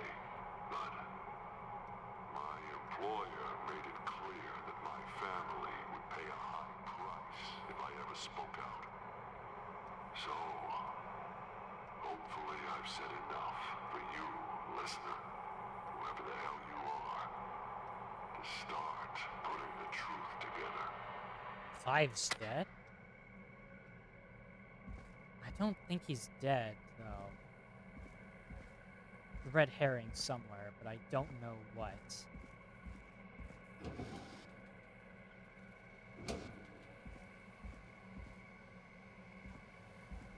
God, we have to walk through this goddamn hallway over and over. What have you found, Forrest? There's also a tape about a toxicology report. There were no signs of drinking or that he was on anything. What? But everyone said he went swimming drunk and drowned. It was in the newspaper and everything. I found a written autopsy report. What does it say? According to that, it's just like you said at the start. George drowned after getting drunk. Said he liked to fight, too. But that contradicts the tape. I know. And I think I know why. There's a note with a report that says, "I'm sorry I made you do this, Virginia." If it was on the autopsy report, then Virginia must be our coroner. Wait, the caller from earlier, when we had to call the takeout restaurants, wasn't her name Virginia? We need to call her back once we finish down here. It looks like she might know something about what's going on. I found a tape that introduces a new detail to the story. Post-mortem injury. Apparently, his arm got caught in a car door. A car door? Yeah, after he died. How do you suppose they can tell? How can they tell? I'm a radio producer, not a coroner. The written report I found doesn't mention it at all. How did his arm get trapped in a car door after he died? Unless he got it when the police collected his body, I guess someone else must have moved him after he was dead to where he was eventually found. But the report, what is going on here? In another tape, the coroner comes to the same conclusion as I did. George was running from something. Maybe an animal? Maybe, but then there's this next bit, where the coroner thinks he was moved post-death. So she agrees with us. At the end of the tape, someone burst in and demanded Virginia stop recording. I think it was Clive. This is starting to make sense now. This is a conspiracy to cover up what happened to George. I think I found Clive's last recording. I think Clive might be gone. Gone? I found a confession. Not for any killings, but for playing a part in covering up George's death. He left this behind in case he died. He hoped someone would find it. Do you think the Whistling Man already got him? Possibly. We've had a lot of callers tonight, but maybe not every victim made it to the phone, you know? We don't know how many there really are. Christ, Forrest, that's dark. I know, but Clive said he had read about other murders in other towns, and that the murders were all folks who knew about the incident. And the killings were getting closer to Gallows Creek.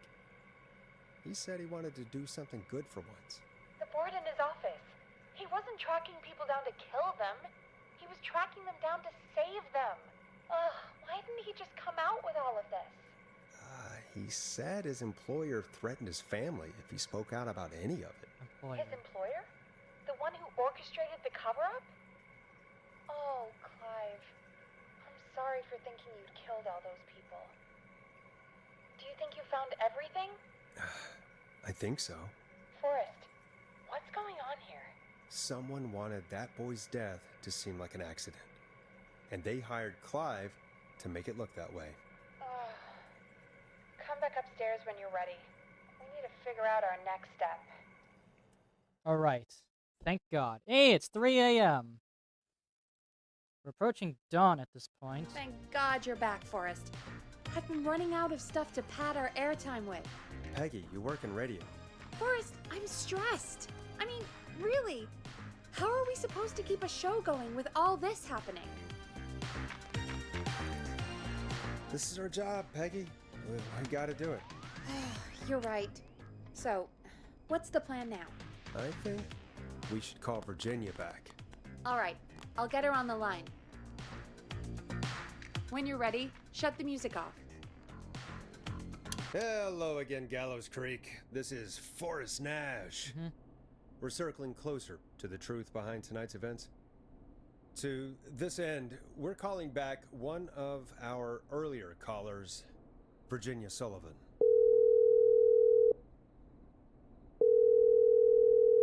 Fredman Plunker here? Who's this? Is it you? Goose? Plunker, hey, it's the Radio Man, Forrest Nash. Radio Man? What's up? Solving mysteries, saving lives. The huge. Right on. Plunker, what are you doing at Virginia's house? She asked if we could stay to keep an eye out for that whistling turd. So we're hanging out, bro. Well, that's big of you, Plunker. No, it's nothing. Can I speak to Virginia? Sure thing, Radio Man. I'll just go get her. Okay. Who is this? Hey, Virginia, it's Forrest. I'm glad you're still okay. Oh, Forrest. Sorry, I'm still jumpy. Don't be sorry. You've been through a lot. I'm so sorry this happened to you, Virginia. I thought I was. I thought... Easy. We're not calling to talk about earlier. We're calling because we think you can help us understand why this is happening tonight. Hey there, Lady Barrett. How's it going? Happy Monday? Yeah, happy Monday. This is the final week of October. Me? What would I know? Does the name Clive mean anything to you? Clive? No. I don't know that name.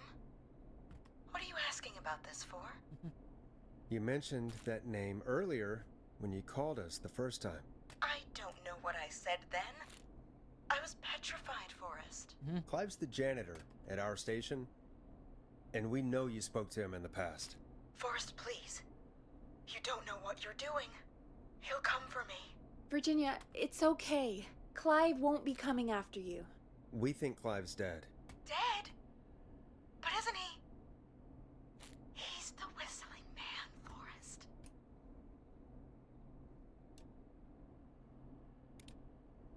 We found evidence to the contrary. But... It's true. And we found your autopsy reports for George Barrow. How? I saw him destroy them.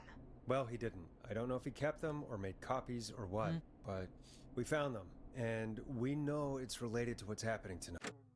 How was your day? It's going great. We are just playing a game called Killer Frequency, which is a game about trying to prevent a killer from killing callers on the radio station. Which is why we called you.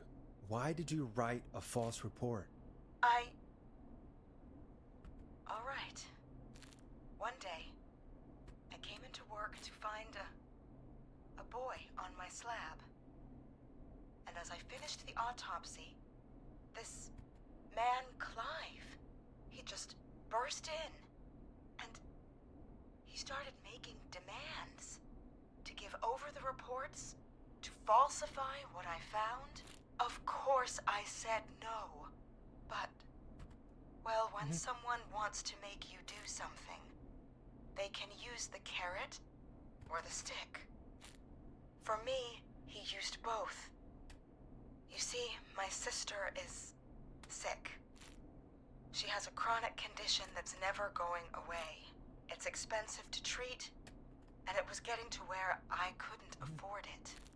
And Clive promised me that his employer would pay for my sister's treatment if I did what he said, and that if I ever spoke about this, he'd beat me to within an inch of my life. I don't know why he had me do it, but my sister needed me. You have to understand. She needed me. We understand. Thank you, Virginia. That was brave. God, I I just want this nightmare to end. This will help end it, Virginia. Thank you. Stay safe, Virginia. All right. So, Virginia's tied up in all of this. Clive threatened her to keep quiet about George's death. But for who? Why cover up these details? Well, we know Sandra was involved in George's death. Do you want to call her? I do. All right. All right, but before we go asking questions, I think we should know what we want to ask. Is that fair? Yeah, we need to ask her about finding the body. She was the one who discovered it, but something just doesn't add up. 100%. She knows more than she's saying. I wonder what she's hiding. We'll hopefully find out soon. Anyway, just be careful when you're talking to her. Don't push too hard. We don't want her to hang up. I'll be careful. All right, calling her now. Hopefully she's at her jazz studio. I don't know why I have this. Forrest, you're through. Hello, this is Sandra at Jazz Pizzazz Jazz Studio. Who is this? Hello again, Sandra! It's Forrest Nash of 189.16, The Scream.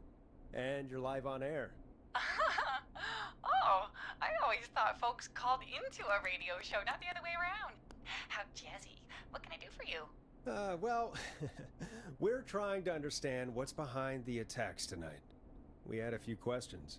Why, Forrest, of course. Heck, after the way you saved my life, I'd say yes to just about anything you asked. Okay. Okay. That sounds nice. Really? Well, that sounds nice. I might just call you back tomorrow then, too. You got my number. But what about tonight? Is there anything you want to talk about right now? Remember why we called, Forrest? Of course. Do you know why the Whistling Man might have targeted you? Ha! As far as I could tell, he was just a knife-wielding psycho with superhuman cardio. He'd have chased after anybody. Okay. Right. Well, we think he might be chasing specific people. People who know about the death of a boy named George. Oh, I don't know anything about that. Sorry. Are you keeping secrets, buddy? I don't want to play games with you. Have you had to keep quiet about anything? Any secrets you've had to keep? What would I have to keep quiet about? I don't know. I mean, could be that you've seen something or heard something. I should have saved before this. Ah, fuck me. And even if I did, what would that matter? And it was years ago. Are you okay, buddy? I'm just gonna save here and hope that I'm making the correct decisions. I don't know. Are you okay? Sandra, are you okay? It was years ago. Yeah, we know, buddy. We know, Sandra. You do? You know about? Yes. Of course. This studio is my life. After I found the body in the river, I couldn't lose my studio. Do you understand? Sure, I get it. I get Sure. it. I understand. I understand. When the rent just kept going up, he said he'd stop if I just needed to keep quiet. And everything would be okay. Okay. Of course. We understand. I mean, it's not like I killed him. What was the harm in saying I found him in the reservoir instead of the river? Right? Right? I'm sorry. I can't do this. Alright. And she's gone. I don't think that could have gone any better.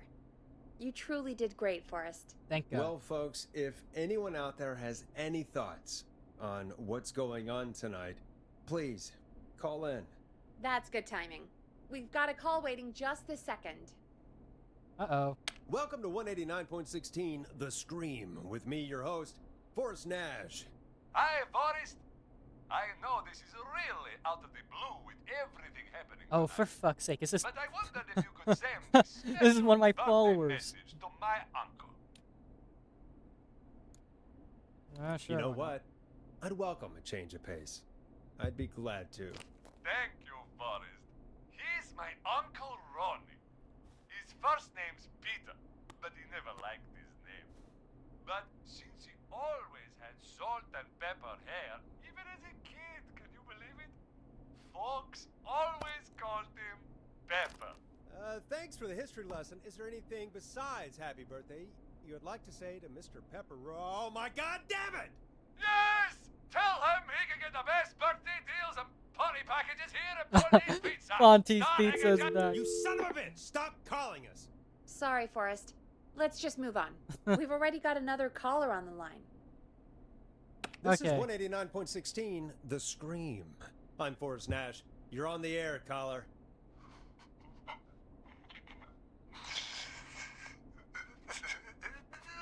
Caller.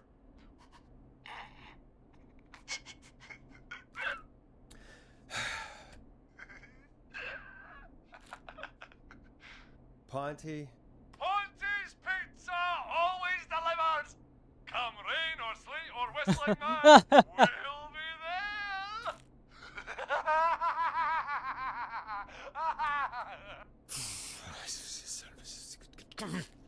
Forrest? Forrest? Are you okay? Forrest? I hope the Whistling Man gets in with his own pizza slicer. Jesus, Forrest? Sorry, that was too much. Yeah, that's It's okay. Yep. It's been a high-stress night. Don't worry about him anymore, okay? Not for tonight, anyway. I think he's spent for now. We've got another call, whenever you're ready. Okay, thank you. Folks, don't spend your money at Ponte's Pizza. That's all I'm gonna say about that. Moving along, I'd like to welcome another caller to 189.16 The Scream with me, Forrest Nash. Who may I say is calling? Well, hello again, Forrest. Don. I bet I know why you're calling. I'm sorry I didn't play your song. There's a lot going on. But please? Never mind that now. First, I'm calling because I need your help. What? Alright. Are you in Are danger? you in danger? I sure am. Do you mean Yes, he's after me now. you? I think so. He must have heard me on the radio helping you. Helping? Helping? You didn't exactly help. Maybe I've been helping more than you know. I was out following a lead, trying to work out who would be next, after Chuck. And what happened? And I started to feel like I was being followed. I came back to my apartment building, but this newfangled security system has me locked out. I need you to help me get inside. Oh, thank God, I got something. You have Don't you have a key to get in? Only for the apartment door. The front gate requires an entry code. The future is electronic, I guess. I need that code to get inside. Which apartment block do you live in? Maybe one of our listeners lives there too. It's the New Woodside apartment building between the town hall and the trailer park. But I doubt any of your listeners live there. I don't have many neighbors. Sounds like a prime piece of real estate. Sound really carries at night. Shit. Oh no. Okay, what's going on? Is that a neighbor's dog? Yes, it is. Boy, I wish he'd muzzle that thing and... Oh. And now he's blasting David Scopo out of his window. This night can't get any... The Whistling Man. He's coming down the street. I don't think he's seen me yet. Uh-oh. Please, I need your help. I need the code for that security system, or I'm gonna die. Security system's name? What's the name of the security system? There's a sticker on the box. It says Starling Security 4000. There's a keypad, and it looks Starling like Systems, a Model 6-digit 4000. number. Starling 4000. User manual. Ah, these codes should come in handy.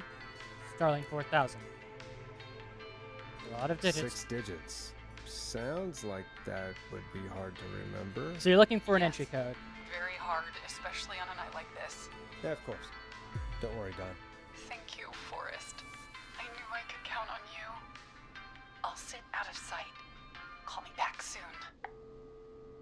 Starling 4000. All right, folks. Here's a little tune for you all to enjoy while I try to break Dawn into her apartment.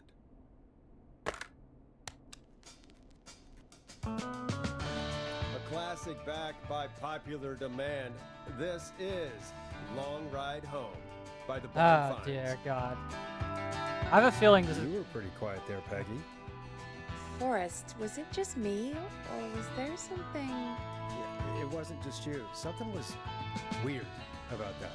Yeah, well, tell you what, we have a Starling 4000 or whatever here at KFAM. Clive bought one for the station. Maybe we can find something to help. Well, I'm not sure who, but to help someone. Alright. Buddy, I have it already. Okay, so she's locked out of the Woodside Apartments, and somewhere Clive probably has the papers for the Starling 4000. Alright, hold on. We know that she's at Woodside Apartments. This is our location E here. Welcome back, Forrest. Find anything? The Starling 4000 security manual. It's got a bunch of... I already had it for a Good. while. And did you find anything else? Nothing, except the manual. All right. Well, I'll get Dom back on the line then, Forrest. I'll let you take it from here. Thanks, Peggy. When you're ready, shut the music off. Line 1, whenever you're ready. All right. John, are you there? This is Forrest Nash from 189.16, The Scream. Oh, thank God you're back. I'm so afraid. What's the code to the gate? Let's give you the entry code. Code to the gate. I'm going to save here, just in case it's not the entry code. The code is 715914. Thank you, Forrest.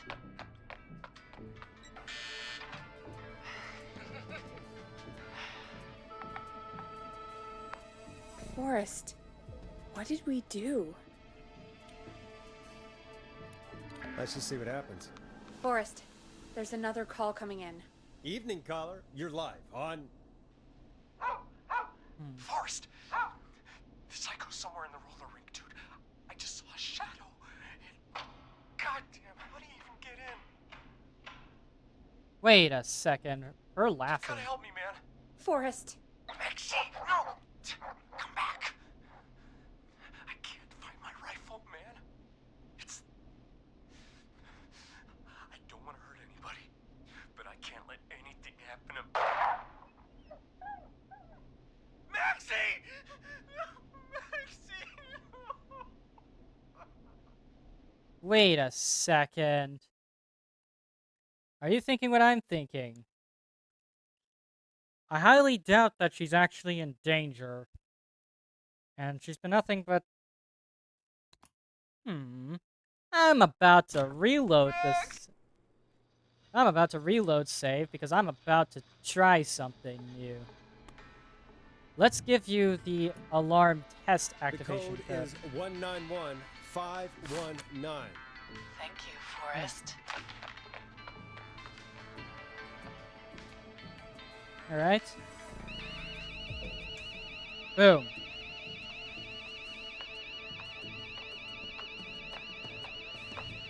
Son of a bitch. Ah!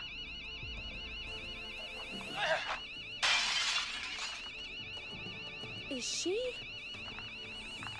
Yeah. I think I figured out who this killer might be.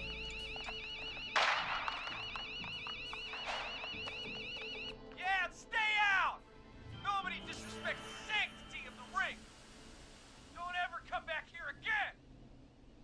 I'm calling the cops! Thank God. Hello? Is someone there? Ricky, get back inside and turn on the radio. Whoever that was, she was trying to break into the ring. She? Forrest, man, you got no idea. That was him! That was the whistling man! The alarm gave me just enough time to get my rifle. I don't like hurting folk, but I can't let anything happen to Maxie. He's my best friend, you know? Yeah. Listen, man, I'm heading back inside. Gonna barricade that window. My man, thank you. You and Peggy can skate for free whenever you want, forever. That's a done deal. Thanks, Right. Ricky. Can't wait. You got it. Talk to you soon. I Okay, think I figured it out. Gallows Creek, here's some music while we process what just happened. Alright. So, the whistling man is a woman? I know. I can't believe it. She called up. You spoke to her multiple times. Thought she was a regular. I thought she was just regular Gallows Creek Strange. Really, Forrest? Why do you think she requested that song? To get me outside? Maybe, but how? She didn't know the song was outside to start with. That's right. She never actually attacked me out there. So? What now? I guess I should make an announcement. We do have new info. Okay, kill the music and you can make the announcement. Okay, you're live in 3, 2... Alright. Hey folks, this is Forrest Nash here. I hope you're all safely locked inside. For those of you listening to that last call, you might be wondering what to make of it all. Here's our take. We now believe the killer is actually a woman. One who might manipulate you into letting her in before she attacks you. Alright. We're neighbors. Look out for each other and stay safe. The killer was calling themselves Dawn. This could be a fake name. If anyone needs help or you have info on the killer, please call in. You folks have my new number, right? It's 911. Hopefully, our next caller can help shed some light on our killer. Hey, we had a call come in. Okay, folks, time to take a call. Alright. You're through to Forrest Nash on 189.16, The Scream. Hey, man. Murphy? Damn straight. What's going on, Murphy? You in danger again? Nah, man. I've just been listening to the show here at home. And since you asked folks to call in if they could help out, well, I'm calling. I don't know if I can say as much as other folks have, but I figure I wouldn't be a good role model to Fernando if I didn't try to help, you know?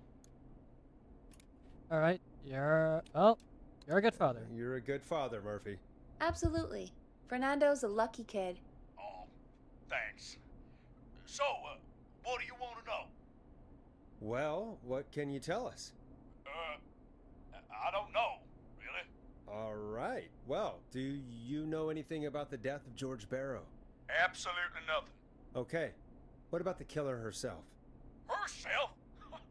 Man, I didn't get my ass kicked by a lady. Damn. The man I went toe-to-toe with was a man. You heard the last call, right, Murphy? Yep. So you know it's a woman, and you were trained by a VHS, Murphy. I know, but... Man, how could it have been a woman under that mask? What the Let's fuck just is move this on. guy? Do you know anything about the history of the Whistling Man? No, sir. Tonight's the first time I ever heard of him. What? I moved here 3 years ago, man. What do you want from me? No worries. Hey, man, no worries. Just thank you for trying. Right. Sorry I couldn't help you all more, man. Now, if you'd have asked me about gators... Forrest, we have a call coming in. Sorry, Murphy. I think that's all we've got time for right now. All right. I'll catch All right. y'all with the gator talk later. Night. Well, folks, that was a bust. But perhaps our next caller has more they can tell us. Let's find out. Alright. This is Forrest Nash, and you're listening. Please help me. My name is Casey Moore. I'm at 25 Nancy Drive. My best friend's been stabbed. He's bleeding everywhere. I don't know what to do. Please help me. What happened? Breathe. Is he still breathing? What happened? Somebody's been stabbed? Can you tell me what happened? We'd been out at the reservoir. We were heading back to his place when we heard this whistling all of a sudden. He just started freaking out. He screamed at me, told me to hide. I'd never seen him like that, and I just panicked and ran no. Forrest. Uh-oh. Then what happened?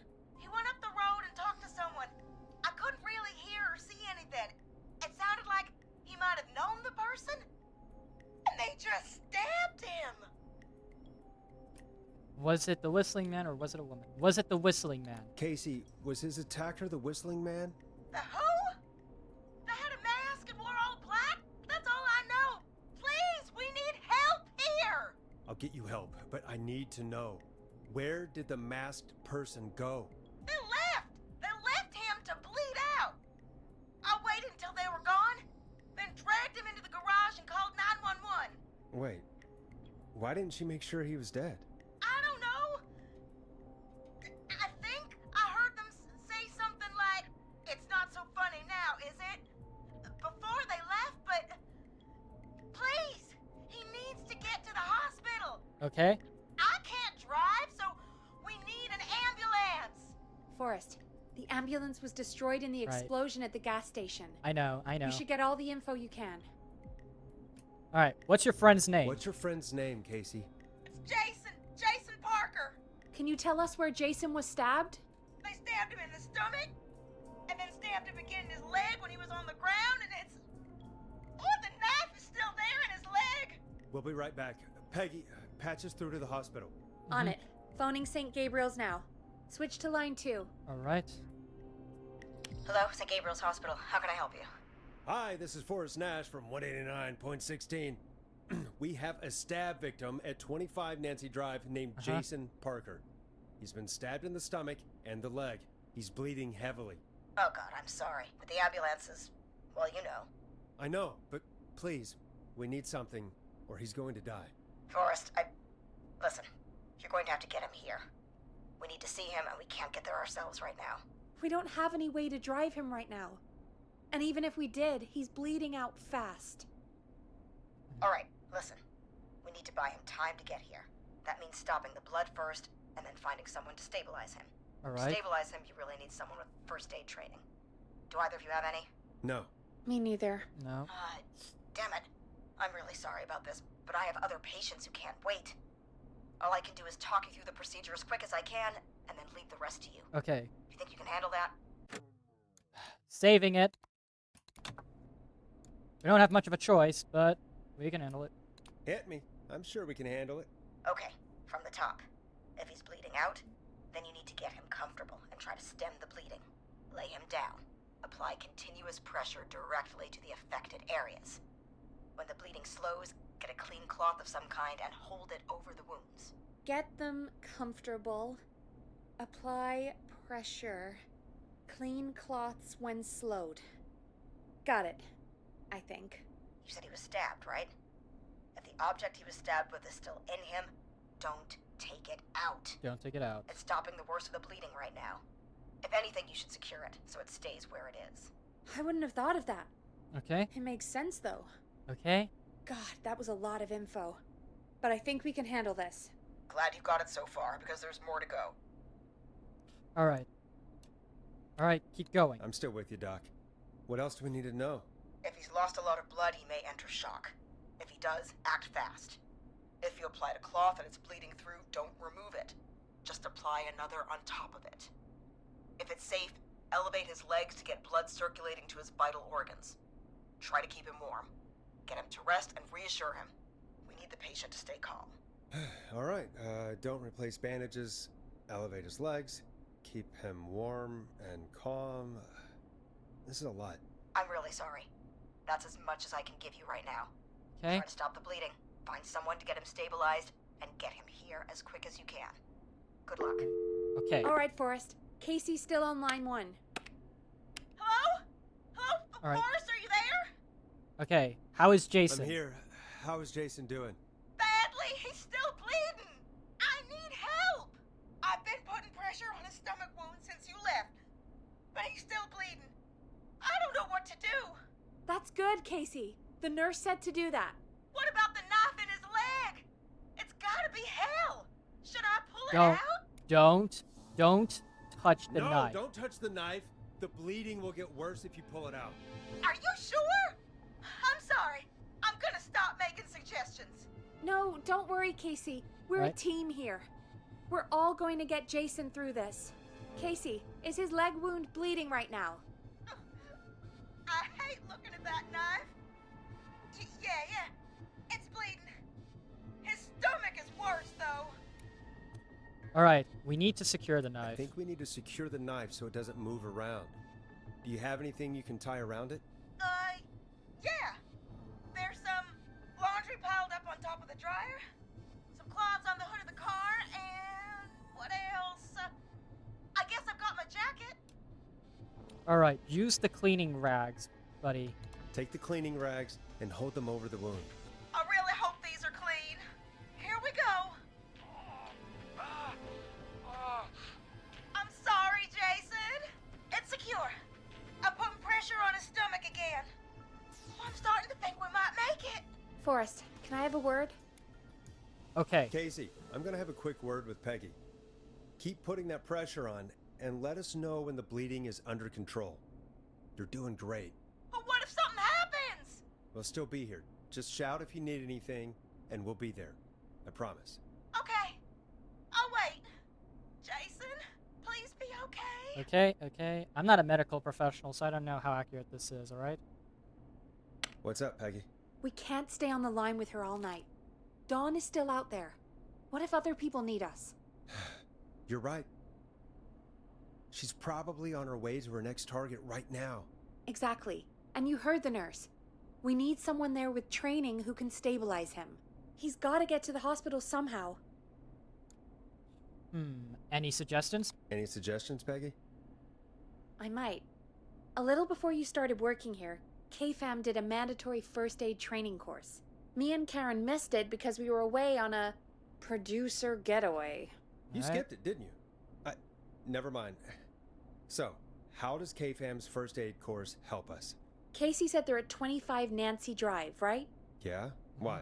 They put up a bunch of cheap houses around there about 10 years ago. So a bunch of people here at the station live around there. Do you think any of them could help Casey and Jason? Probably, but I don't know who lives there. And since I missed the training day, I don't know who knows first aid. Could you call them and ask? I don't know everybody's numbers. I've only ever called Karen. Everybody's personnel info is probably in Reggie's office. Got it. I'll look through their files in Reggie's office. It's a life or death situation. I'm sure they won't mind. Right. But there are a couple of problems with that. Alright. Alright, go on. Go on. It's sensitive information, so Reggie probably locked it in his safe. Great. Do you have any idea what the combo for the safe could be? Not a clue. Reggie's a serial note taker, though. Maybe something in his office will give it away. Right. There is something else. I'm not gonna like this, am I? Have you ever heard, the future is floppy? Peggy, what the hell are you talking about? I'm talking about floppy disks. Floppy disks are like these futuristic things that have information on them. You put them in a computer and they do something. Peggy, I know what a floppy disk is.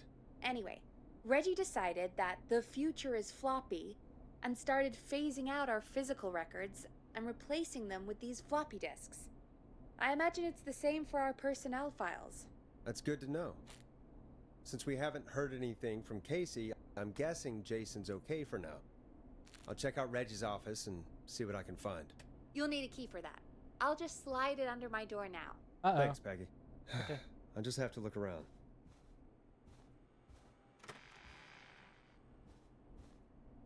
Good. I'll patch my mic down to the office, so you'll hear me over the intercom. Okay, got it. I'm sold. Reggie's office. Okay. Where in the hell is Reggie's office? That's not opening. That's not opening ever, is it? Reggie's office downstairs, maybe, right? It's gotta be downstairs. Please don't be down here, killer. Thank you. Thank you. You're not down here like I thought you were. Come on, Reggie. Shut this. You're not coming for me, killer. One of these would be Reggie's office. Looks like I need a 4-digit code. Where are you? Oh, hey. Hints. Very important date. Please insert floppy disk. Oh, God. Very important date, you say? Certificate of completion. This is to certify that Reginald Scott has successfully completed the standard course in First Aid to the Injured, issued by St. Gabriel's Hospital, Gallows Creek. 8/13/1987. Signed, Keith Walker. 1987. Let's make sure of that.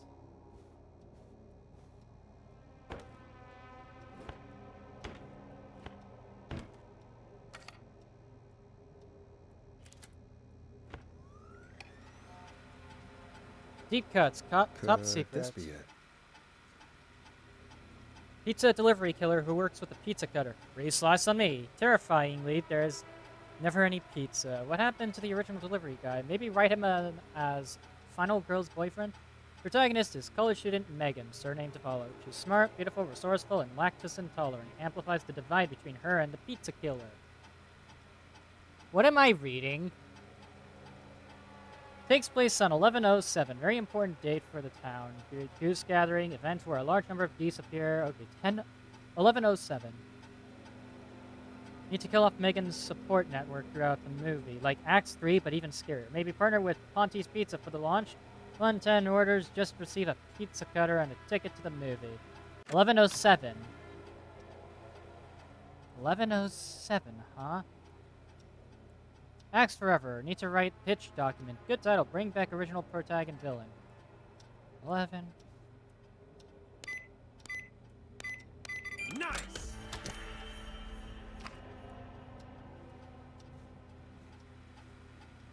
Personnel files.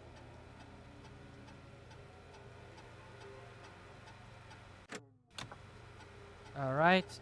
How do I then turn it off? Or at least, how do I get rid of the floppy disk? Where is there an eject button? Ask Jeannie where those tapes are. It's been weeks now. Overdue.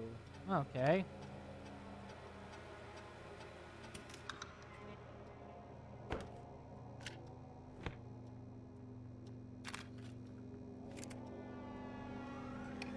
It's loading up.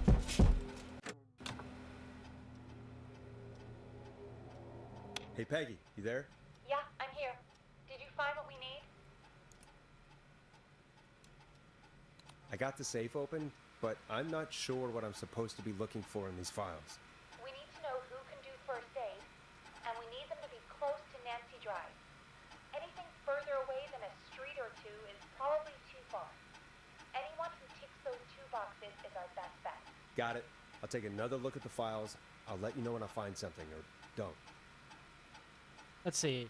John Hedges. He was a newsreader born in June 19th, 1931. At 14 Nancy Drive. Okay.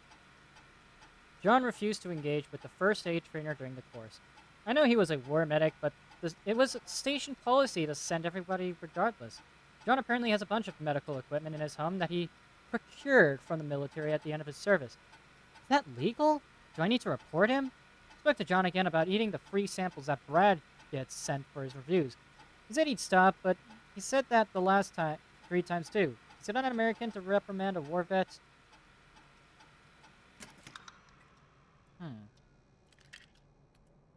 Keep that in mind.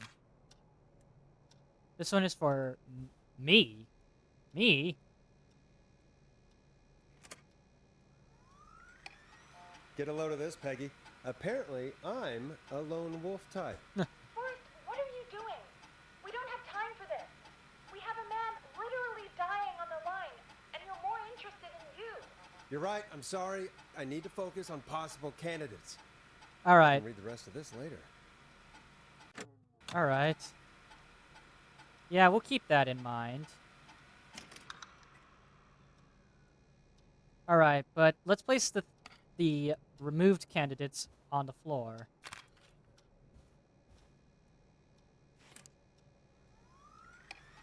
Hey, Peggy. I think Reggie's on to you and Karen. maybe don't bring those little drink umbrellas into work for a while. What? Why are you reading my file? You need to find someone who can help Casey. We already know I can't. Don't waste Moved. time. You're right. I'm sorry. I need to focus on possible candidates. I really shouldn't have read both. We're in a hurry. Carter Bradley.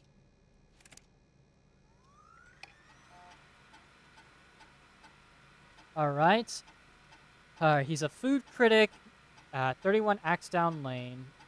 When I hired Brad as our station's food critic, people said I was crazy. We only have 3 takeout places and a diner. What's the point? To them I say, you can't be afraid to explore the darkest reaches of the unknown. Or Henderson. Bradley and Barbara seem to be spending an awful lot of time together. I didn't realize she was so interested in Brad's work. Maybe I should join one of their after-work meetings. Okay, Brad's out of the picture. That wasn't that bad. Okay, yep, Brad's off the picture. So our possible candidate is John Hedges. But let's read through all of these first. Karen. Karen has really stepped up her duties in recent months. She has fully taken on Hamish's show alongside the Timberline twins ever since Wes left us. Hopefully she doesn't get any ideas about being paid double. Started mentoring Peggy. Starting to suspect that these producer training getaways are being strategically timed. And now both missed Secret Santa, first aid training, and Yep. Karen, why? Missed first aid training as well. God damn it. And then lastly, Barbara Albright. Getting on well with all the staff here. Everyone gave her great feedback on our last review. Well, the hunch. Barbara got another cat recently. Must have had at least 5 now. I need to monitor productivity going forward. Barbara laughed when I told her about the concept for my new horror script. Okay. Alright then. So basically, John is already a war medic. Hey, Peggy, you there? Yeah, I'm here. Did you find what we need? I think I know who our best bet is to help Casey and Jason. All right, good work. Who should I... Hello? Is anybody there? Please pick up. Casey, I'm here. What's wrong? Jason started going pale. I tried to get him to rest, but he just threw up everywhere. Oh shit. What's happening? What do I do? He's going into shock. It's autosaved as well. He's going into shock, buddy. Sounds like he's going into shock. Casey, just stay calm. It's going to be okay. But the bleeding seemed to slow down. Did I mess up? Jason, I'm sorry. Casey, calm down. You've done everything right. I need you to listen to me, okay? For Jason. Elevate Jason's What did the nurse leg. say to do Then, about okay? shock? Elevate his legs, alright? You need to get the blood into his vital organs. Casey, I need you to elevate Jason's legs. We need to get the blood flowing to his vital organs. Got it. Jason, stay with me. I'm just gonna move you. This might hurt. Okay. I propped his legs up on some boxes. I'm looking at my notes. We need to get Jason as warm and comfortable as possible. Do you have anything you could use nearby, Casey? Yeah. I still have some laundry next to me. I'll wrap him in some blankets. Just give me a second. Sorry. Jason's bleeding through his bandages. Should I get him new ones? Or... Oh, God. No, apply an additional bandage. Don't remove the bandage. Alright? Apply another one on top of it. Do you still have something you can use? I've used the rest of the laundry to keep him warm, so... I'll use my jacket. I can always get a new one. I'll fix his bandage and get him warm. Hold on, please.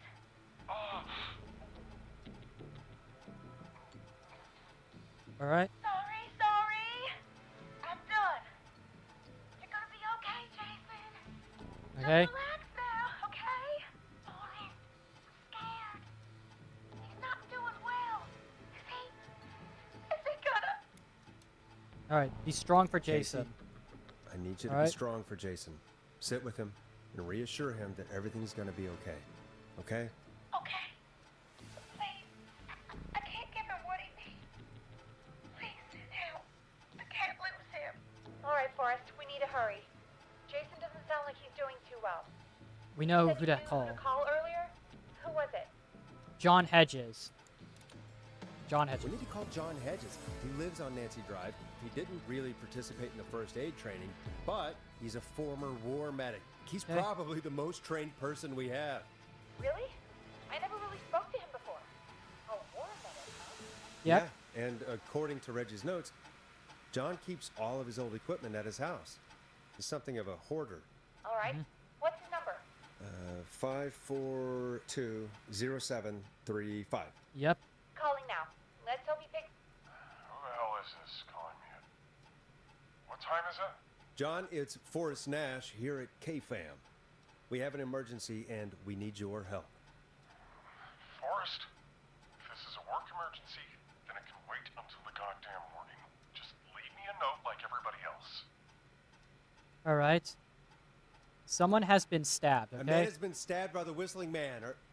Never mind. He's lost a lot of blood, and he's passed out. We need you to help him. The Whistling Man? What kind of joke is this? John, we're not kidding. A man is gonna die if we don't help him right now. Seriously?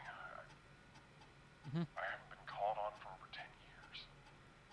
Where's the patient? What's his condition? He's at 25 Nancy Drive. I think we got his friend to stem the bleeding, but he's gone into shock. He's Okay. passed out right now. You say he was stabbed? Do you know the extent of his injuries? From what we were told, he has 2 major stab wounds. One to the stomach and one, to the leg. stomach, one to the leg. The knife is still in his leg, and the stomach wound is open. Understood. Let me grab a few supplies and I'll head right over. Mhm. Damned if he dies on my watch. Thank you, John. We'll let him know you're on your way. Good luck. Oh, hey. Hello, Casey. Are you there? How are we doing? Bad. Jason seemed really weak and then just started thrashing. Okay. How is he What now? about now? Is he still thrashing? He's passed out. Please tell me you found someone to help. Casey, help is on the way. My colleague will be there soon. You hear that, Jason? Someone is Okay. coming. You're gonna be just fine. Just hold on for me, okay? Just hold on. Come on. Hello, Casey. This is John Hedges. I'm here about Jason. Mhm. Please let me in. All right. Thank God. I'm guessing that's Jason there. Casey, I'm gonna need your help. Forrest, Peggy, don't you two worry. We've got this from here. Okay. Forrest, we'll call you back later. I have to go now. Good luck, everyone. God, I hope he's gonna be all right. And with that, the show moves on. We're sending our best wishes to Jason. All right. Yeah. Well, after all that excitement, I think we could use some music. Come back upstairs when you're ready. All right.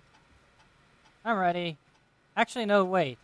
I didn't even get to read anything from Forrest and, what's her face? Yeah, here we go. Come on, dude. Insert the floppy disk. You know how floppy disk works. Hey, I'm back. Hey, Natasha. Right now, we have just simply been doing some medical procedure. Just fixed my internet connection. Oh, that's great to hear. That's great to hear. Anyways. Yeah, we have just been doing medical procedures with a stab wound victim in the game. And we also already figured out who the Whistling Man is. I better put a record on. Alright, let's see. We got Forrest Nash here in Gallows Creek. His motivation may be low, but his demands are a bit beyond our means, and he's currently blacklisted from any reputable stations, but honestly, we don't have a reputation to lose. Forrest isn't really integrating with the team, so seems to have this lone wolf thing going on. Heard him calling... There is a crime, Forrest. Okay, fine. I was going to read that file, but, you know, duty calls. Anyways, so we found out the identity of the killer, so now it's just a matter of let's just get going.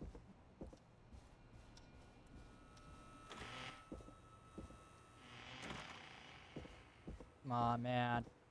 I'm just gonna run straight to the office. Alright, what music do we put on? We put on, let's put on Vice. Yep. This is I'm Coming to Getcha by Vice. One of the best tunes this year. Alright, we have done Getting it. pretty late. This might be your last break for the night, so try to enjoy it. Give me a buzz when you want to go back on air. Alright. Let's roll. You got it. We've got another call coming through, too. Alright. Okay, Forrest, shut the music off. Welcome back to 189.16, The Scream. I believe we have another caller on the line. How are you tonight, caller? Forrest, it's me, Roller Ricky. Oh, and Maxie's here too. Yeah. Good to hear from Good you. to hear from you again. How are you both doing? Oh, we're good, man. Thanks to you. You're like our guardian angel. That wouldn't be a bad look for you, Forrest. A little White Wing Halo number? Maybe something for the K-Fam Halloween party. All right, everyone, let's calm down. Ricky, I'm just glad we could help you and Maxie. Is there anything else we can help you with, Ricky? Actually, I think I have some info that might help you. Info from the attack? Did you see or hear anything during the attack earlier? Not exactly. You see, man, me and Jason know each other. You know each other? Yeah, we went to Gallows High and played on the football team together. He was a gnarly offensive linesman, and I was our star wide receiver. Runner Ricky, they called me. All right, and what does that have to do with tonight? Well, because George, the guy who drowned, he was on our team too. Tell me about it. Tell me about him. What was George like? I didn't know him for long, man. Sad to say. We had our first team party on the night he drowned. He seemed like such a good dude. Ricky, were you there when George drowned? No, man. Once the party turned, I beat feet out of there. Man, I remember George and his girl there. There was a whole lot of love, man. I could see it, you know? What was her name? Ricky, please. What was her name? I never got her name, man. He just called her Bean. I didn't really know her before or see her after that. Then what did she look like? Please, tell us anything you remember. I Not just remember a not pretty yet. girl, man. Not yet. Sorry. It's still like Ricky, it's only 8 you p.m. said the party didn't last long. What happened? We were just having a good time, and then the next thing I knew, everyone was running for their life. I looked up and saw that goddamn whistling man in the trees. And I never ran so fast in my life. I ran straight home. I didn't know about George until next morning at school. Straight 5 hours. Yeah. Guessing it was whistling night, wasn't it? That the whistling man was just another kid. Yeah. I don't know how George died, but I always felt like if anyone deserved to die that night, it should have been me. And It wasn't your fault. Ricky, it wasn't your fault. You're not a bad person. I know that now, man. It took a long time to learn, but yeah, just thought I'd tell you all what I know. Thank you, Ricky. This helps. Thank you. You got it, man. Anyway, I think it's time for me and Maxie to free up your phone lines. Thanks for listening, man. I'll let you to it. Night, Ricky. All right, folks. Looks like we got a new lead in the case. If anyone has any info about this mysterious being, please call in. If she was George's girlfriend back then, she's probably in her mid to late 30s now. Huh. Oh, we have another call coming in, but hang on. What's up, Peggy?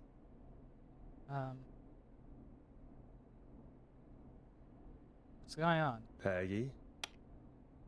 You're Peggy. gonna want to take this call off the air. Who is it? Just do it. All right, folks, it's time for another track. Here's one to help you sit back and relax. We'll be right back after this. All right. I hope this is good news, Peggy. Who have we got? Find out for yourself on line 1. Hello? Forrest, I'm glad I got back through to Okay. you. Sounds like it's been a busy night, huh? Surprise! It's Leslie, our 911 operator, Mhm. leading the charge from Henderson to come save us. It's so good to hear from you. Are you Okay. okay? I am. I'm driving back with an officer from Henderson now. We got back into radio range a little while ago. We've been listening in, but haven't been able to get through until now. So help is on the way. It's been non-stop since you left. Please tell us you're bringing help. You bet! I'm leading a whole goddamn squad towards Gallows Creek as we speak. Okay. Turns out somebody had cut the phone lines. They had no idea what was happening. That's great news. All right. That's crazy about the phone lines, though. Do you think the Whistling Man cut them? Yep. I'm guessing so. I don't know how the Whistling Man did it. Mhm. But that doesn't matter right now. Listen, we're coming in hot, but we need your help. Okay. I know Gallows Creek isn't a big town, but if we don't know where the Whistling Man is, we can't get him. Her. That's where you come in. Okay. Okay. What do you You need? can count on us. What do you need? What do you need? It might be a long shot, but here goes. The Whistling Man already called up a few times. I bet she calls again. We're still a little ways out of town, so if she calls, stall her. Buy as much time as you can for us to get in. And while you're talking to her, try to figure out where she is. We'll be listening in, so once her location is known, we'll head straight there and end this nightmare. All right. I'll do my Do my best. best. All right. I know you will. Heck, I can see the headlines now. Forrest Nash's interview of a lifetime. Anyway, I'll radio the other cars and tell them the plan is a go. Hopefully the Alright. next time I see you, it'll be with our killer behind bars. Sounds like we're getting to the end of the game. We'll see you soon, Leslie. Oh, thank God. It sounds like this is almost over. We're nearly through this. All right. All right. Don't think it's gonna be that easy. Let's. I hope I you're hope right. you're right. The sooner this is over, the better. I am right. Trust me. Anyway, we should get you back on air. Taking callers is the only way to see this through. Time Alright. to turn the music off. Bringing you back live now. Welcome back to The Scream with me, Forrest Nash. The line is lit up, but before I Alright. get to our next caller, I just want to say things are looking up. It's almost over. But for now, let's bring in our next caller. All right. Did you ever play Detroit Become Human? I have not. Evening, caller. This What? Wait, hold on. What is Detroit Become Human? Hold on a bloody second. Detroit Become Human. Let's see. Developed by Quantic Dream. Yeah, that explains why I didn't play it, because it was on PlayStation. Released back in 2018 as well. Definitely like that game. Let's see. Close 3 Androids. Got critically received well. Overall. Oh, except for videogamer.com. I'm on my PC. Okay. Yeah, if I do get money, I might play it in my free time. This is made by Quantic Dreams as well. Let's see, Quantic Dreams. It was also directed by David Cage, which is... Who the hell is David Cage again? Hold on. Pseudonym... Oh, that's his pseudonym. Oh, okay. I'm not going to talk about his real name. I know it's public information, but honestly, I'm not comfortable with talking about people's names, whatever. Seems like the only people that didn't like it were videogamer.com. But yeah, hold on. We're coming back online with Killer is Frequency. Forrest Nash. Hello, Forrest. This is John Hedges. I'm here with Casey. Wanted to give you an update on Jason. John, is he gonna be okay? He's a fighter. He'll be fine.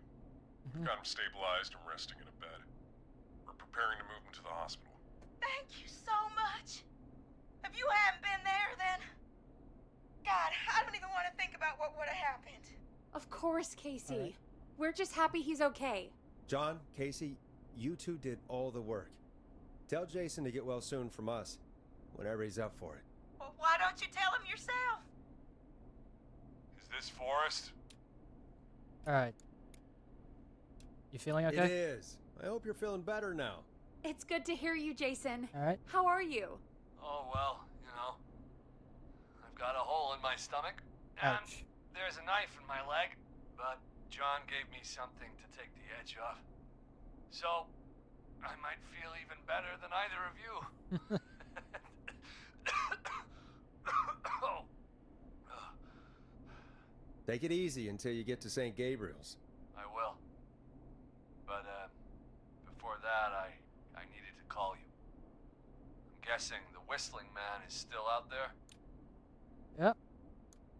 Yeah. Yep. As far as we know, anyway. Yeah, he's... I was worried you'd say that. God damn it. Actually, I'm glad you called. I wanted to talk to you about what happened earlier. Go for it. We spoke to Roller Ricky not long after you were attacked. You spoke to Ricky? Was he... Is he alright? He is now. I mean, he was attacked earlier, but this call came after. Hey, guys, I'm really sorry, but there's a call on the other line. I just need to make sure we don't have another situation brewing. You fill Jason in on what happened. I'll be right back. Sure, Peggy. Sorry, Jason. Okay. Where was I? Ah, yep. Ricky's fine. You don't need to worry about him. That's a relief. He told us about George. Sounds like everything's finally coming out now. Yeah. It's been tough to hold it all in. Sounds like you've been holding back about something awful, Jason. I'm part of the reason my best friend is dead, Forrest. And the few who knew about it said if I ever said anything, I'd find myself in jail. For a long time. It was hell. And then the town just moved on. Like he'd never existed. Okay. What happened? What happened that night? I went along with the stupid prank, that's what. Whistling night. Some of the guys on the football team had an idea for a way we could haze the newcomers. We decided to plan a party in the woods and have the Whistling Man crash it. It was stupid. We each had a role. I was the stabbed friend. At the party that night, I left the group for a second. Met our Whistling Man. Pretended to get stabbed in front of everyone. Started an almighty panic. Those screams. That was the last time I saw or heard George alive. How did George die, Jason? I don't know. I was playing dead. But when I heard her scream... Ricky mentioned a girl named Bean. Is that who you mean? Bean? Oh yeah. I guess George did call her that. Yeah. He called her Bean. I heard her again tonight, Forrest. Her name was...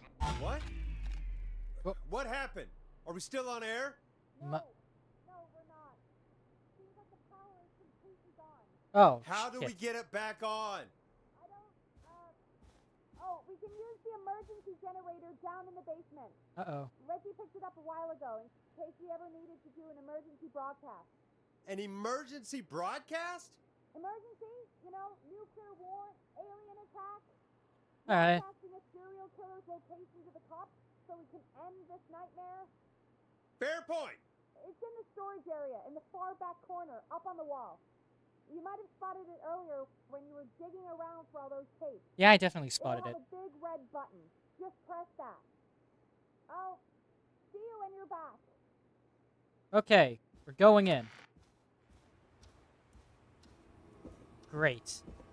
I have a feeling I'm just going to get attacked by the serial killer while I'm down in the basement.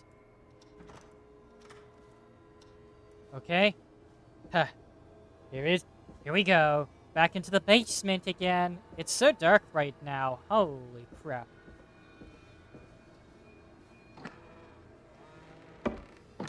Yep. Time to get killed by the serial killer, the Whistling Man.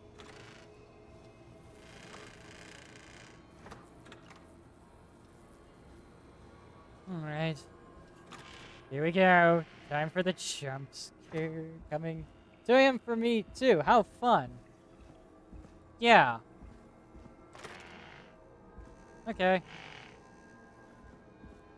It's in here. Far back corner. Why is this station so big? Oh, autosave. That means I'm getting attacked somewhere, I believe, right? That must be it. Boom! We've got power. Oh, fuck. The Whistling Man. I need to warn Peggy. Shit. Peggy. Peggy, I'm coming.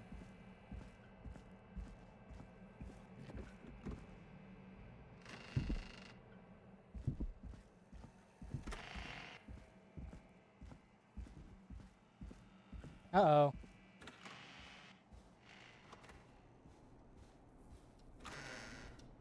What the hell? What the fuck? I just got jump scared by sound.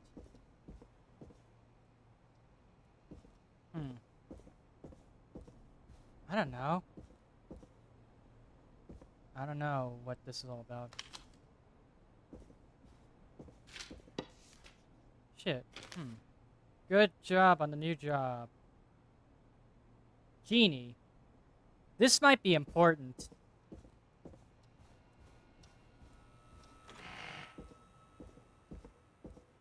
Come on. Oh no. Peggy! Where'd you go? Oh shit. No way. This can't be happening. Oh shit. Peggy. I don't know how to operate this shit. A call. Okay. Where's Peggy? Where's Peggy, Don? Have some patience, Forrest. It's almost the end of the night. Almost the end of the show. But it's not over just yet. Got a little time still. So let's make the most of it. What do you mean? What do you mean? Make the most of it how? Well, Huh? I thought we'd end tonight's Whistling Man special with a special guest. The one who started it all. Let me take that out of your mouth and... You crazy bitch! Let me go! Welcome to the air, Mr. Teddy Gallows Jr. Wait. It's all gonna come out tonight, Teddy. Your daddy and his money saved you 20 years ago. But even if he crawled out of his coffin with all the money in the world... Wait. Where the hell is Teddy? How are you talking to him if you're here with me? Because I'm not there with you, Forrest. I'm here with Teddy. And if he says where that is, well, he knows he'll get it. Then, who's here? Wait, then who am I looking at? Forrest Nash, let me introduce you and all of Gallows Creek to my boy, Henry Barrow. Hi, Henry. Nice to meet you. Don't mind him. He's just shy. Oh, shit. So there were two Whistling Men tonight. Of course. That explains how you were always able to get around town so quickly. And that's how you escaped the secret archives in the newspaper office. Right. It's all coming together now. Locking my sweet boy away like an animal. And Murphy, he was right, wasn't he? He did fight a man. He did. I taught my boy to never run away from a fight. Hang on. Did you say Barrow? Then Dawn. Are you? Let me just get this mask off. Damn uncomfortable thing. No wonder Mooney went crazy wearing this. There we go. Marie Campbell? George's old girl. Oh. Well, it sure has been years since I last saw it. Oh, God damn it. Ah, shit. Okay. Where's this Where going? are you going with all of this? Everyone's gonna know now what Teddy did. He killed George that night. This night. 20 years ago. Listen to me. You... Ah! You're gonna talk when I talk to you. And not a moment before. Meanwhile, Forrest, I'm gonna give you the chance to talk. You're gonna help me reveal what really happened to George all those years ago. Fine, I'll do it. Okay, Marie. I'll do it. Good. Then let's talk about the night George Fine. was murdered. Murdered? Listen,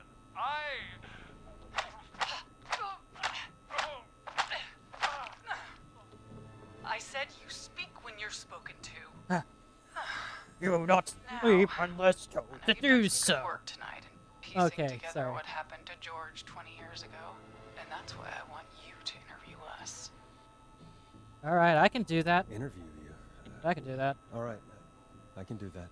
Thank you. I can do that. I want you to help me and Teddy tell the story. We need a stall for time. Do a good job. And hell, you might be the only one to leave here alive. Alright. Stall for time. Stall I need to for drag time. this out. If I can buy Leslie time to get back to Gallows Creek, and if I can find out where Marie is, then this can end. Teddy, we'll start with you. Just, talk me through what happened that night. Okay. How did it start? how would I know? It was 20 years ago. Teddy, be honest with me or we're both going to die. Honest?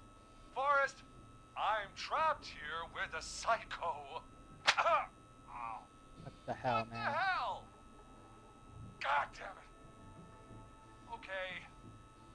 Our first team party was coming up.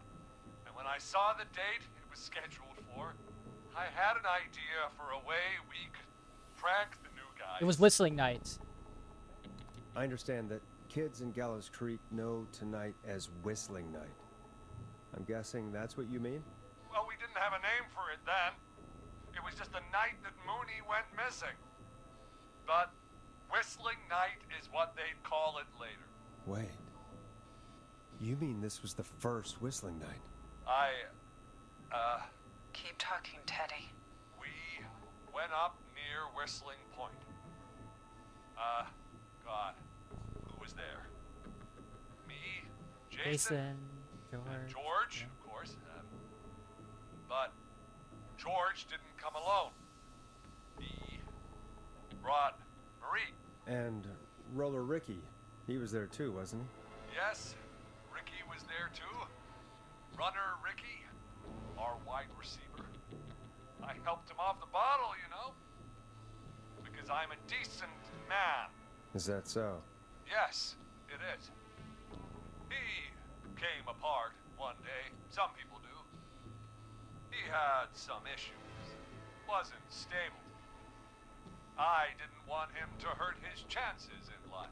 So, I helped him keep himself together. You were afraid he would talk about that night, weren't you? Keep talking. About midway He's the through employer? night, we put the prank into action. We looked up at the trees and saw Jason there.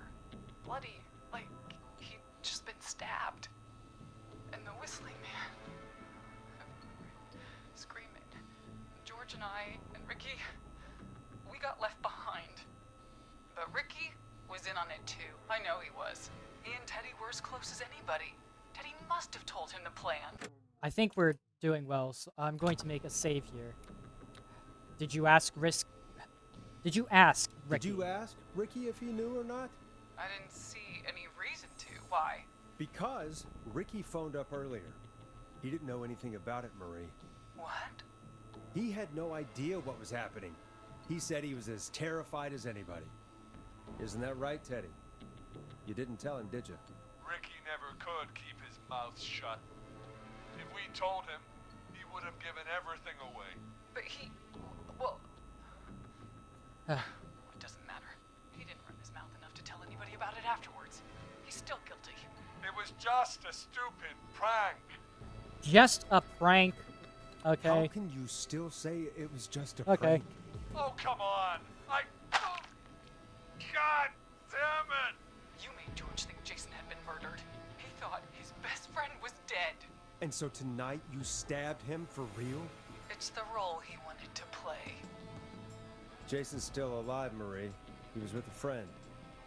We talked her through how to stop the bleeding and got him professional help just in time. Oh. Well, shame he didn't have the good sense to die earlier. He's gonna regret that. Enough about him. Me and George took off running, but somehow we got separated in the woods. I ended up near the bottom of Whistling Point, and when I noticed George wasn't with me, I panicked. And then, I don't know how he snuck up on me, but the Whistling Man grabs me. I scream, and he starts laughing, telling me it's just a joke. I can stall for time here. Alright, how did you feel? How did you feel in that moment? I felt like nothing was real. I felt small and confused, and Who was under the mask? Who was under the mask, Marie? Who was the Whistling Man? it was Chuck. Chuck Brody. Laughing away. He But was then going to he get blown up stops, in the gas station. and he's looking up at the top of Whistling Point. What was he looking at? Teddy, what happened next? Nothing. I mean, it was just... Teddy? George fell off Whistling Point. How do you know? How do you know what happened? I saw it. You pushed him. You were up there. You were dressed as the Whistling Man too, and I didn't push him, God damn it! I just chased him up there, and he kept backing up. When I saw he was about to go over, I reached out. That's what you saw. you liar. It's not my fault. He didn't know it was a joke. If he'd had any brains, he would have realized. This is an idiot we're Bitch. talking to. No one's going to believe this. After all you did. Then why the cover-up? If she's lying, why the cover-up? My future was at stake, Nash. You know what it's like. People like us are bred for bigger things. I'm going to be the mayor of this town. He is the... And then governor. And then He was the one that called earlier. Now I remember him. what happened that night He called was earlier tragic.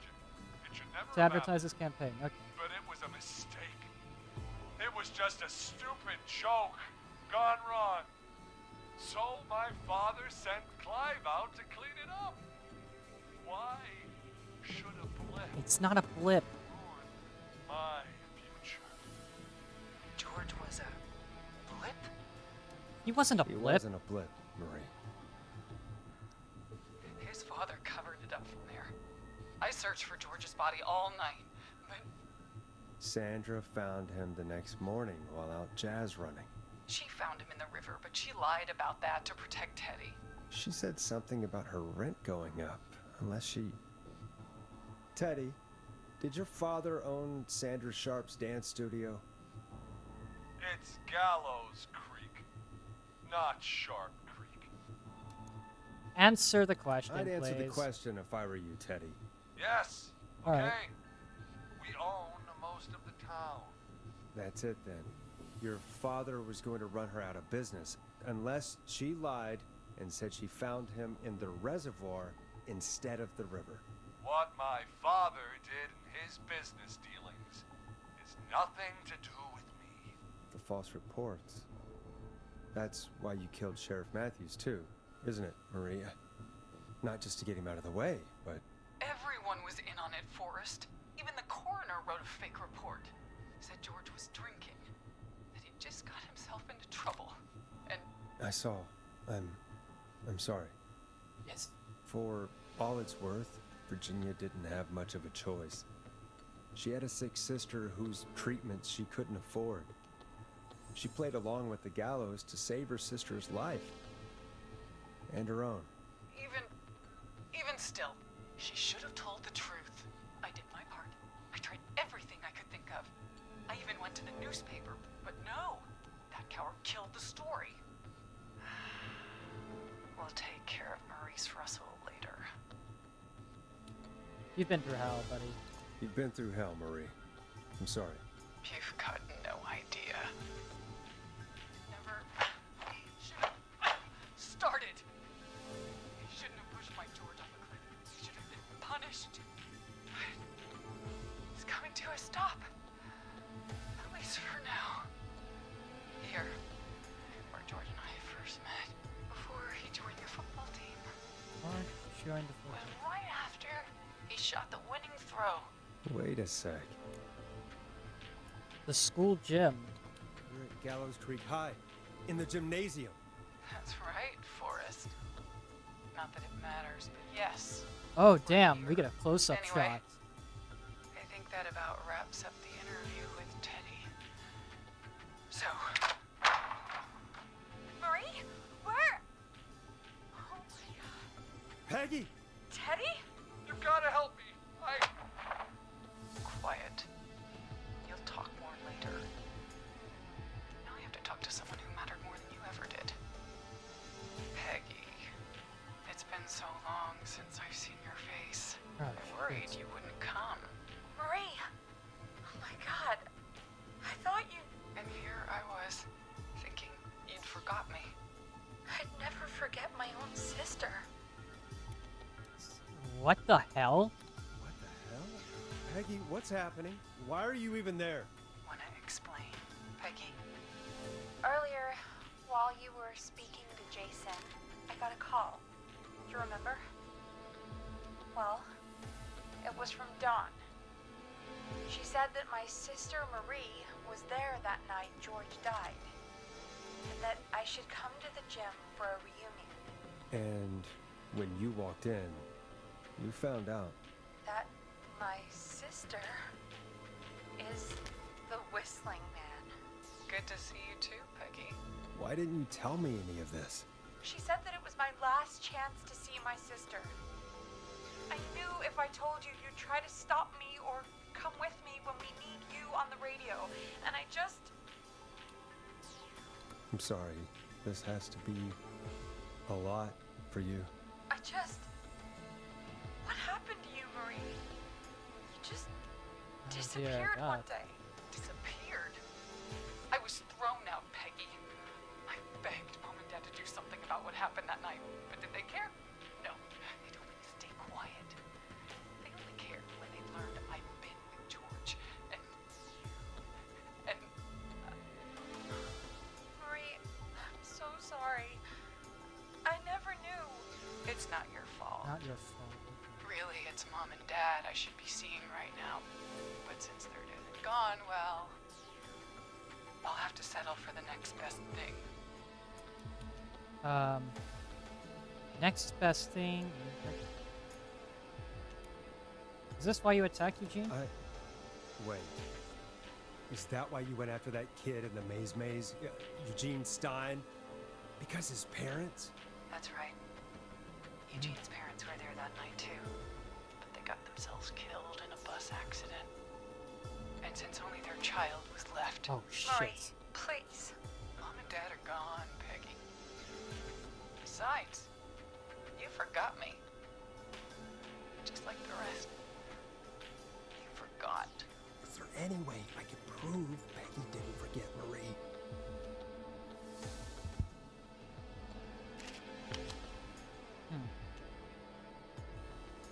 do I do now?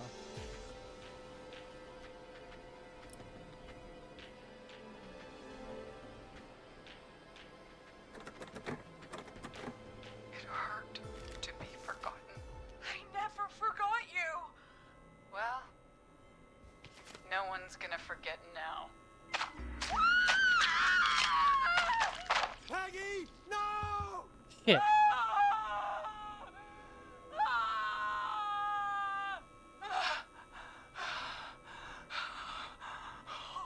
Oh shit. Wait a minute. I found something. Wait, try the autosave. How far back will the autosave send me? I never forgot you! Well, Okay, hold on. Okay, well, No we're one's gonna loading a forget- manual. We're loading a manual save. You were too slow. I didn't even see a birthday card. Did you ask? Did you Ricky? ask Yep. Ricky if he knew or not? I didn't see any reason to. Why? Because Ricky phoned up earlier. He didn't know anything about it, Marie. What?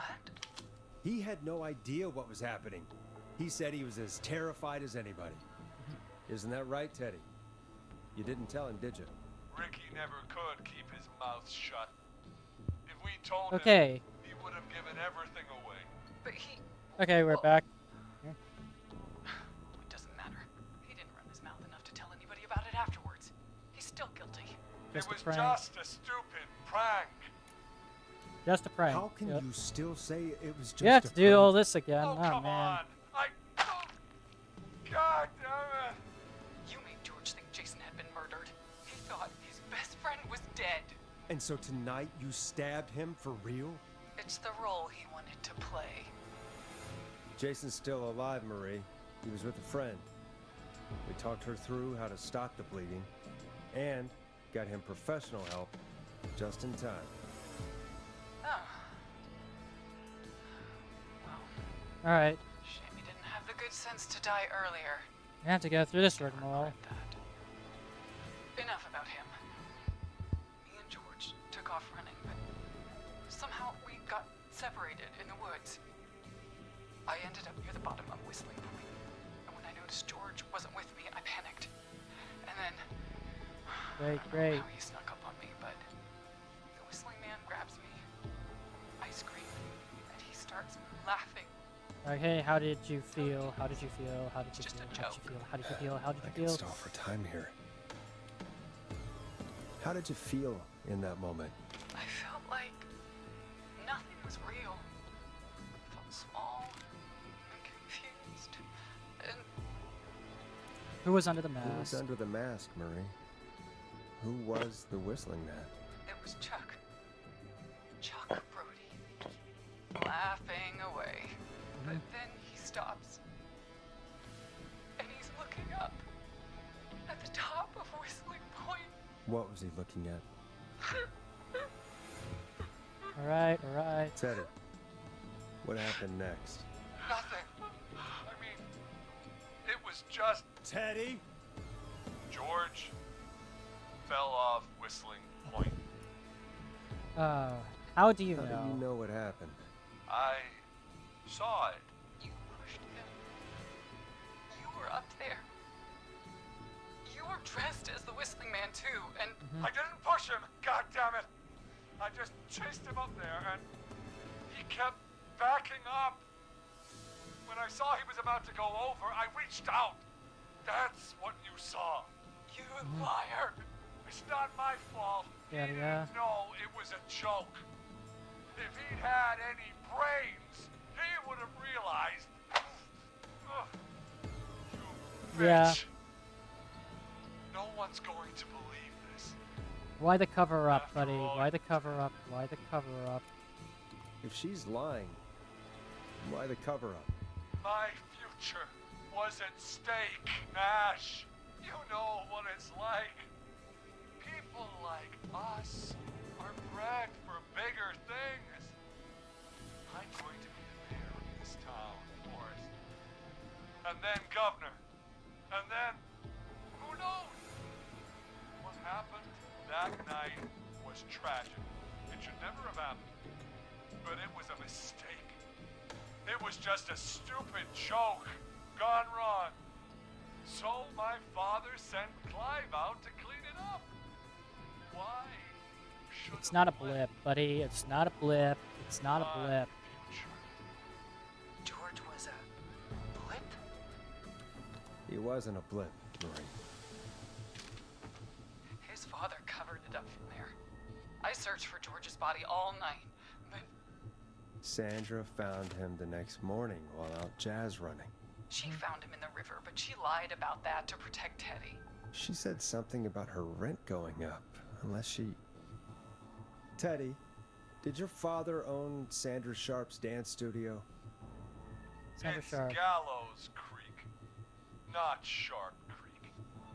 Answer the question. I'd answer the question buddy. if I were you, Teddy. Yes, okay? And we know that it's the school gym that they were located. That's it then. Your father was going to run her out of business, unless she lied and said she found him in the reservoir instead of the river. What my father did in his business dealings is nothing to do with me. The false reports. That's why you killed Sheriff Matthews too, isn't it, Maria? Not just to get him out of the way, but... Everyone was in on it, Forrest. Even the coroner wrote a fake report. Said George was drinking. That he just got himself into trouble. And I saw. I'm sorry. For all it's worth, Virginia didn't have much of a choice. She had a sick sister whose treatments she couldn't afford. Okay. She played along with the gallows to save her sister's life. And her own. even still, she should have told the truth. I did my part. I tried everything I could think of. I even went to the newspaper, but no. That coward killed the story. We'll take care of Maurice Russell later. You've been through hell. Been through hell, Marie. Alright. I'm sorry. You've got no idea. Never started. I shouldn't have pushed my George over. I should have been punished. It's coming to a stop. At least for now. Here, where George and I first met, before he joined the football team. Alright. How long will your stream be? This is the end sequence, so probably not too long for now. Wait a sec. This is the school gym. Gallows Creek High. In the gymnasium. That's right, Forrest. Not that it matters, but yes, we're here. Anyway, I think that about wraps up the interview with Teddy. So, Marie? Where? oh my god. Peggy! This is... After this game, your ending stream? Yep. Quiet. You'll talk more later. Now I have to talk to someone who mattered more than you ever did. Peggy. It's been so long since I've seen your face. I worried you wouldn't come. Marie! Oh my god. I thought you... And here I was, thinking you'd forgot me. I'd never forget my own sister. Alright. Sister? Sister? Peggy, what's happening? Why are you All right. even there? Wanna explain, Peggy? Earlier, while you were speaking to Jason, I got a call. Do you remember? Well, it was from Dawn. She said that my sister Marie was there that night George died, and that I should come to the gym for a reunion. And when you walked in, you found out. That my sister Yep. is the Whistling Man. Good to see you too, Peggy. Why didn't you tell me any of this? She said that it was my last chance to see my sister. Okay. I knew if I told you, you'd try to stop me or come with me when we need you on the radio. And I just... Sorry. I'm sorry. Yep. This has to be a lot for you. I just... What happened to you, Marie? You just disappeared one day. Disappeared? I was thrown out, Peggy. I begged Mom and Dad to do something about what happened that night, but did they care?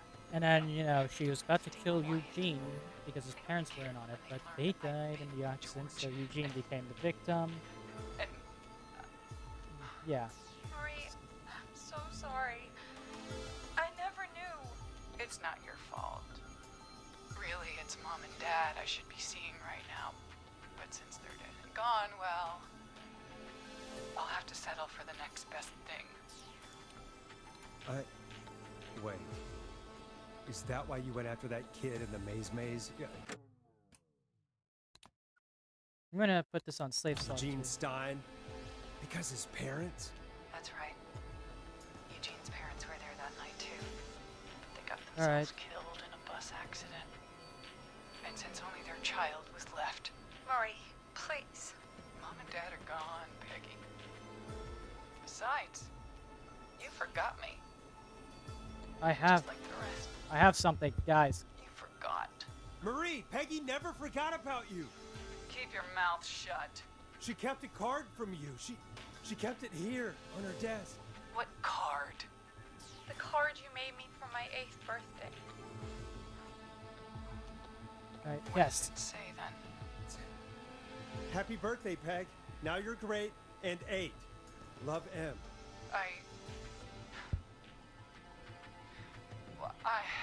Henderson police! Freeze! No! Henry! Get out of there! Peggy! We have 2 wounded, and we're in pursuit of the suspect. Henderson police! Freeze! Forrest! Leslie, how's Peggy? She's been cut pretty bad, but we're here now. I'll be okay. God. Yes. God, Marie! Hey, officer! I need you to look after Peggy. She needs help. Now, we got here just in the nick of time. Where's Marie? She bolted right as we got here. The police are right on her heels. It won't be long now. Yes. It's over, Forrest. Well, folks, it was a long night, but we made it through together. I'm gonna head off to go check on Peggy. This has been Forrest Nash. Yep. Good night.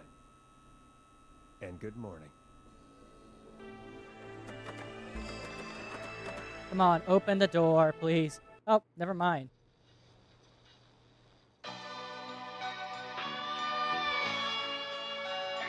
Okay, so only Martinez died. Oh, okay, yep. Oh, I skipped the epilogue. Fuck. Shit, fuck, man. Oh, man. Oh, man, I probably should not have done that.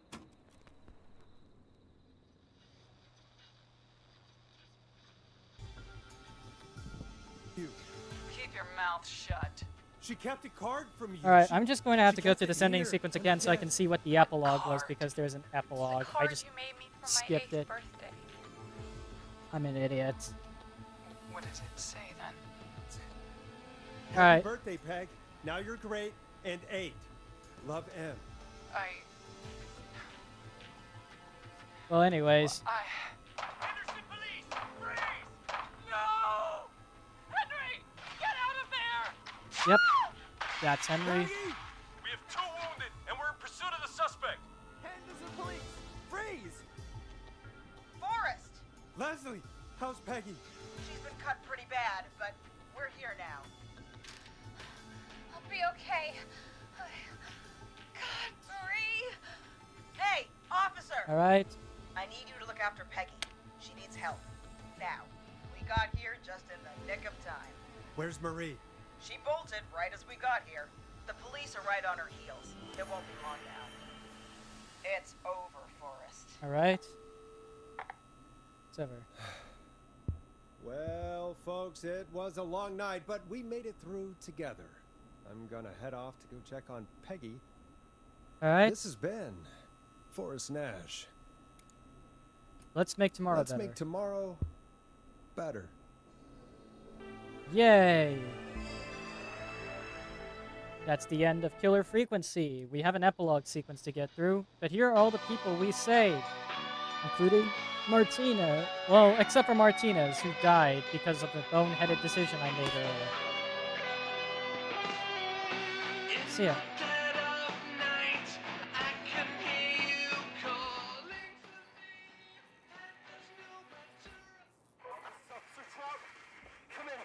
Oh, hey. One suspect is in custody. Trail the other suspect into the nearby woods. Okay. But yeah, that was Killer Frequency, fellas. So, what are my overall thoughts on Killer Frequency? Well, let me think. There's a lot I can say about the choose your own adventure style game that I just played through. Only instead of like it kind of reminds me of like my time playing a Telltale game. I'm not going to list what one it was, but it was that one that was shown off in one of the conventions. I can't remember. I'm not going to say what it was exactly. I'm pretty sure. Whatever. I do remember that game, though, for its sort of illusion of choice thing. But here it feels like your choices actually have impact here.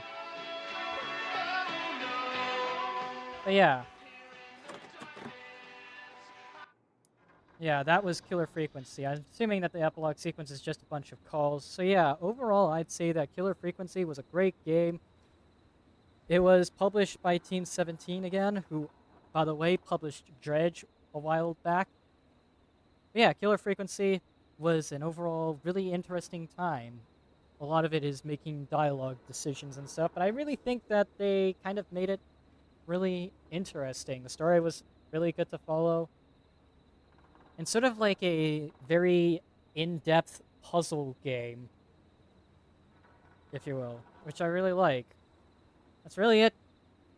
All I can say about it, though, about the game. It's really good, and, you know, has a lot of stuff to learn and about the world, you know, whatever. I don't know how I'm going to put it, but it's a lot of stuff going on with the game.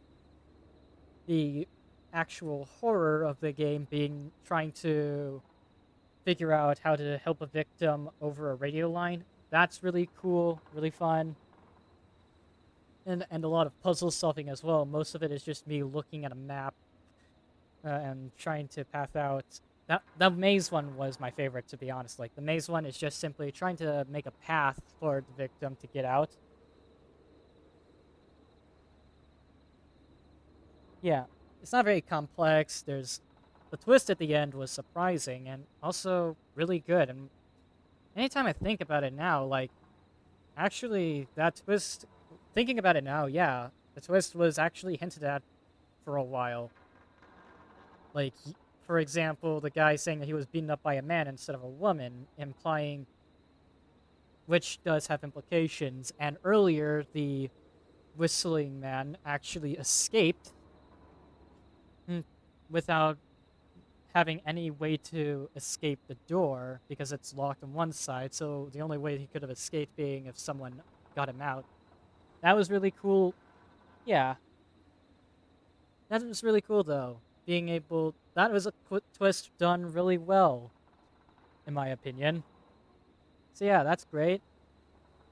I do like the recurring Ponti's Pizza joke and sponsorship. That was really fun. Yeah, that's really it, though, for tonight's stream of horrors. Spooky Month's coming to an end this week, of course. We're starting, like, Thursday will be the last day of Spooky Month in general, and also the last stream of the week. I think it's Thursday, right? Let's see, today's the 28th, tomorrow is Tuesday, Wednesday, Thursday. Yeah, okay, yeah, we have 3 more days of Spooky Month streams to go through, and then after that we're going back to normal programming. Yeah, that's gonna be it. Thank you all for watching, and, you know, I'll see y'all tomorrow. Bye-bye.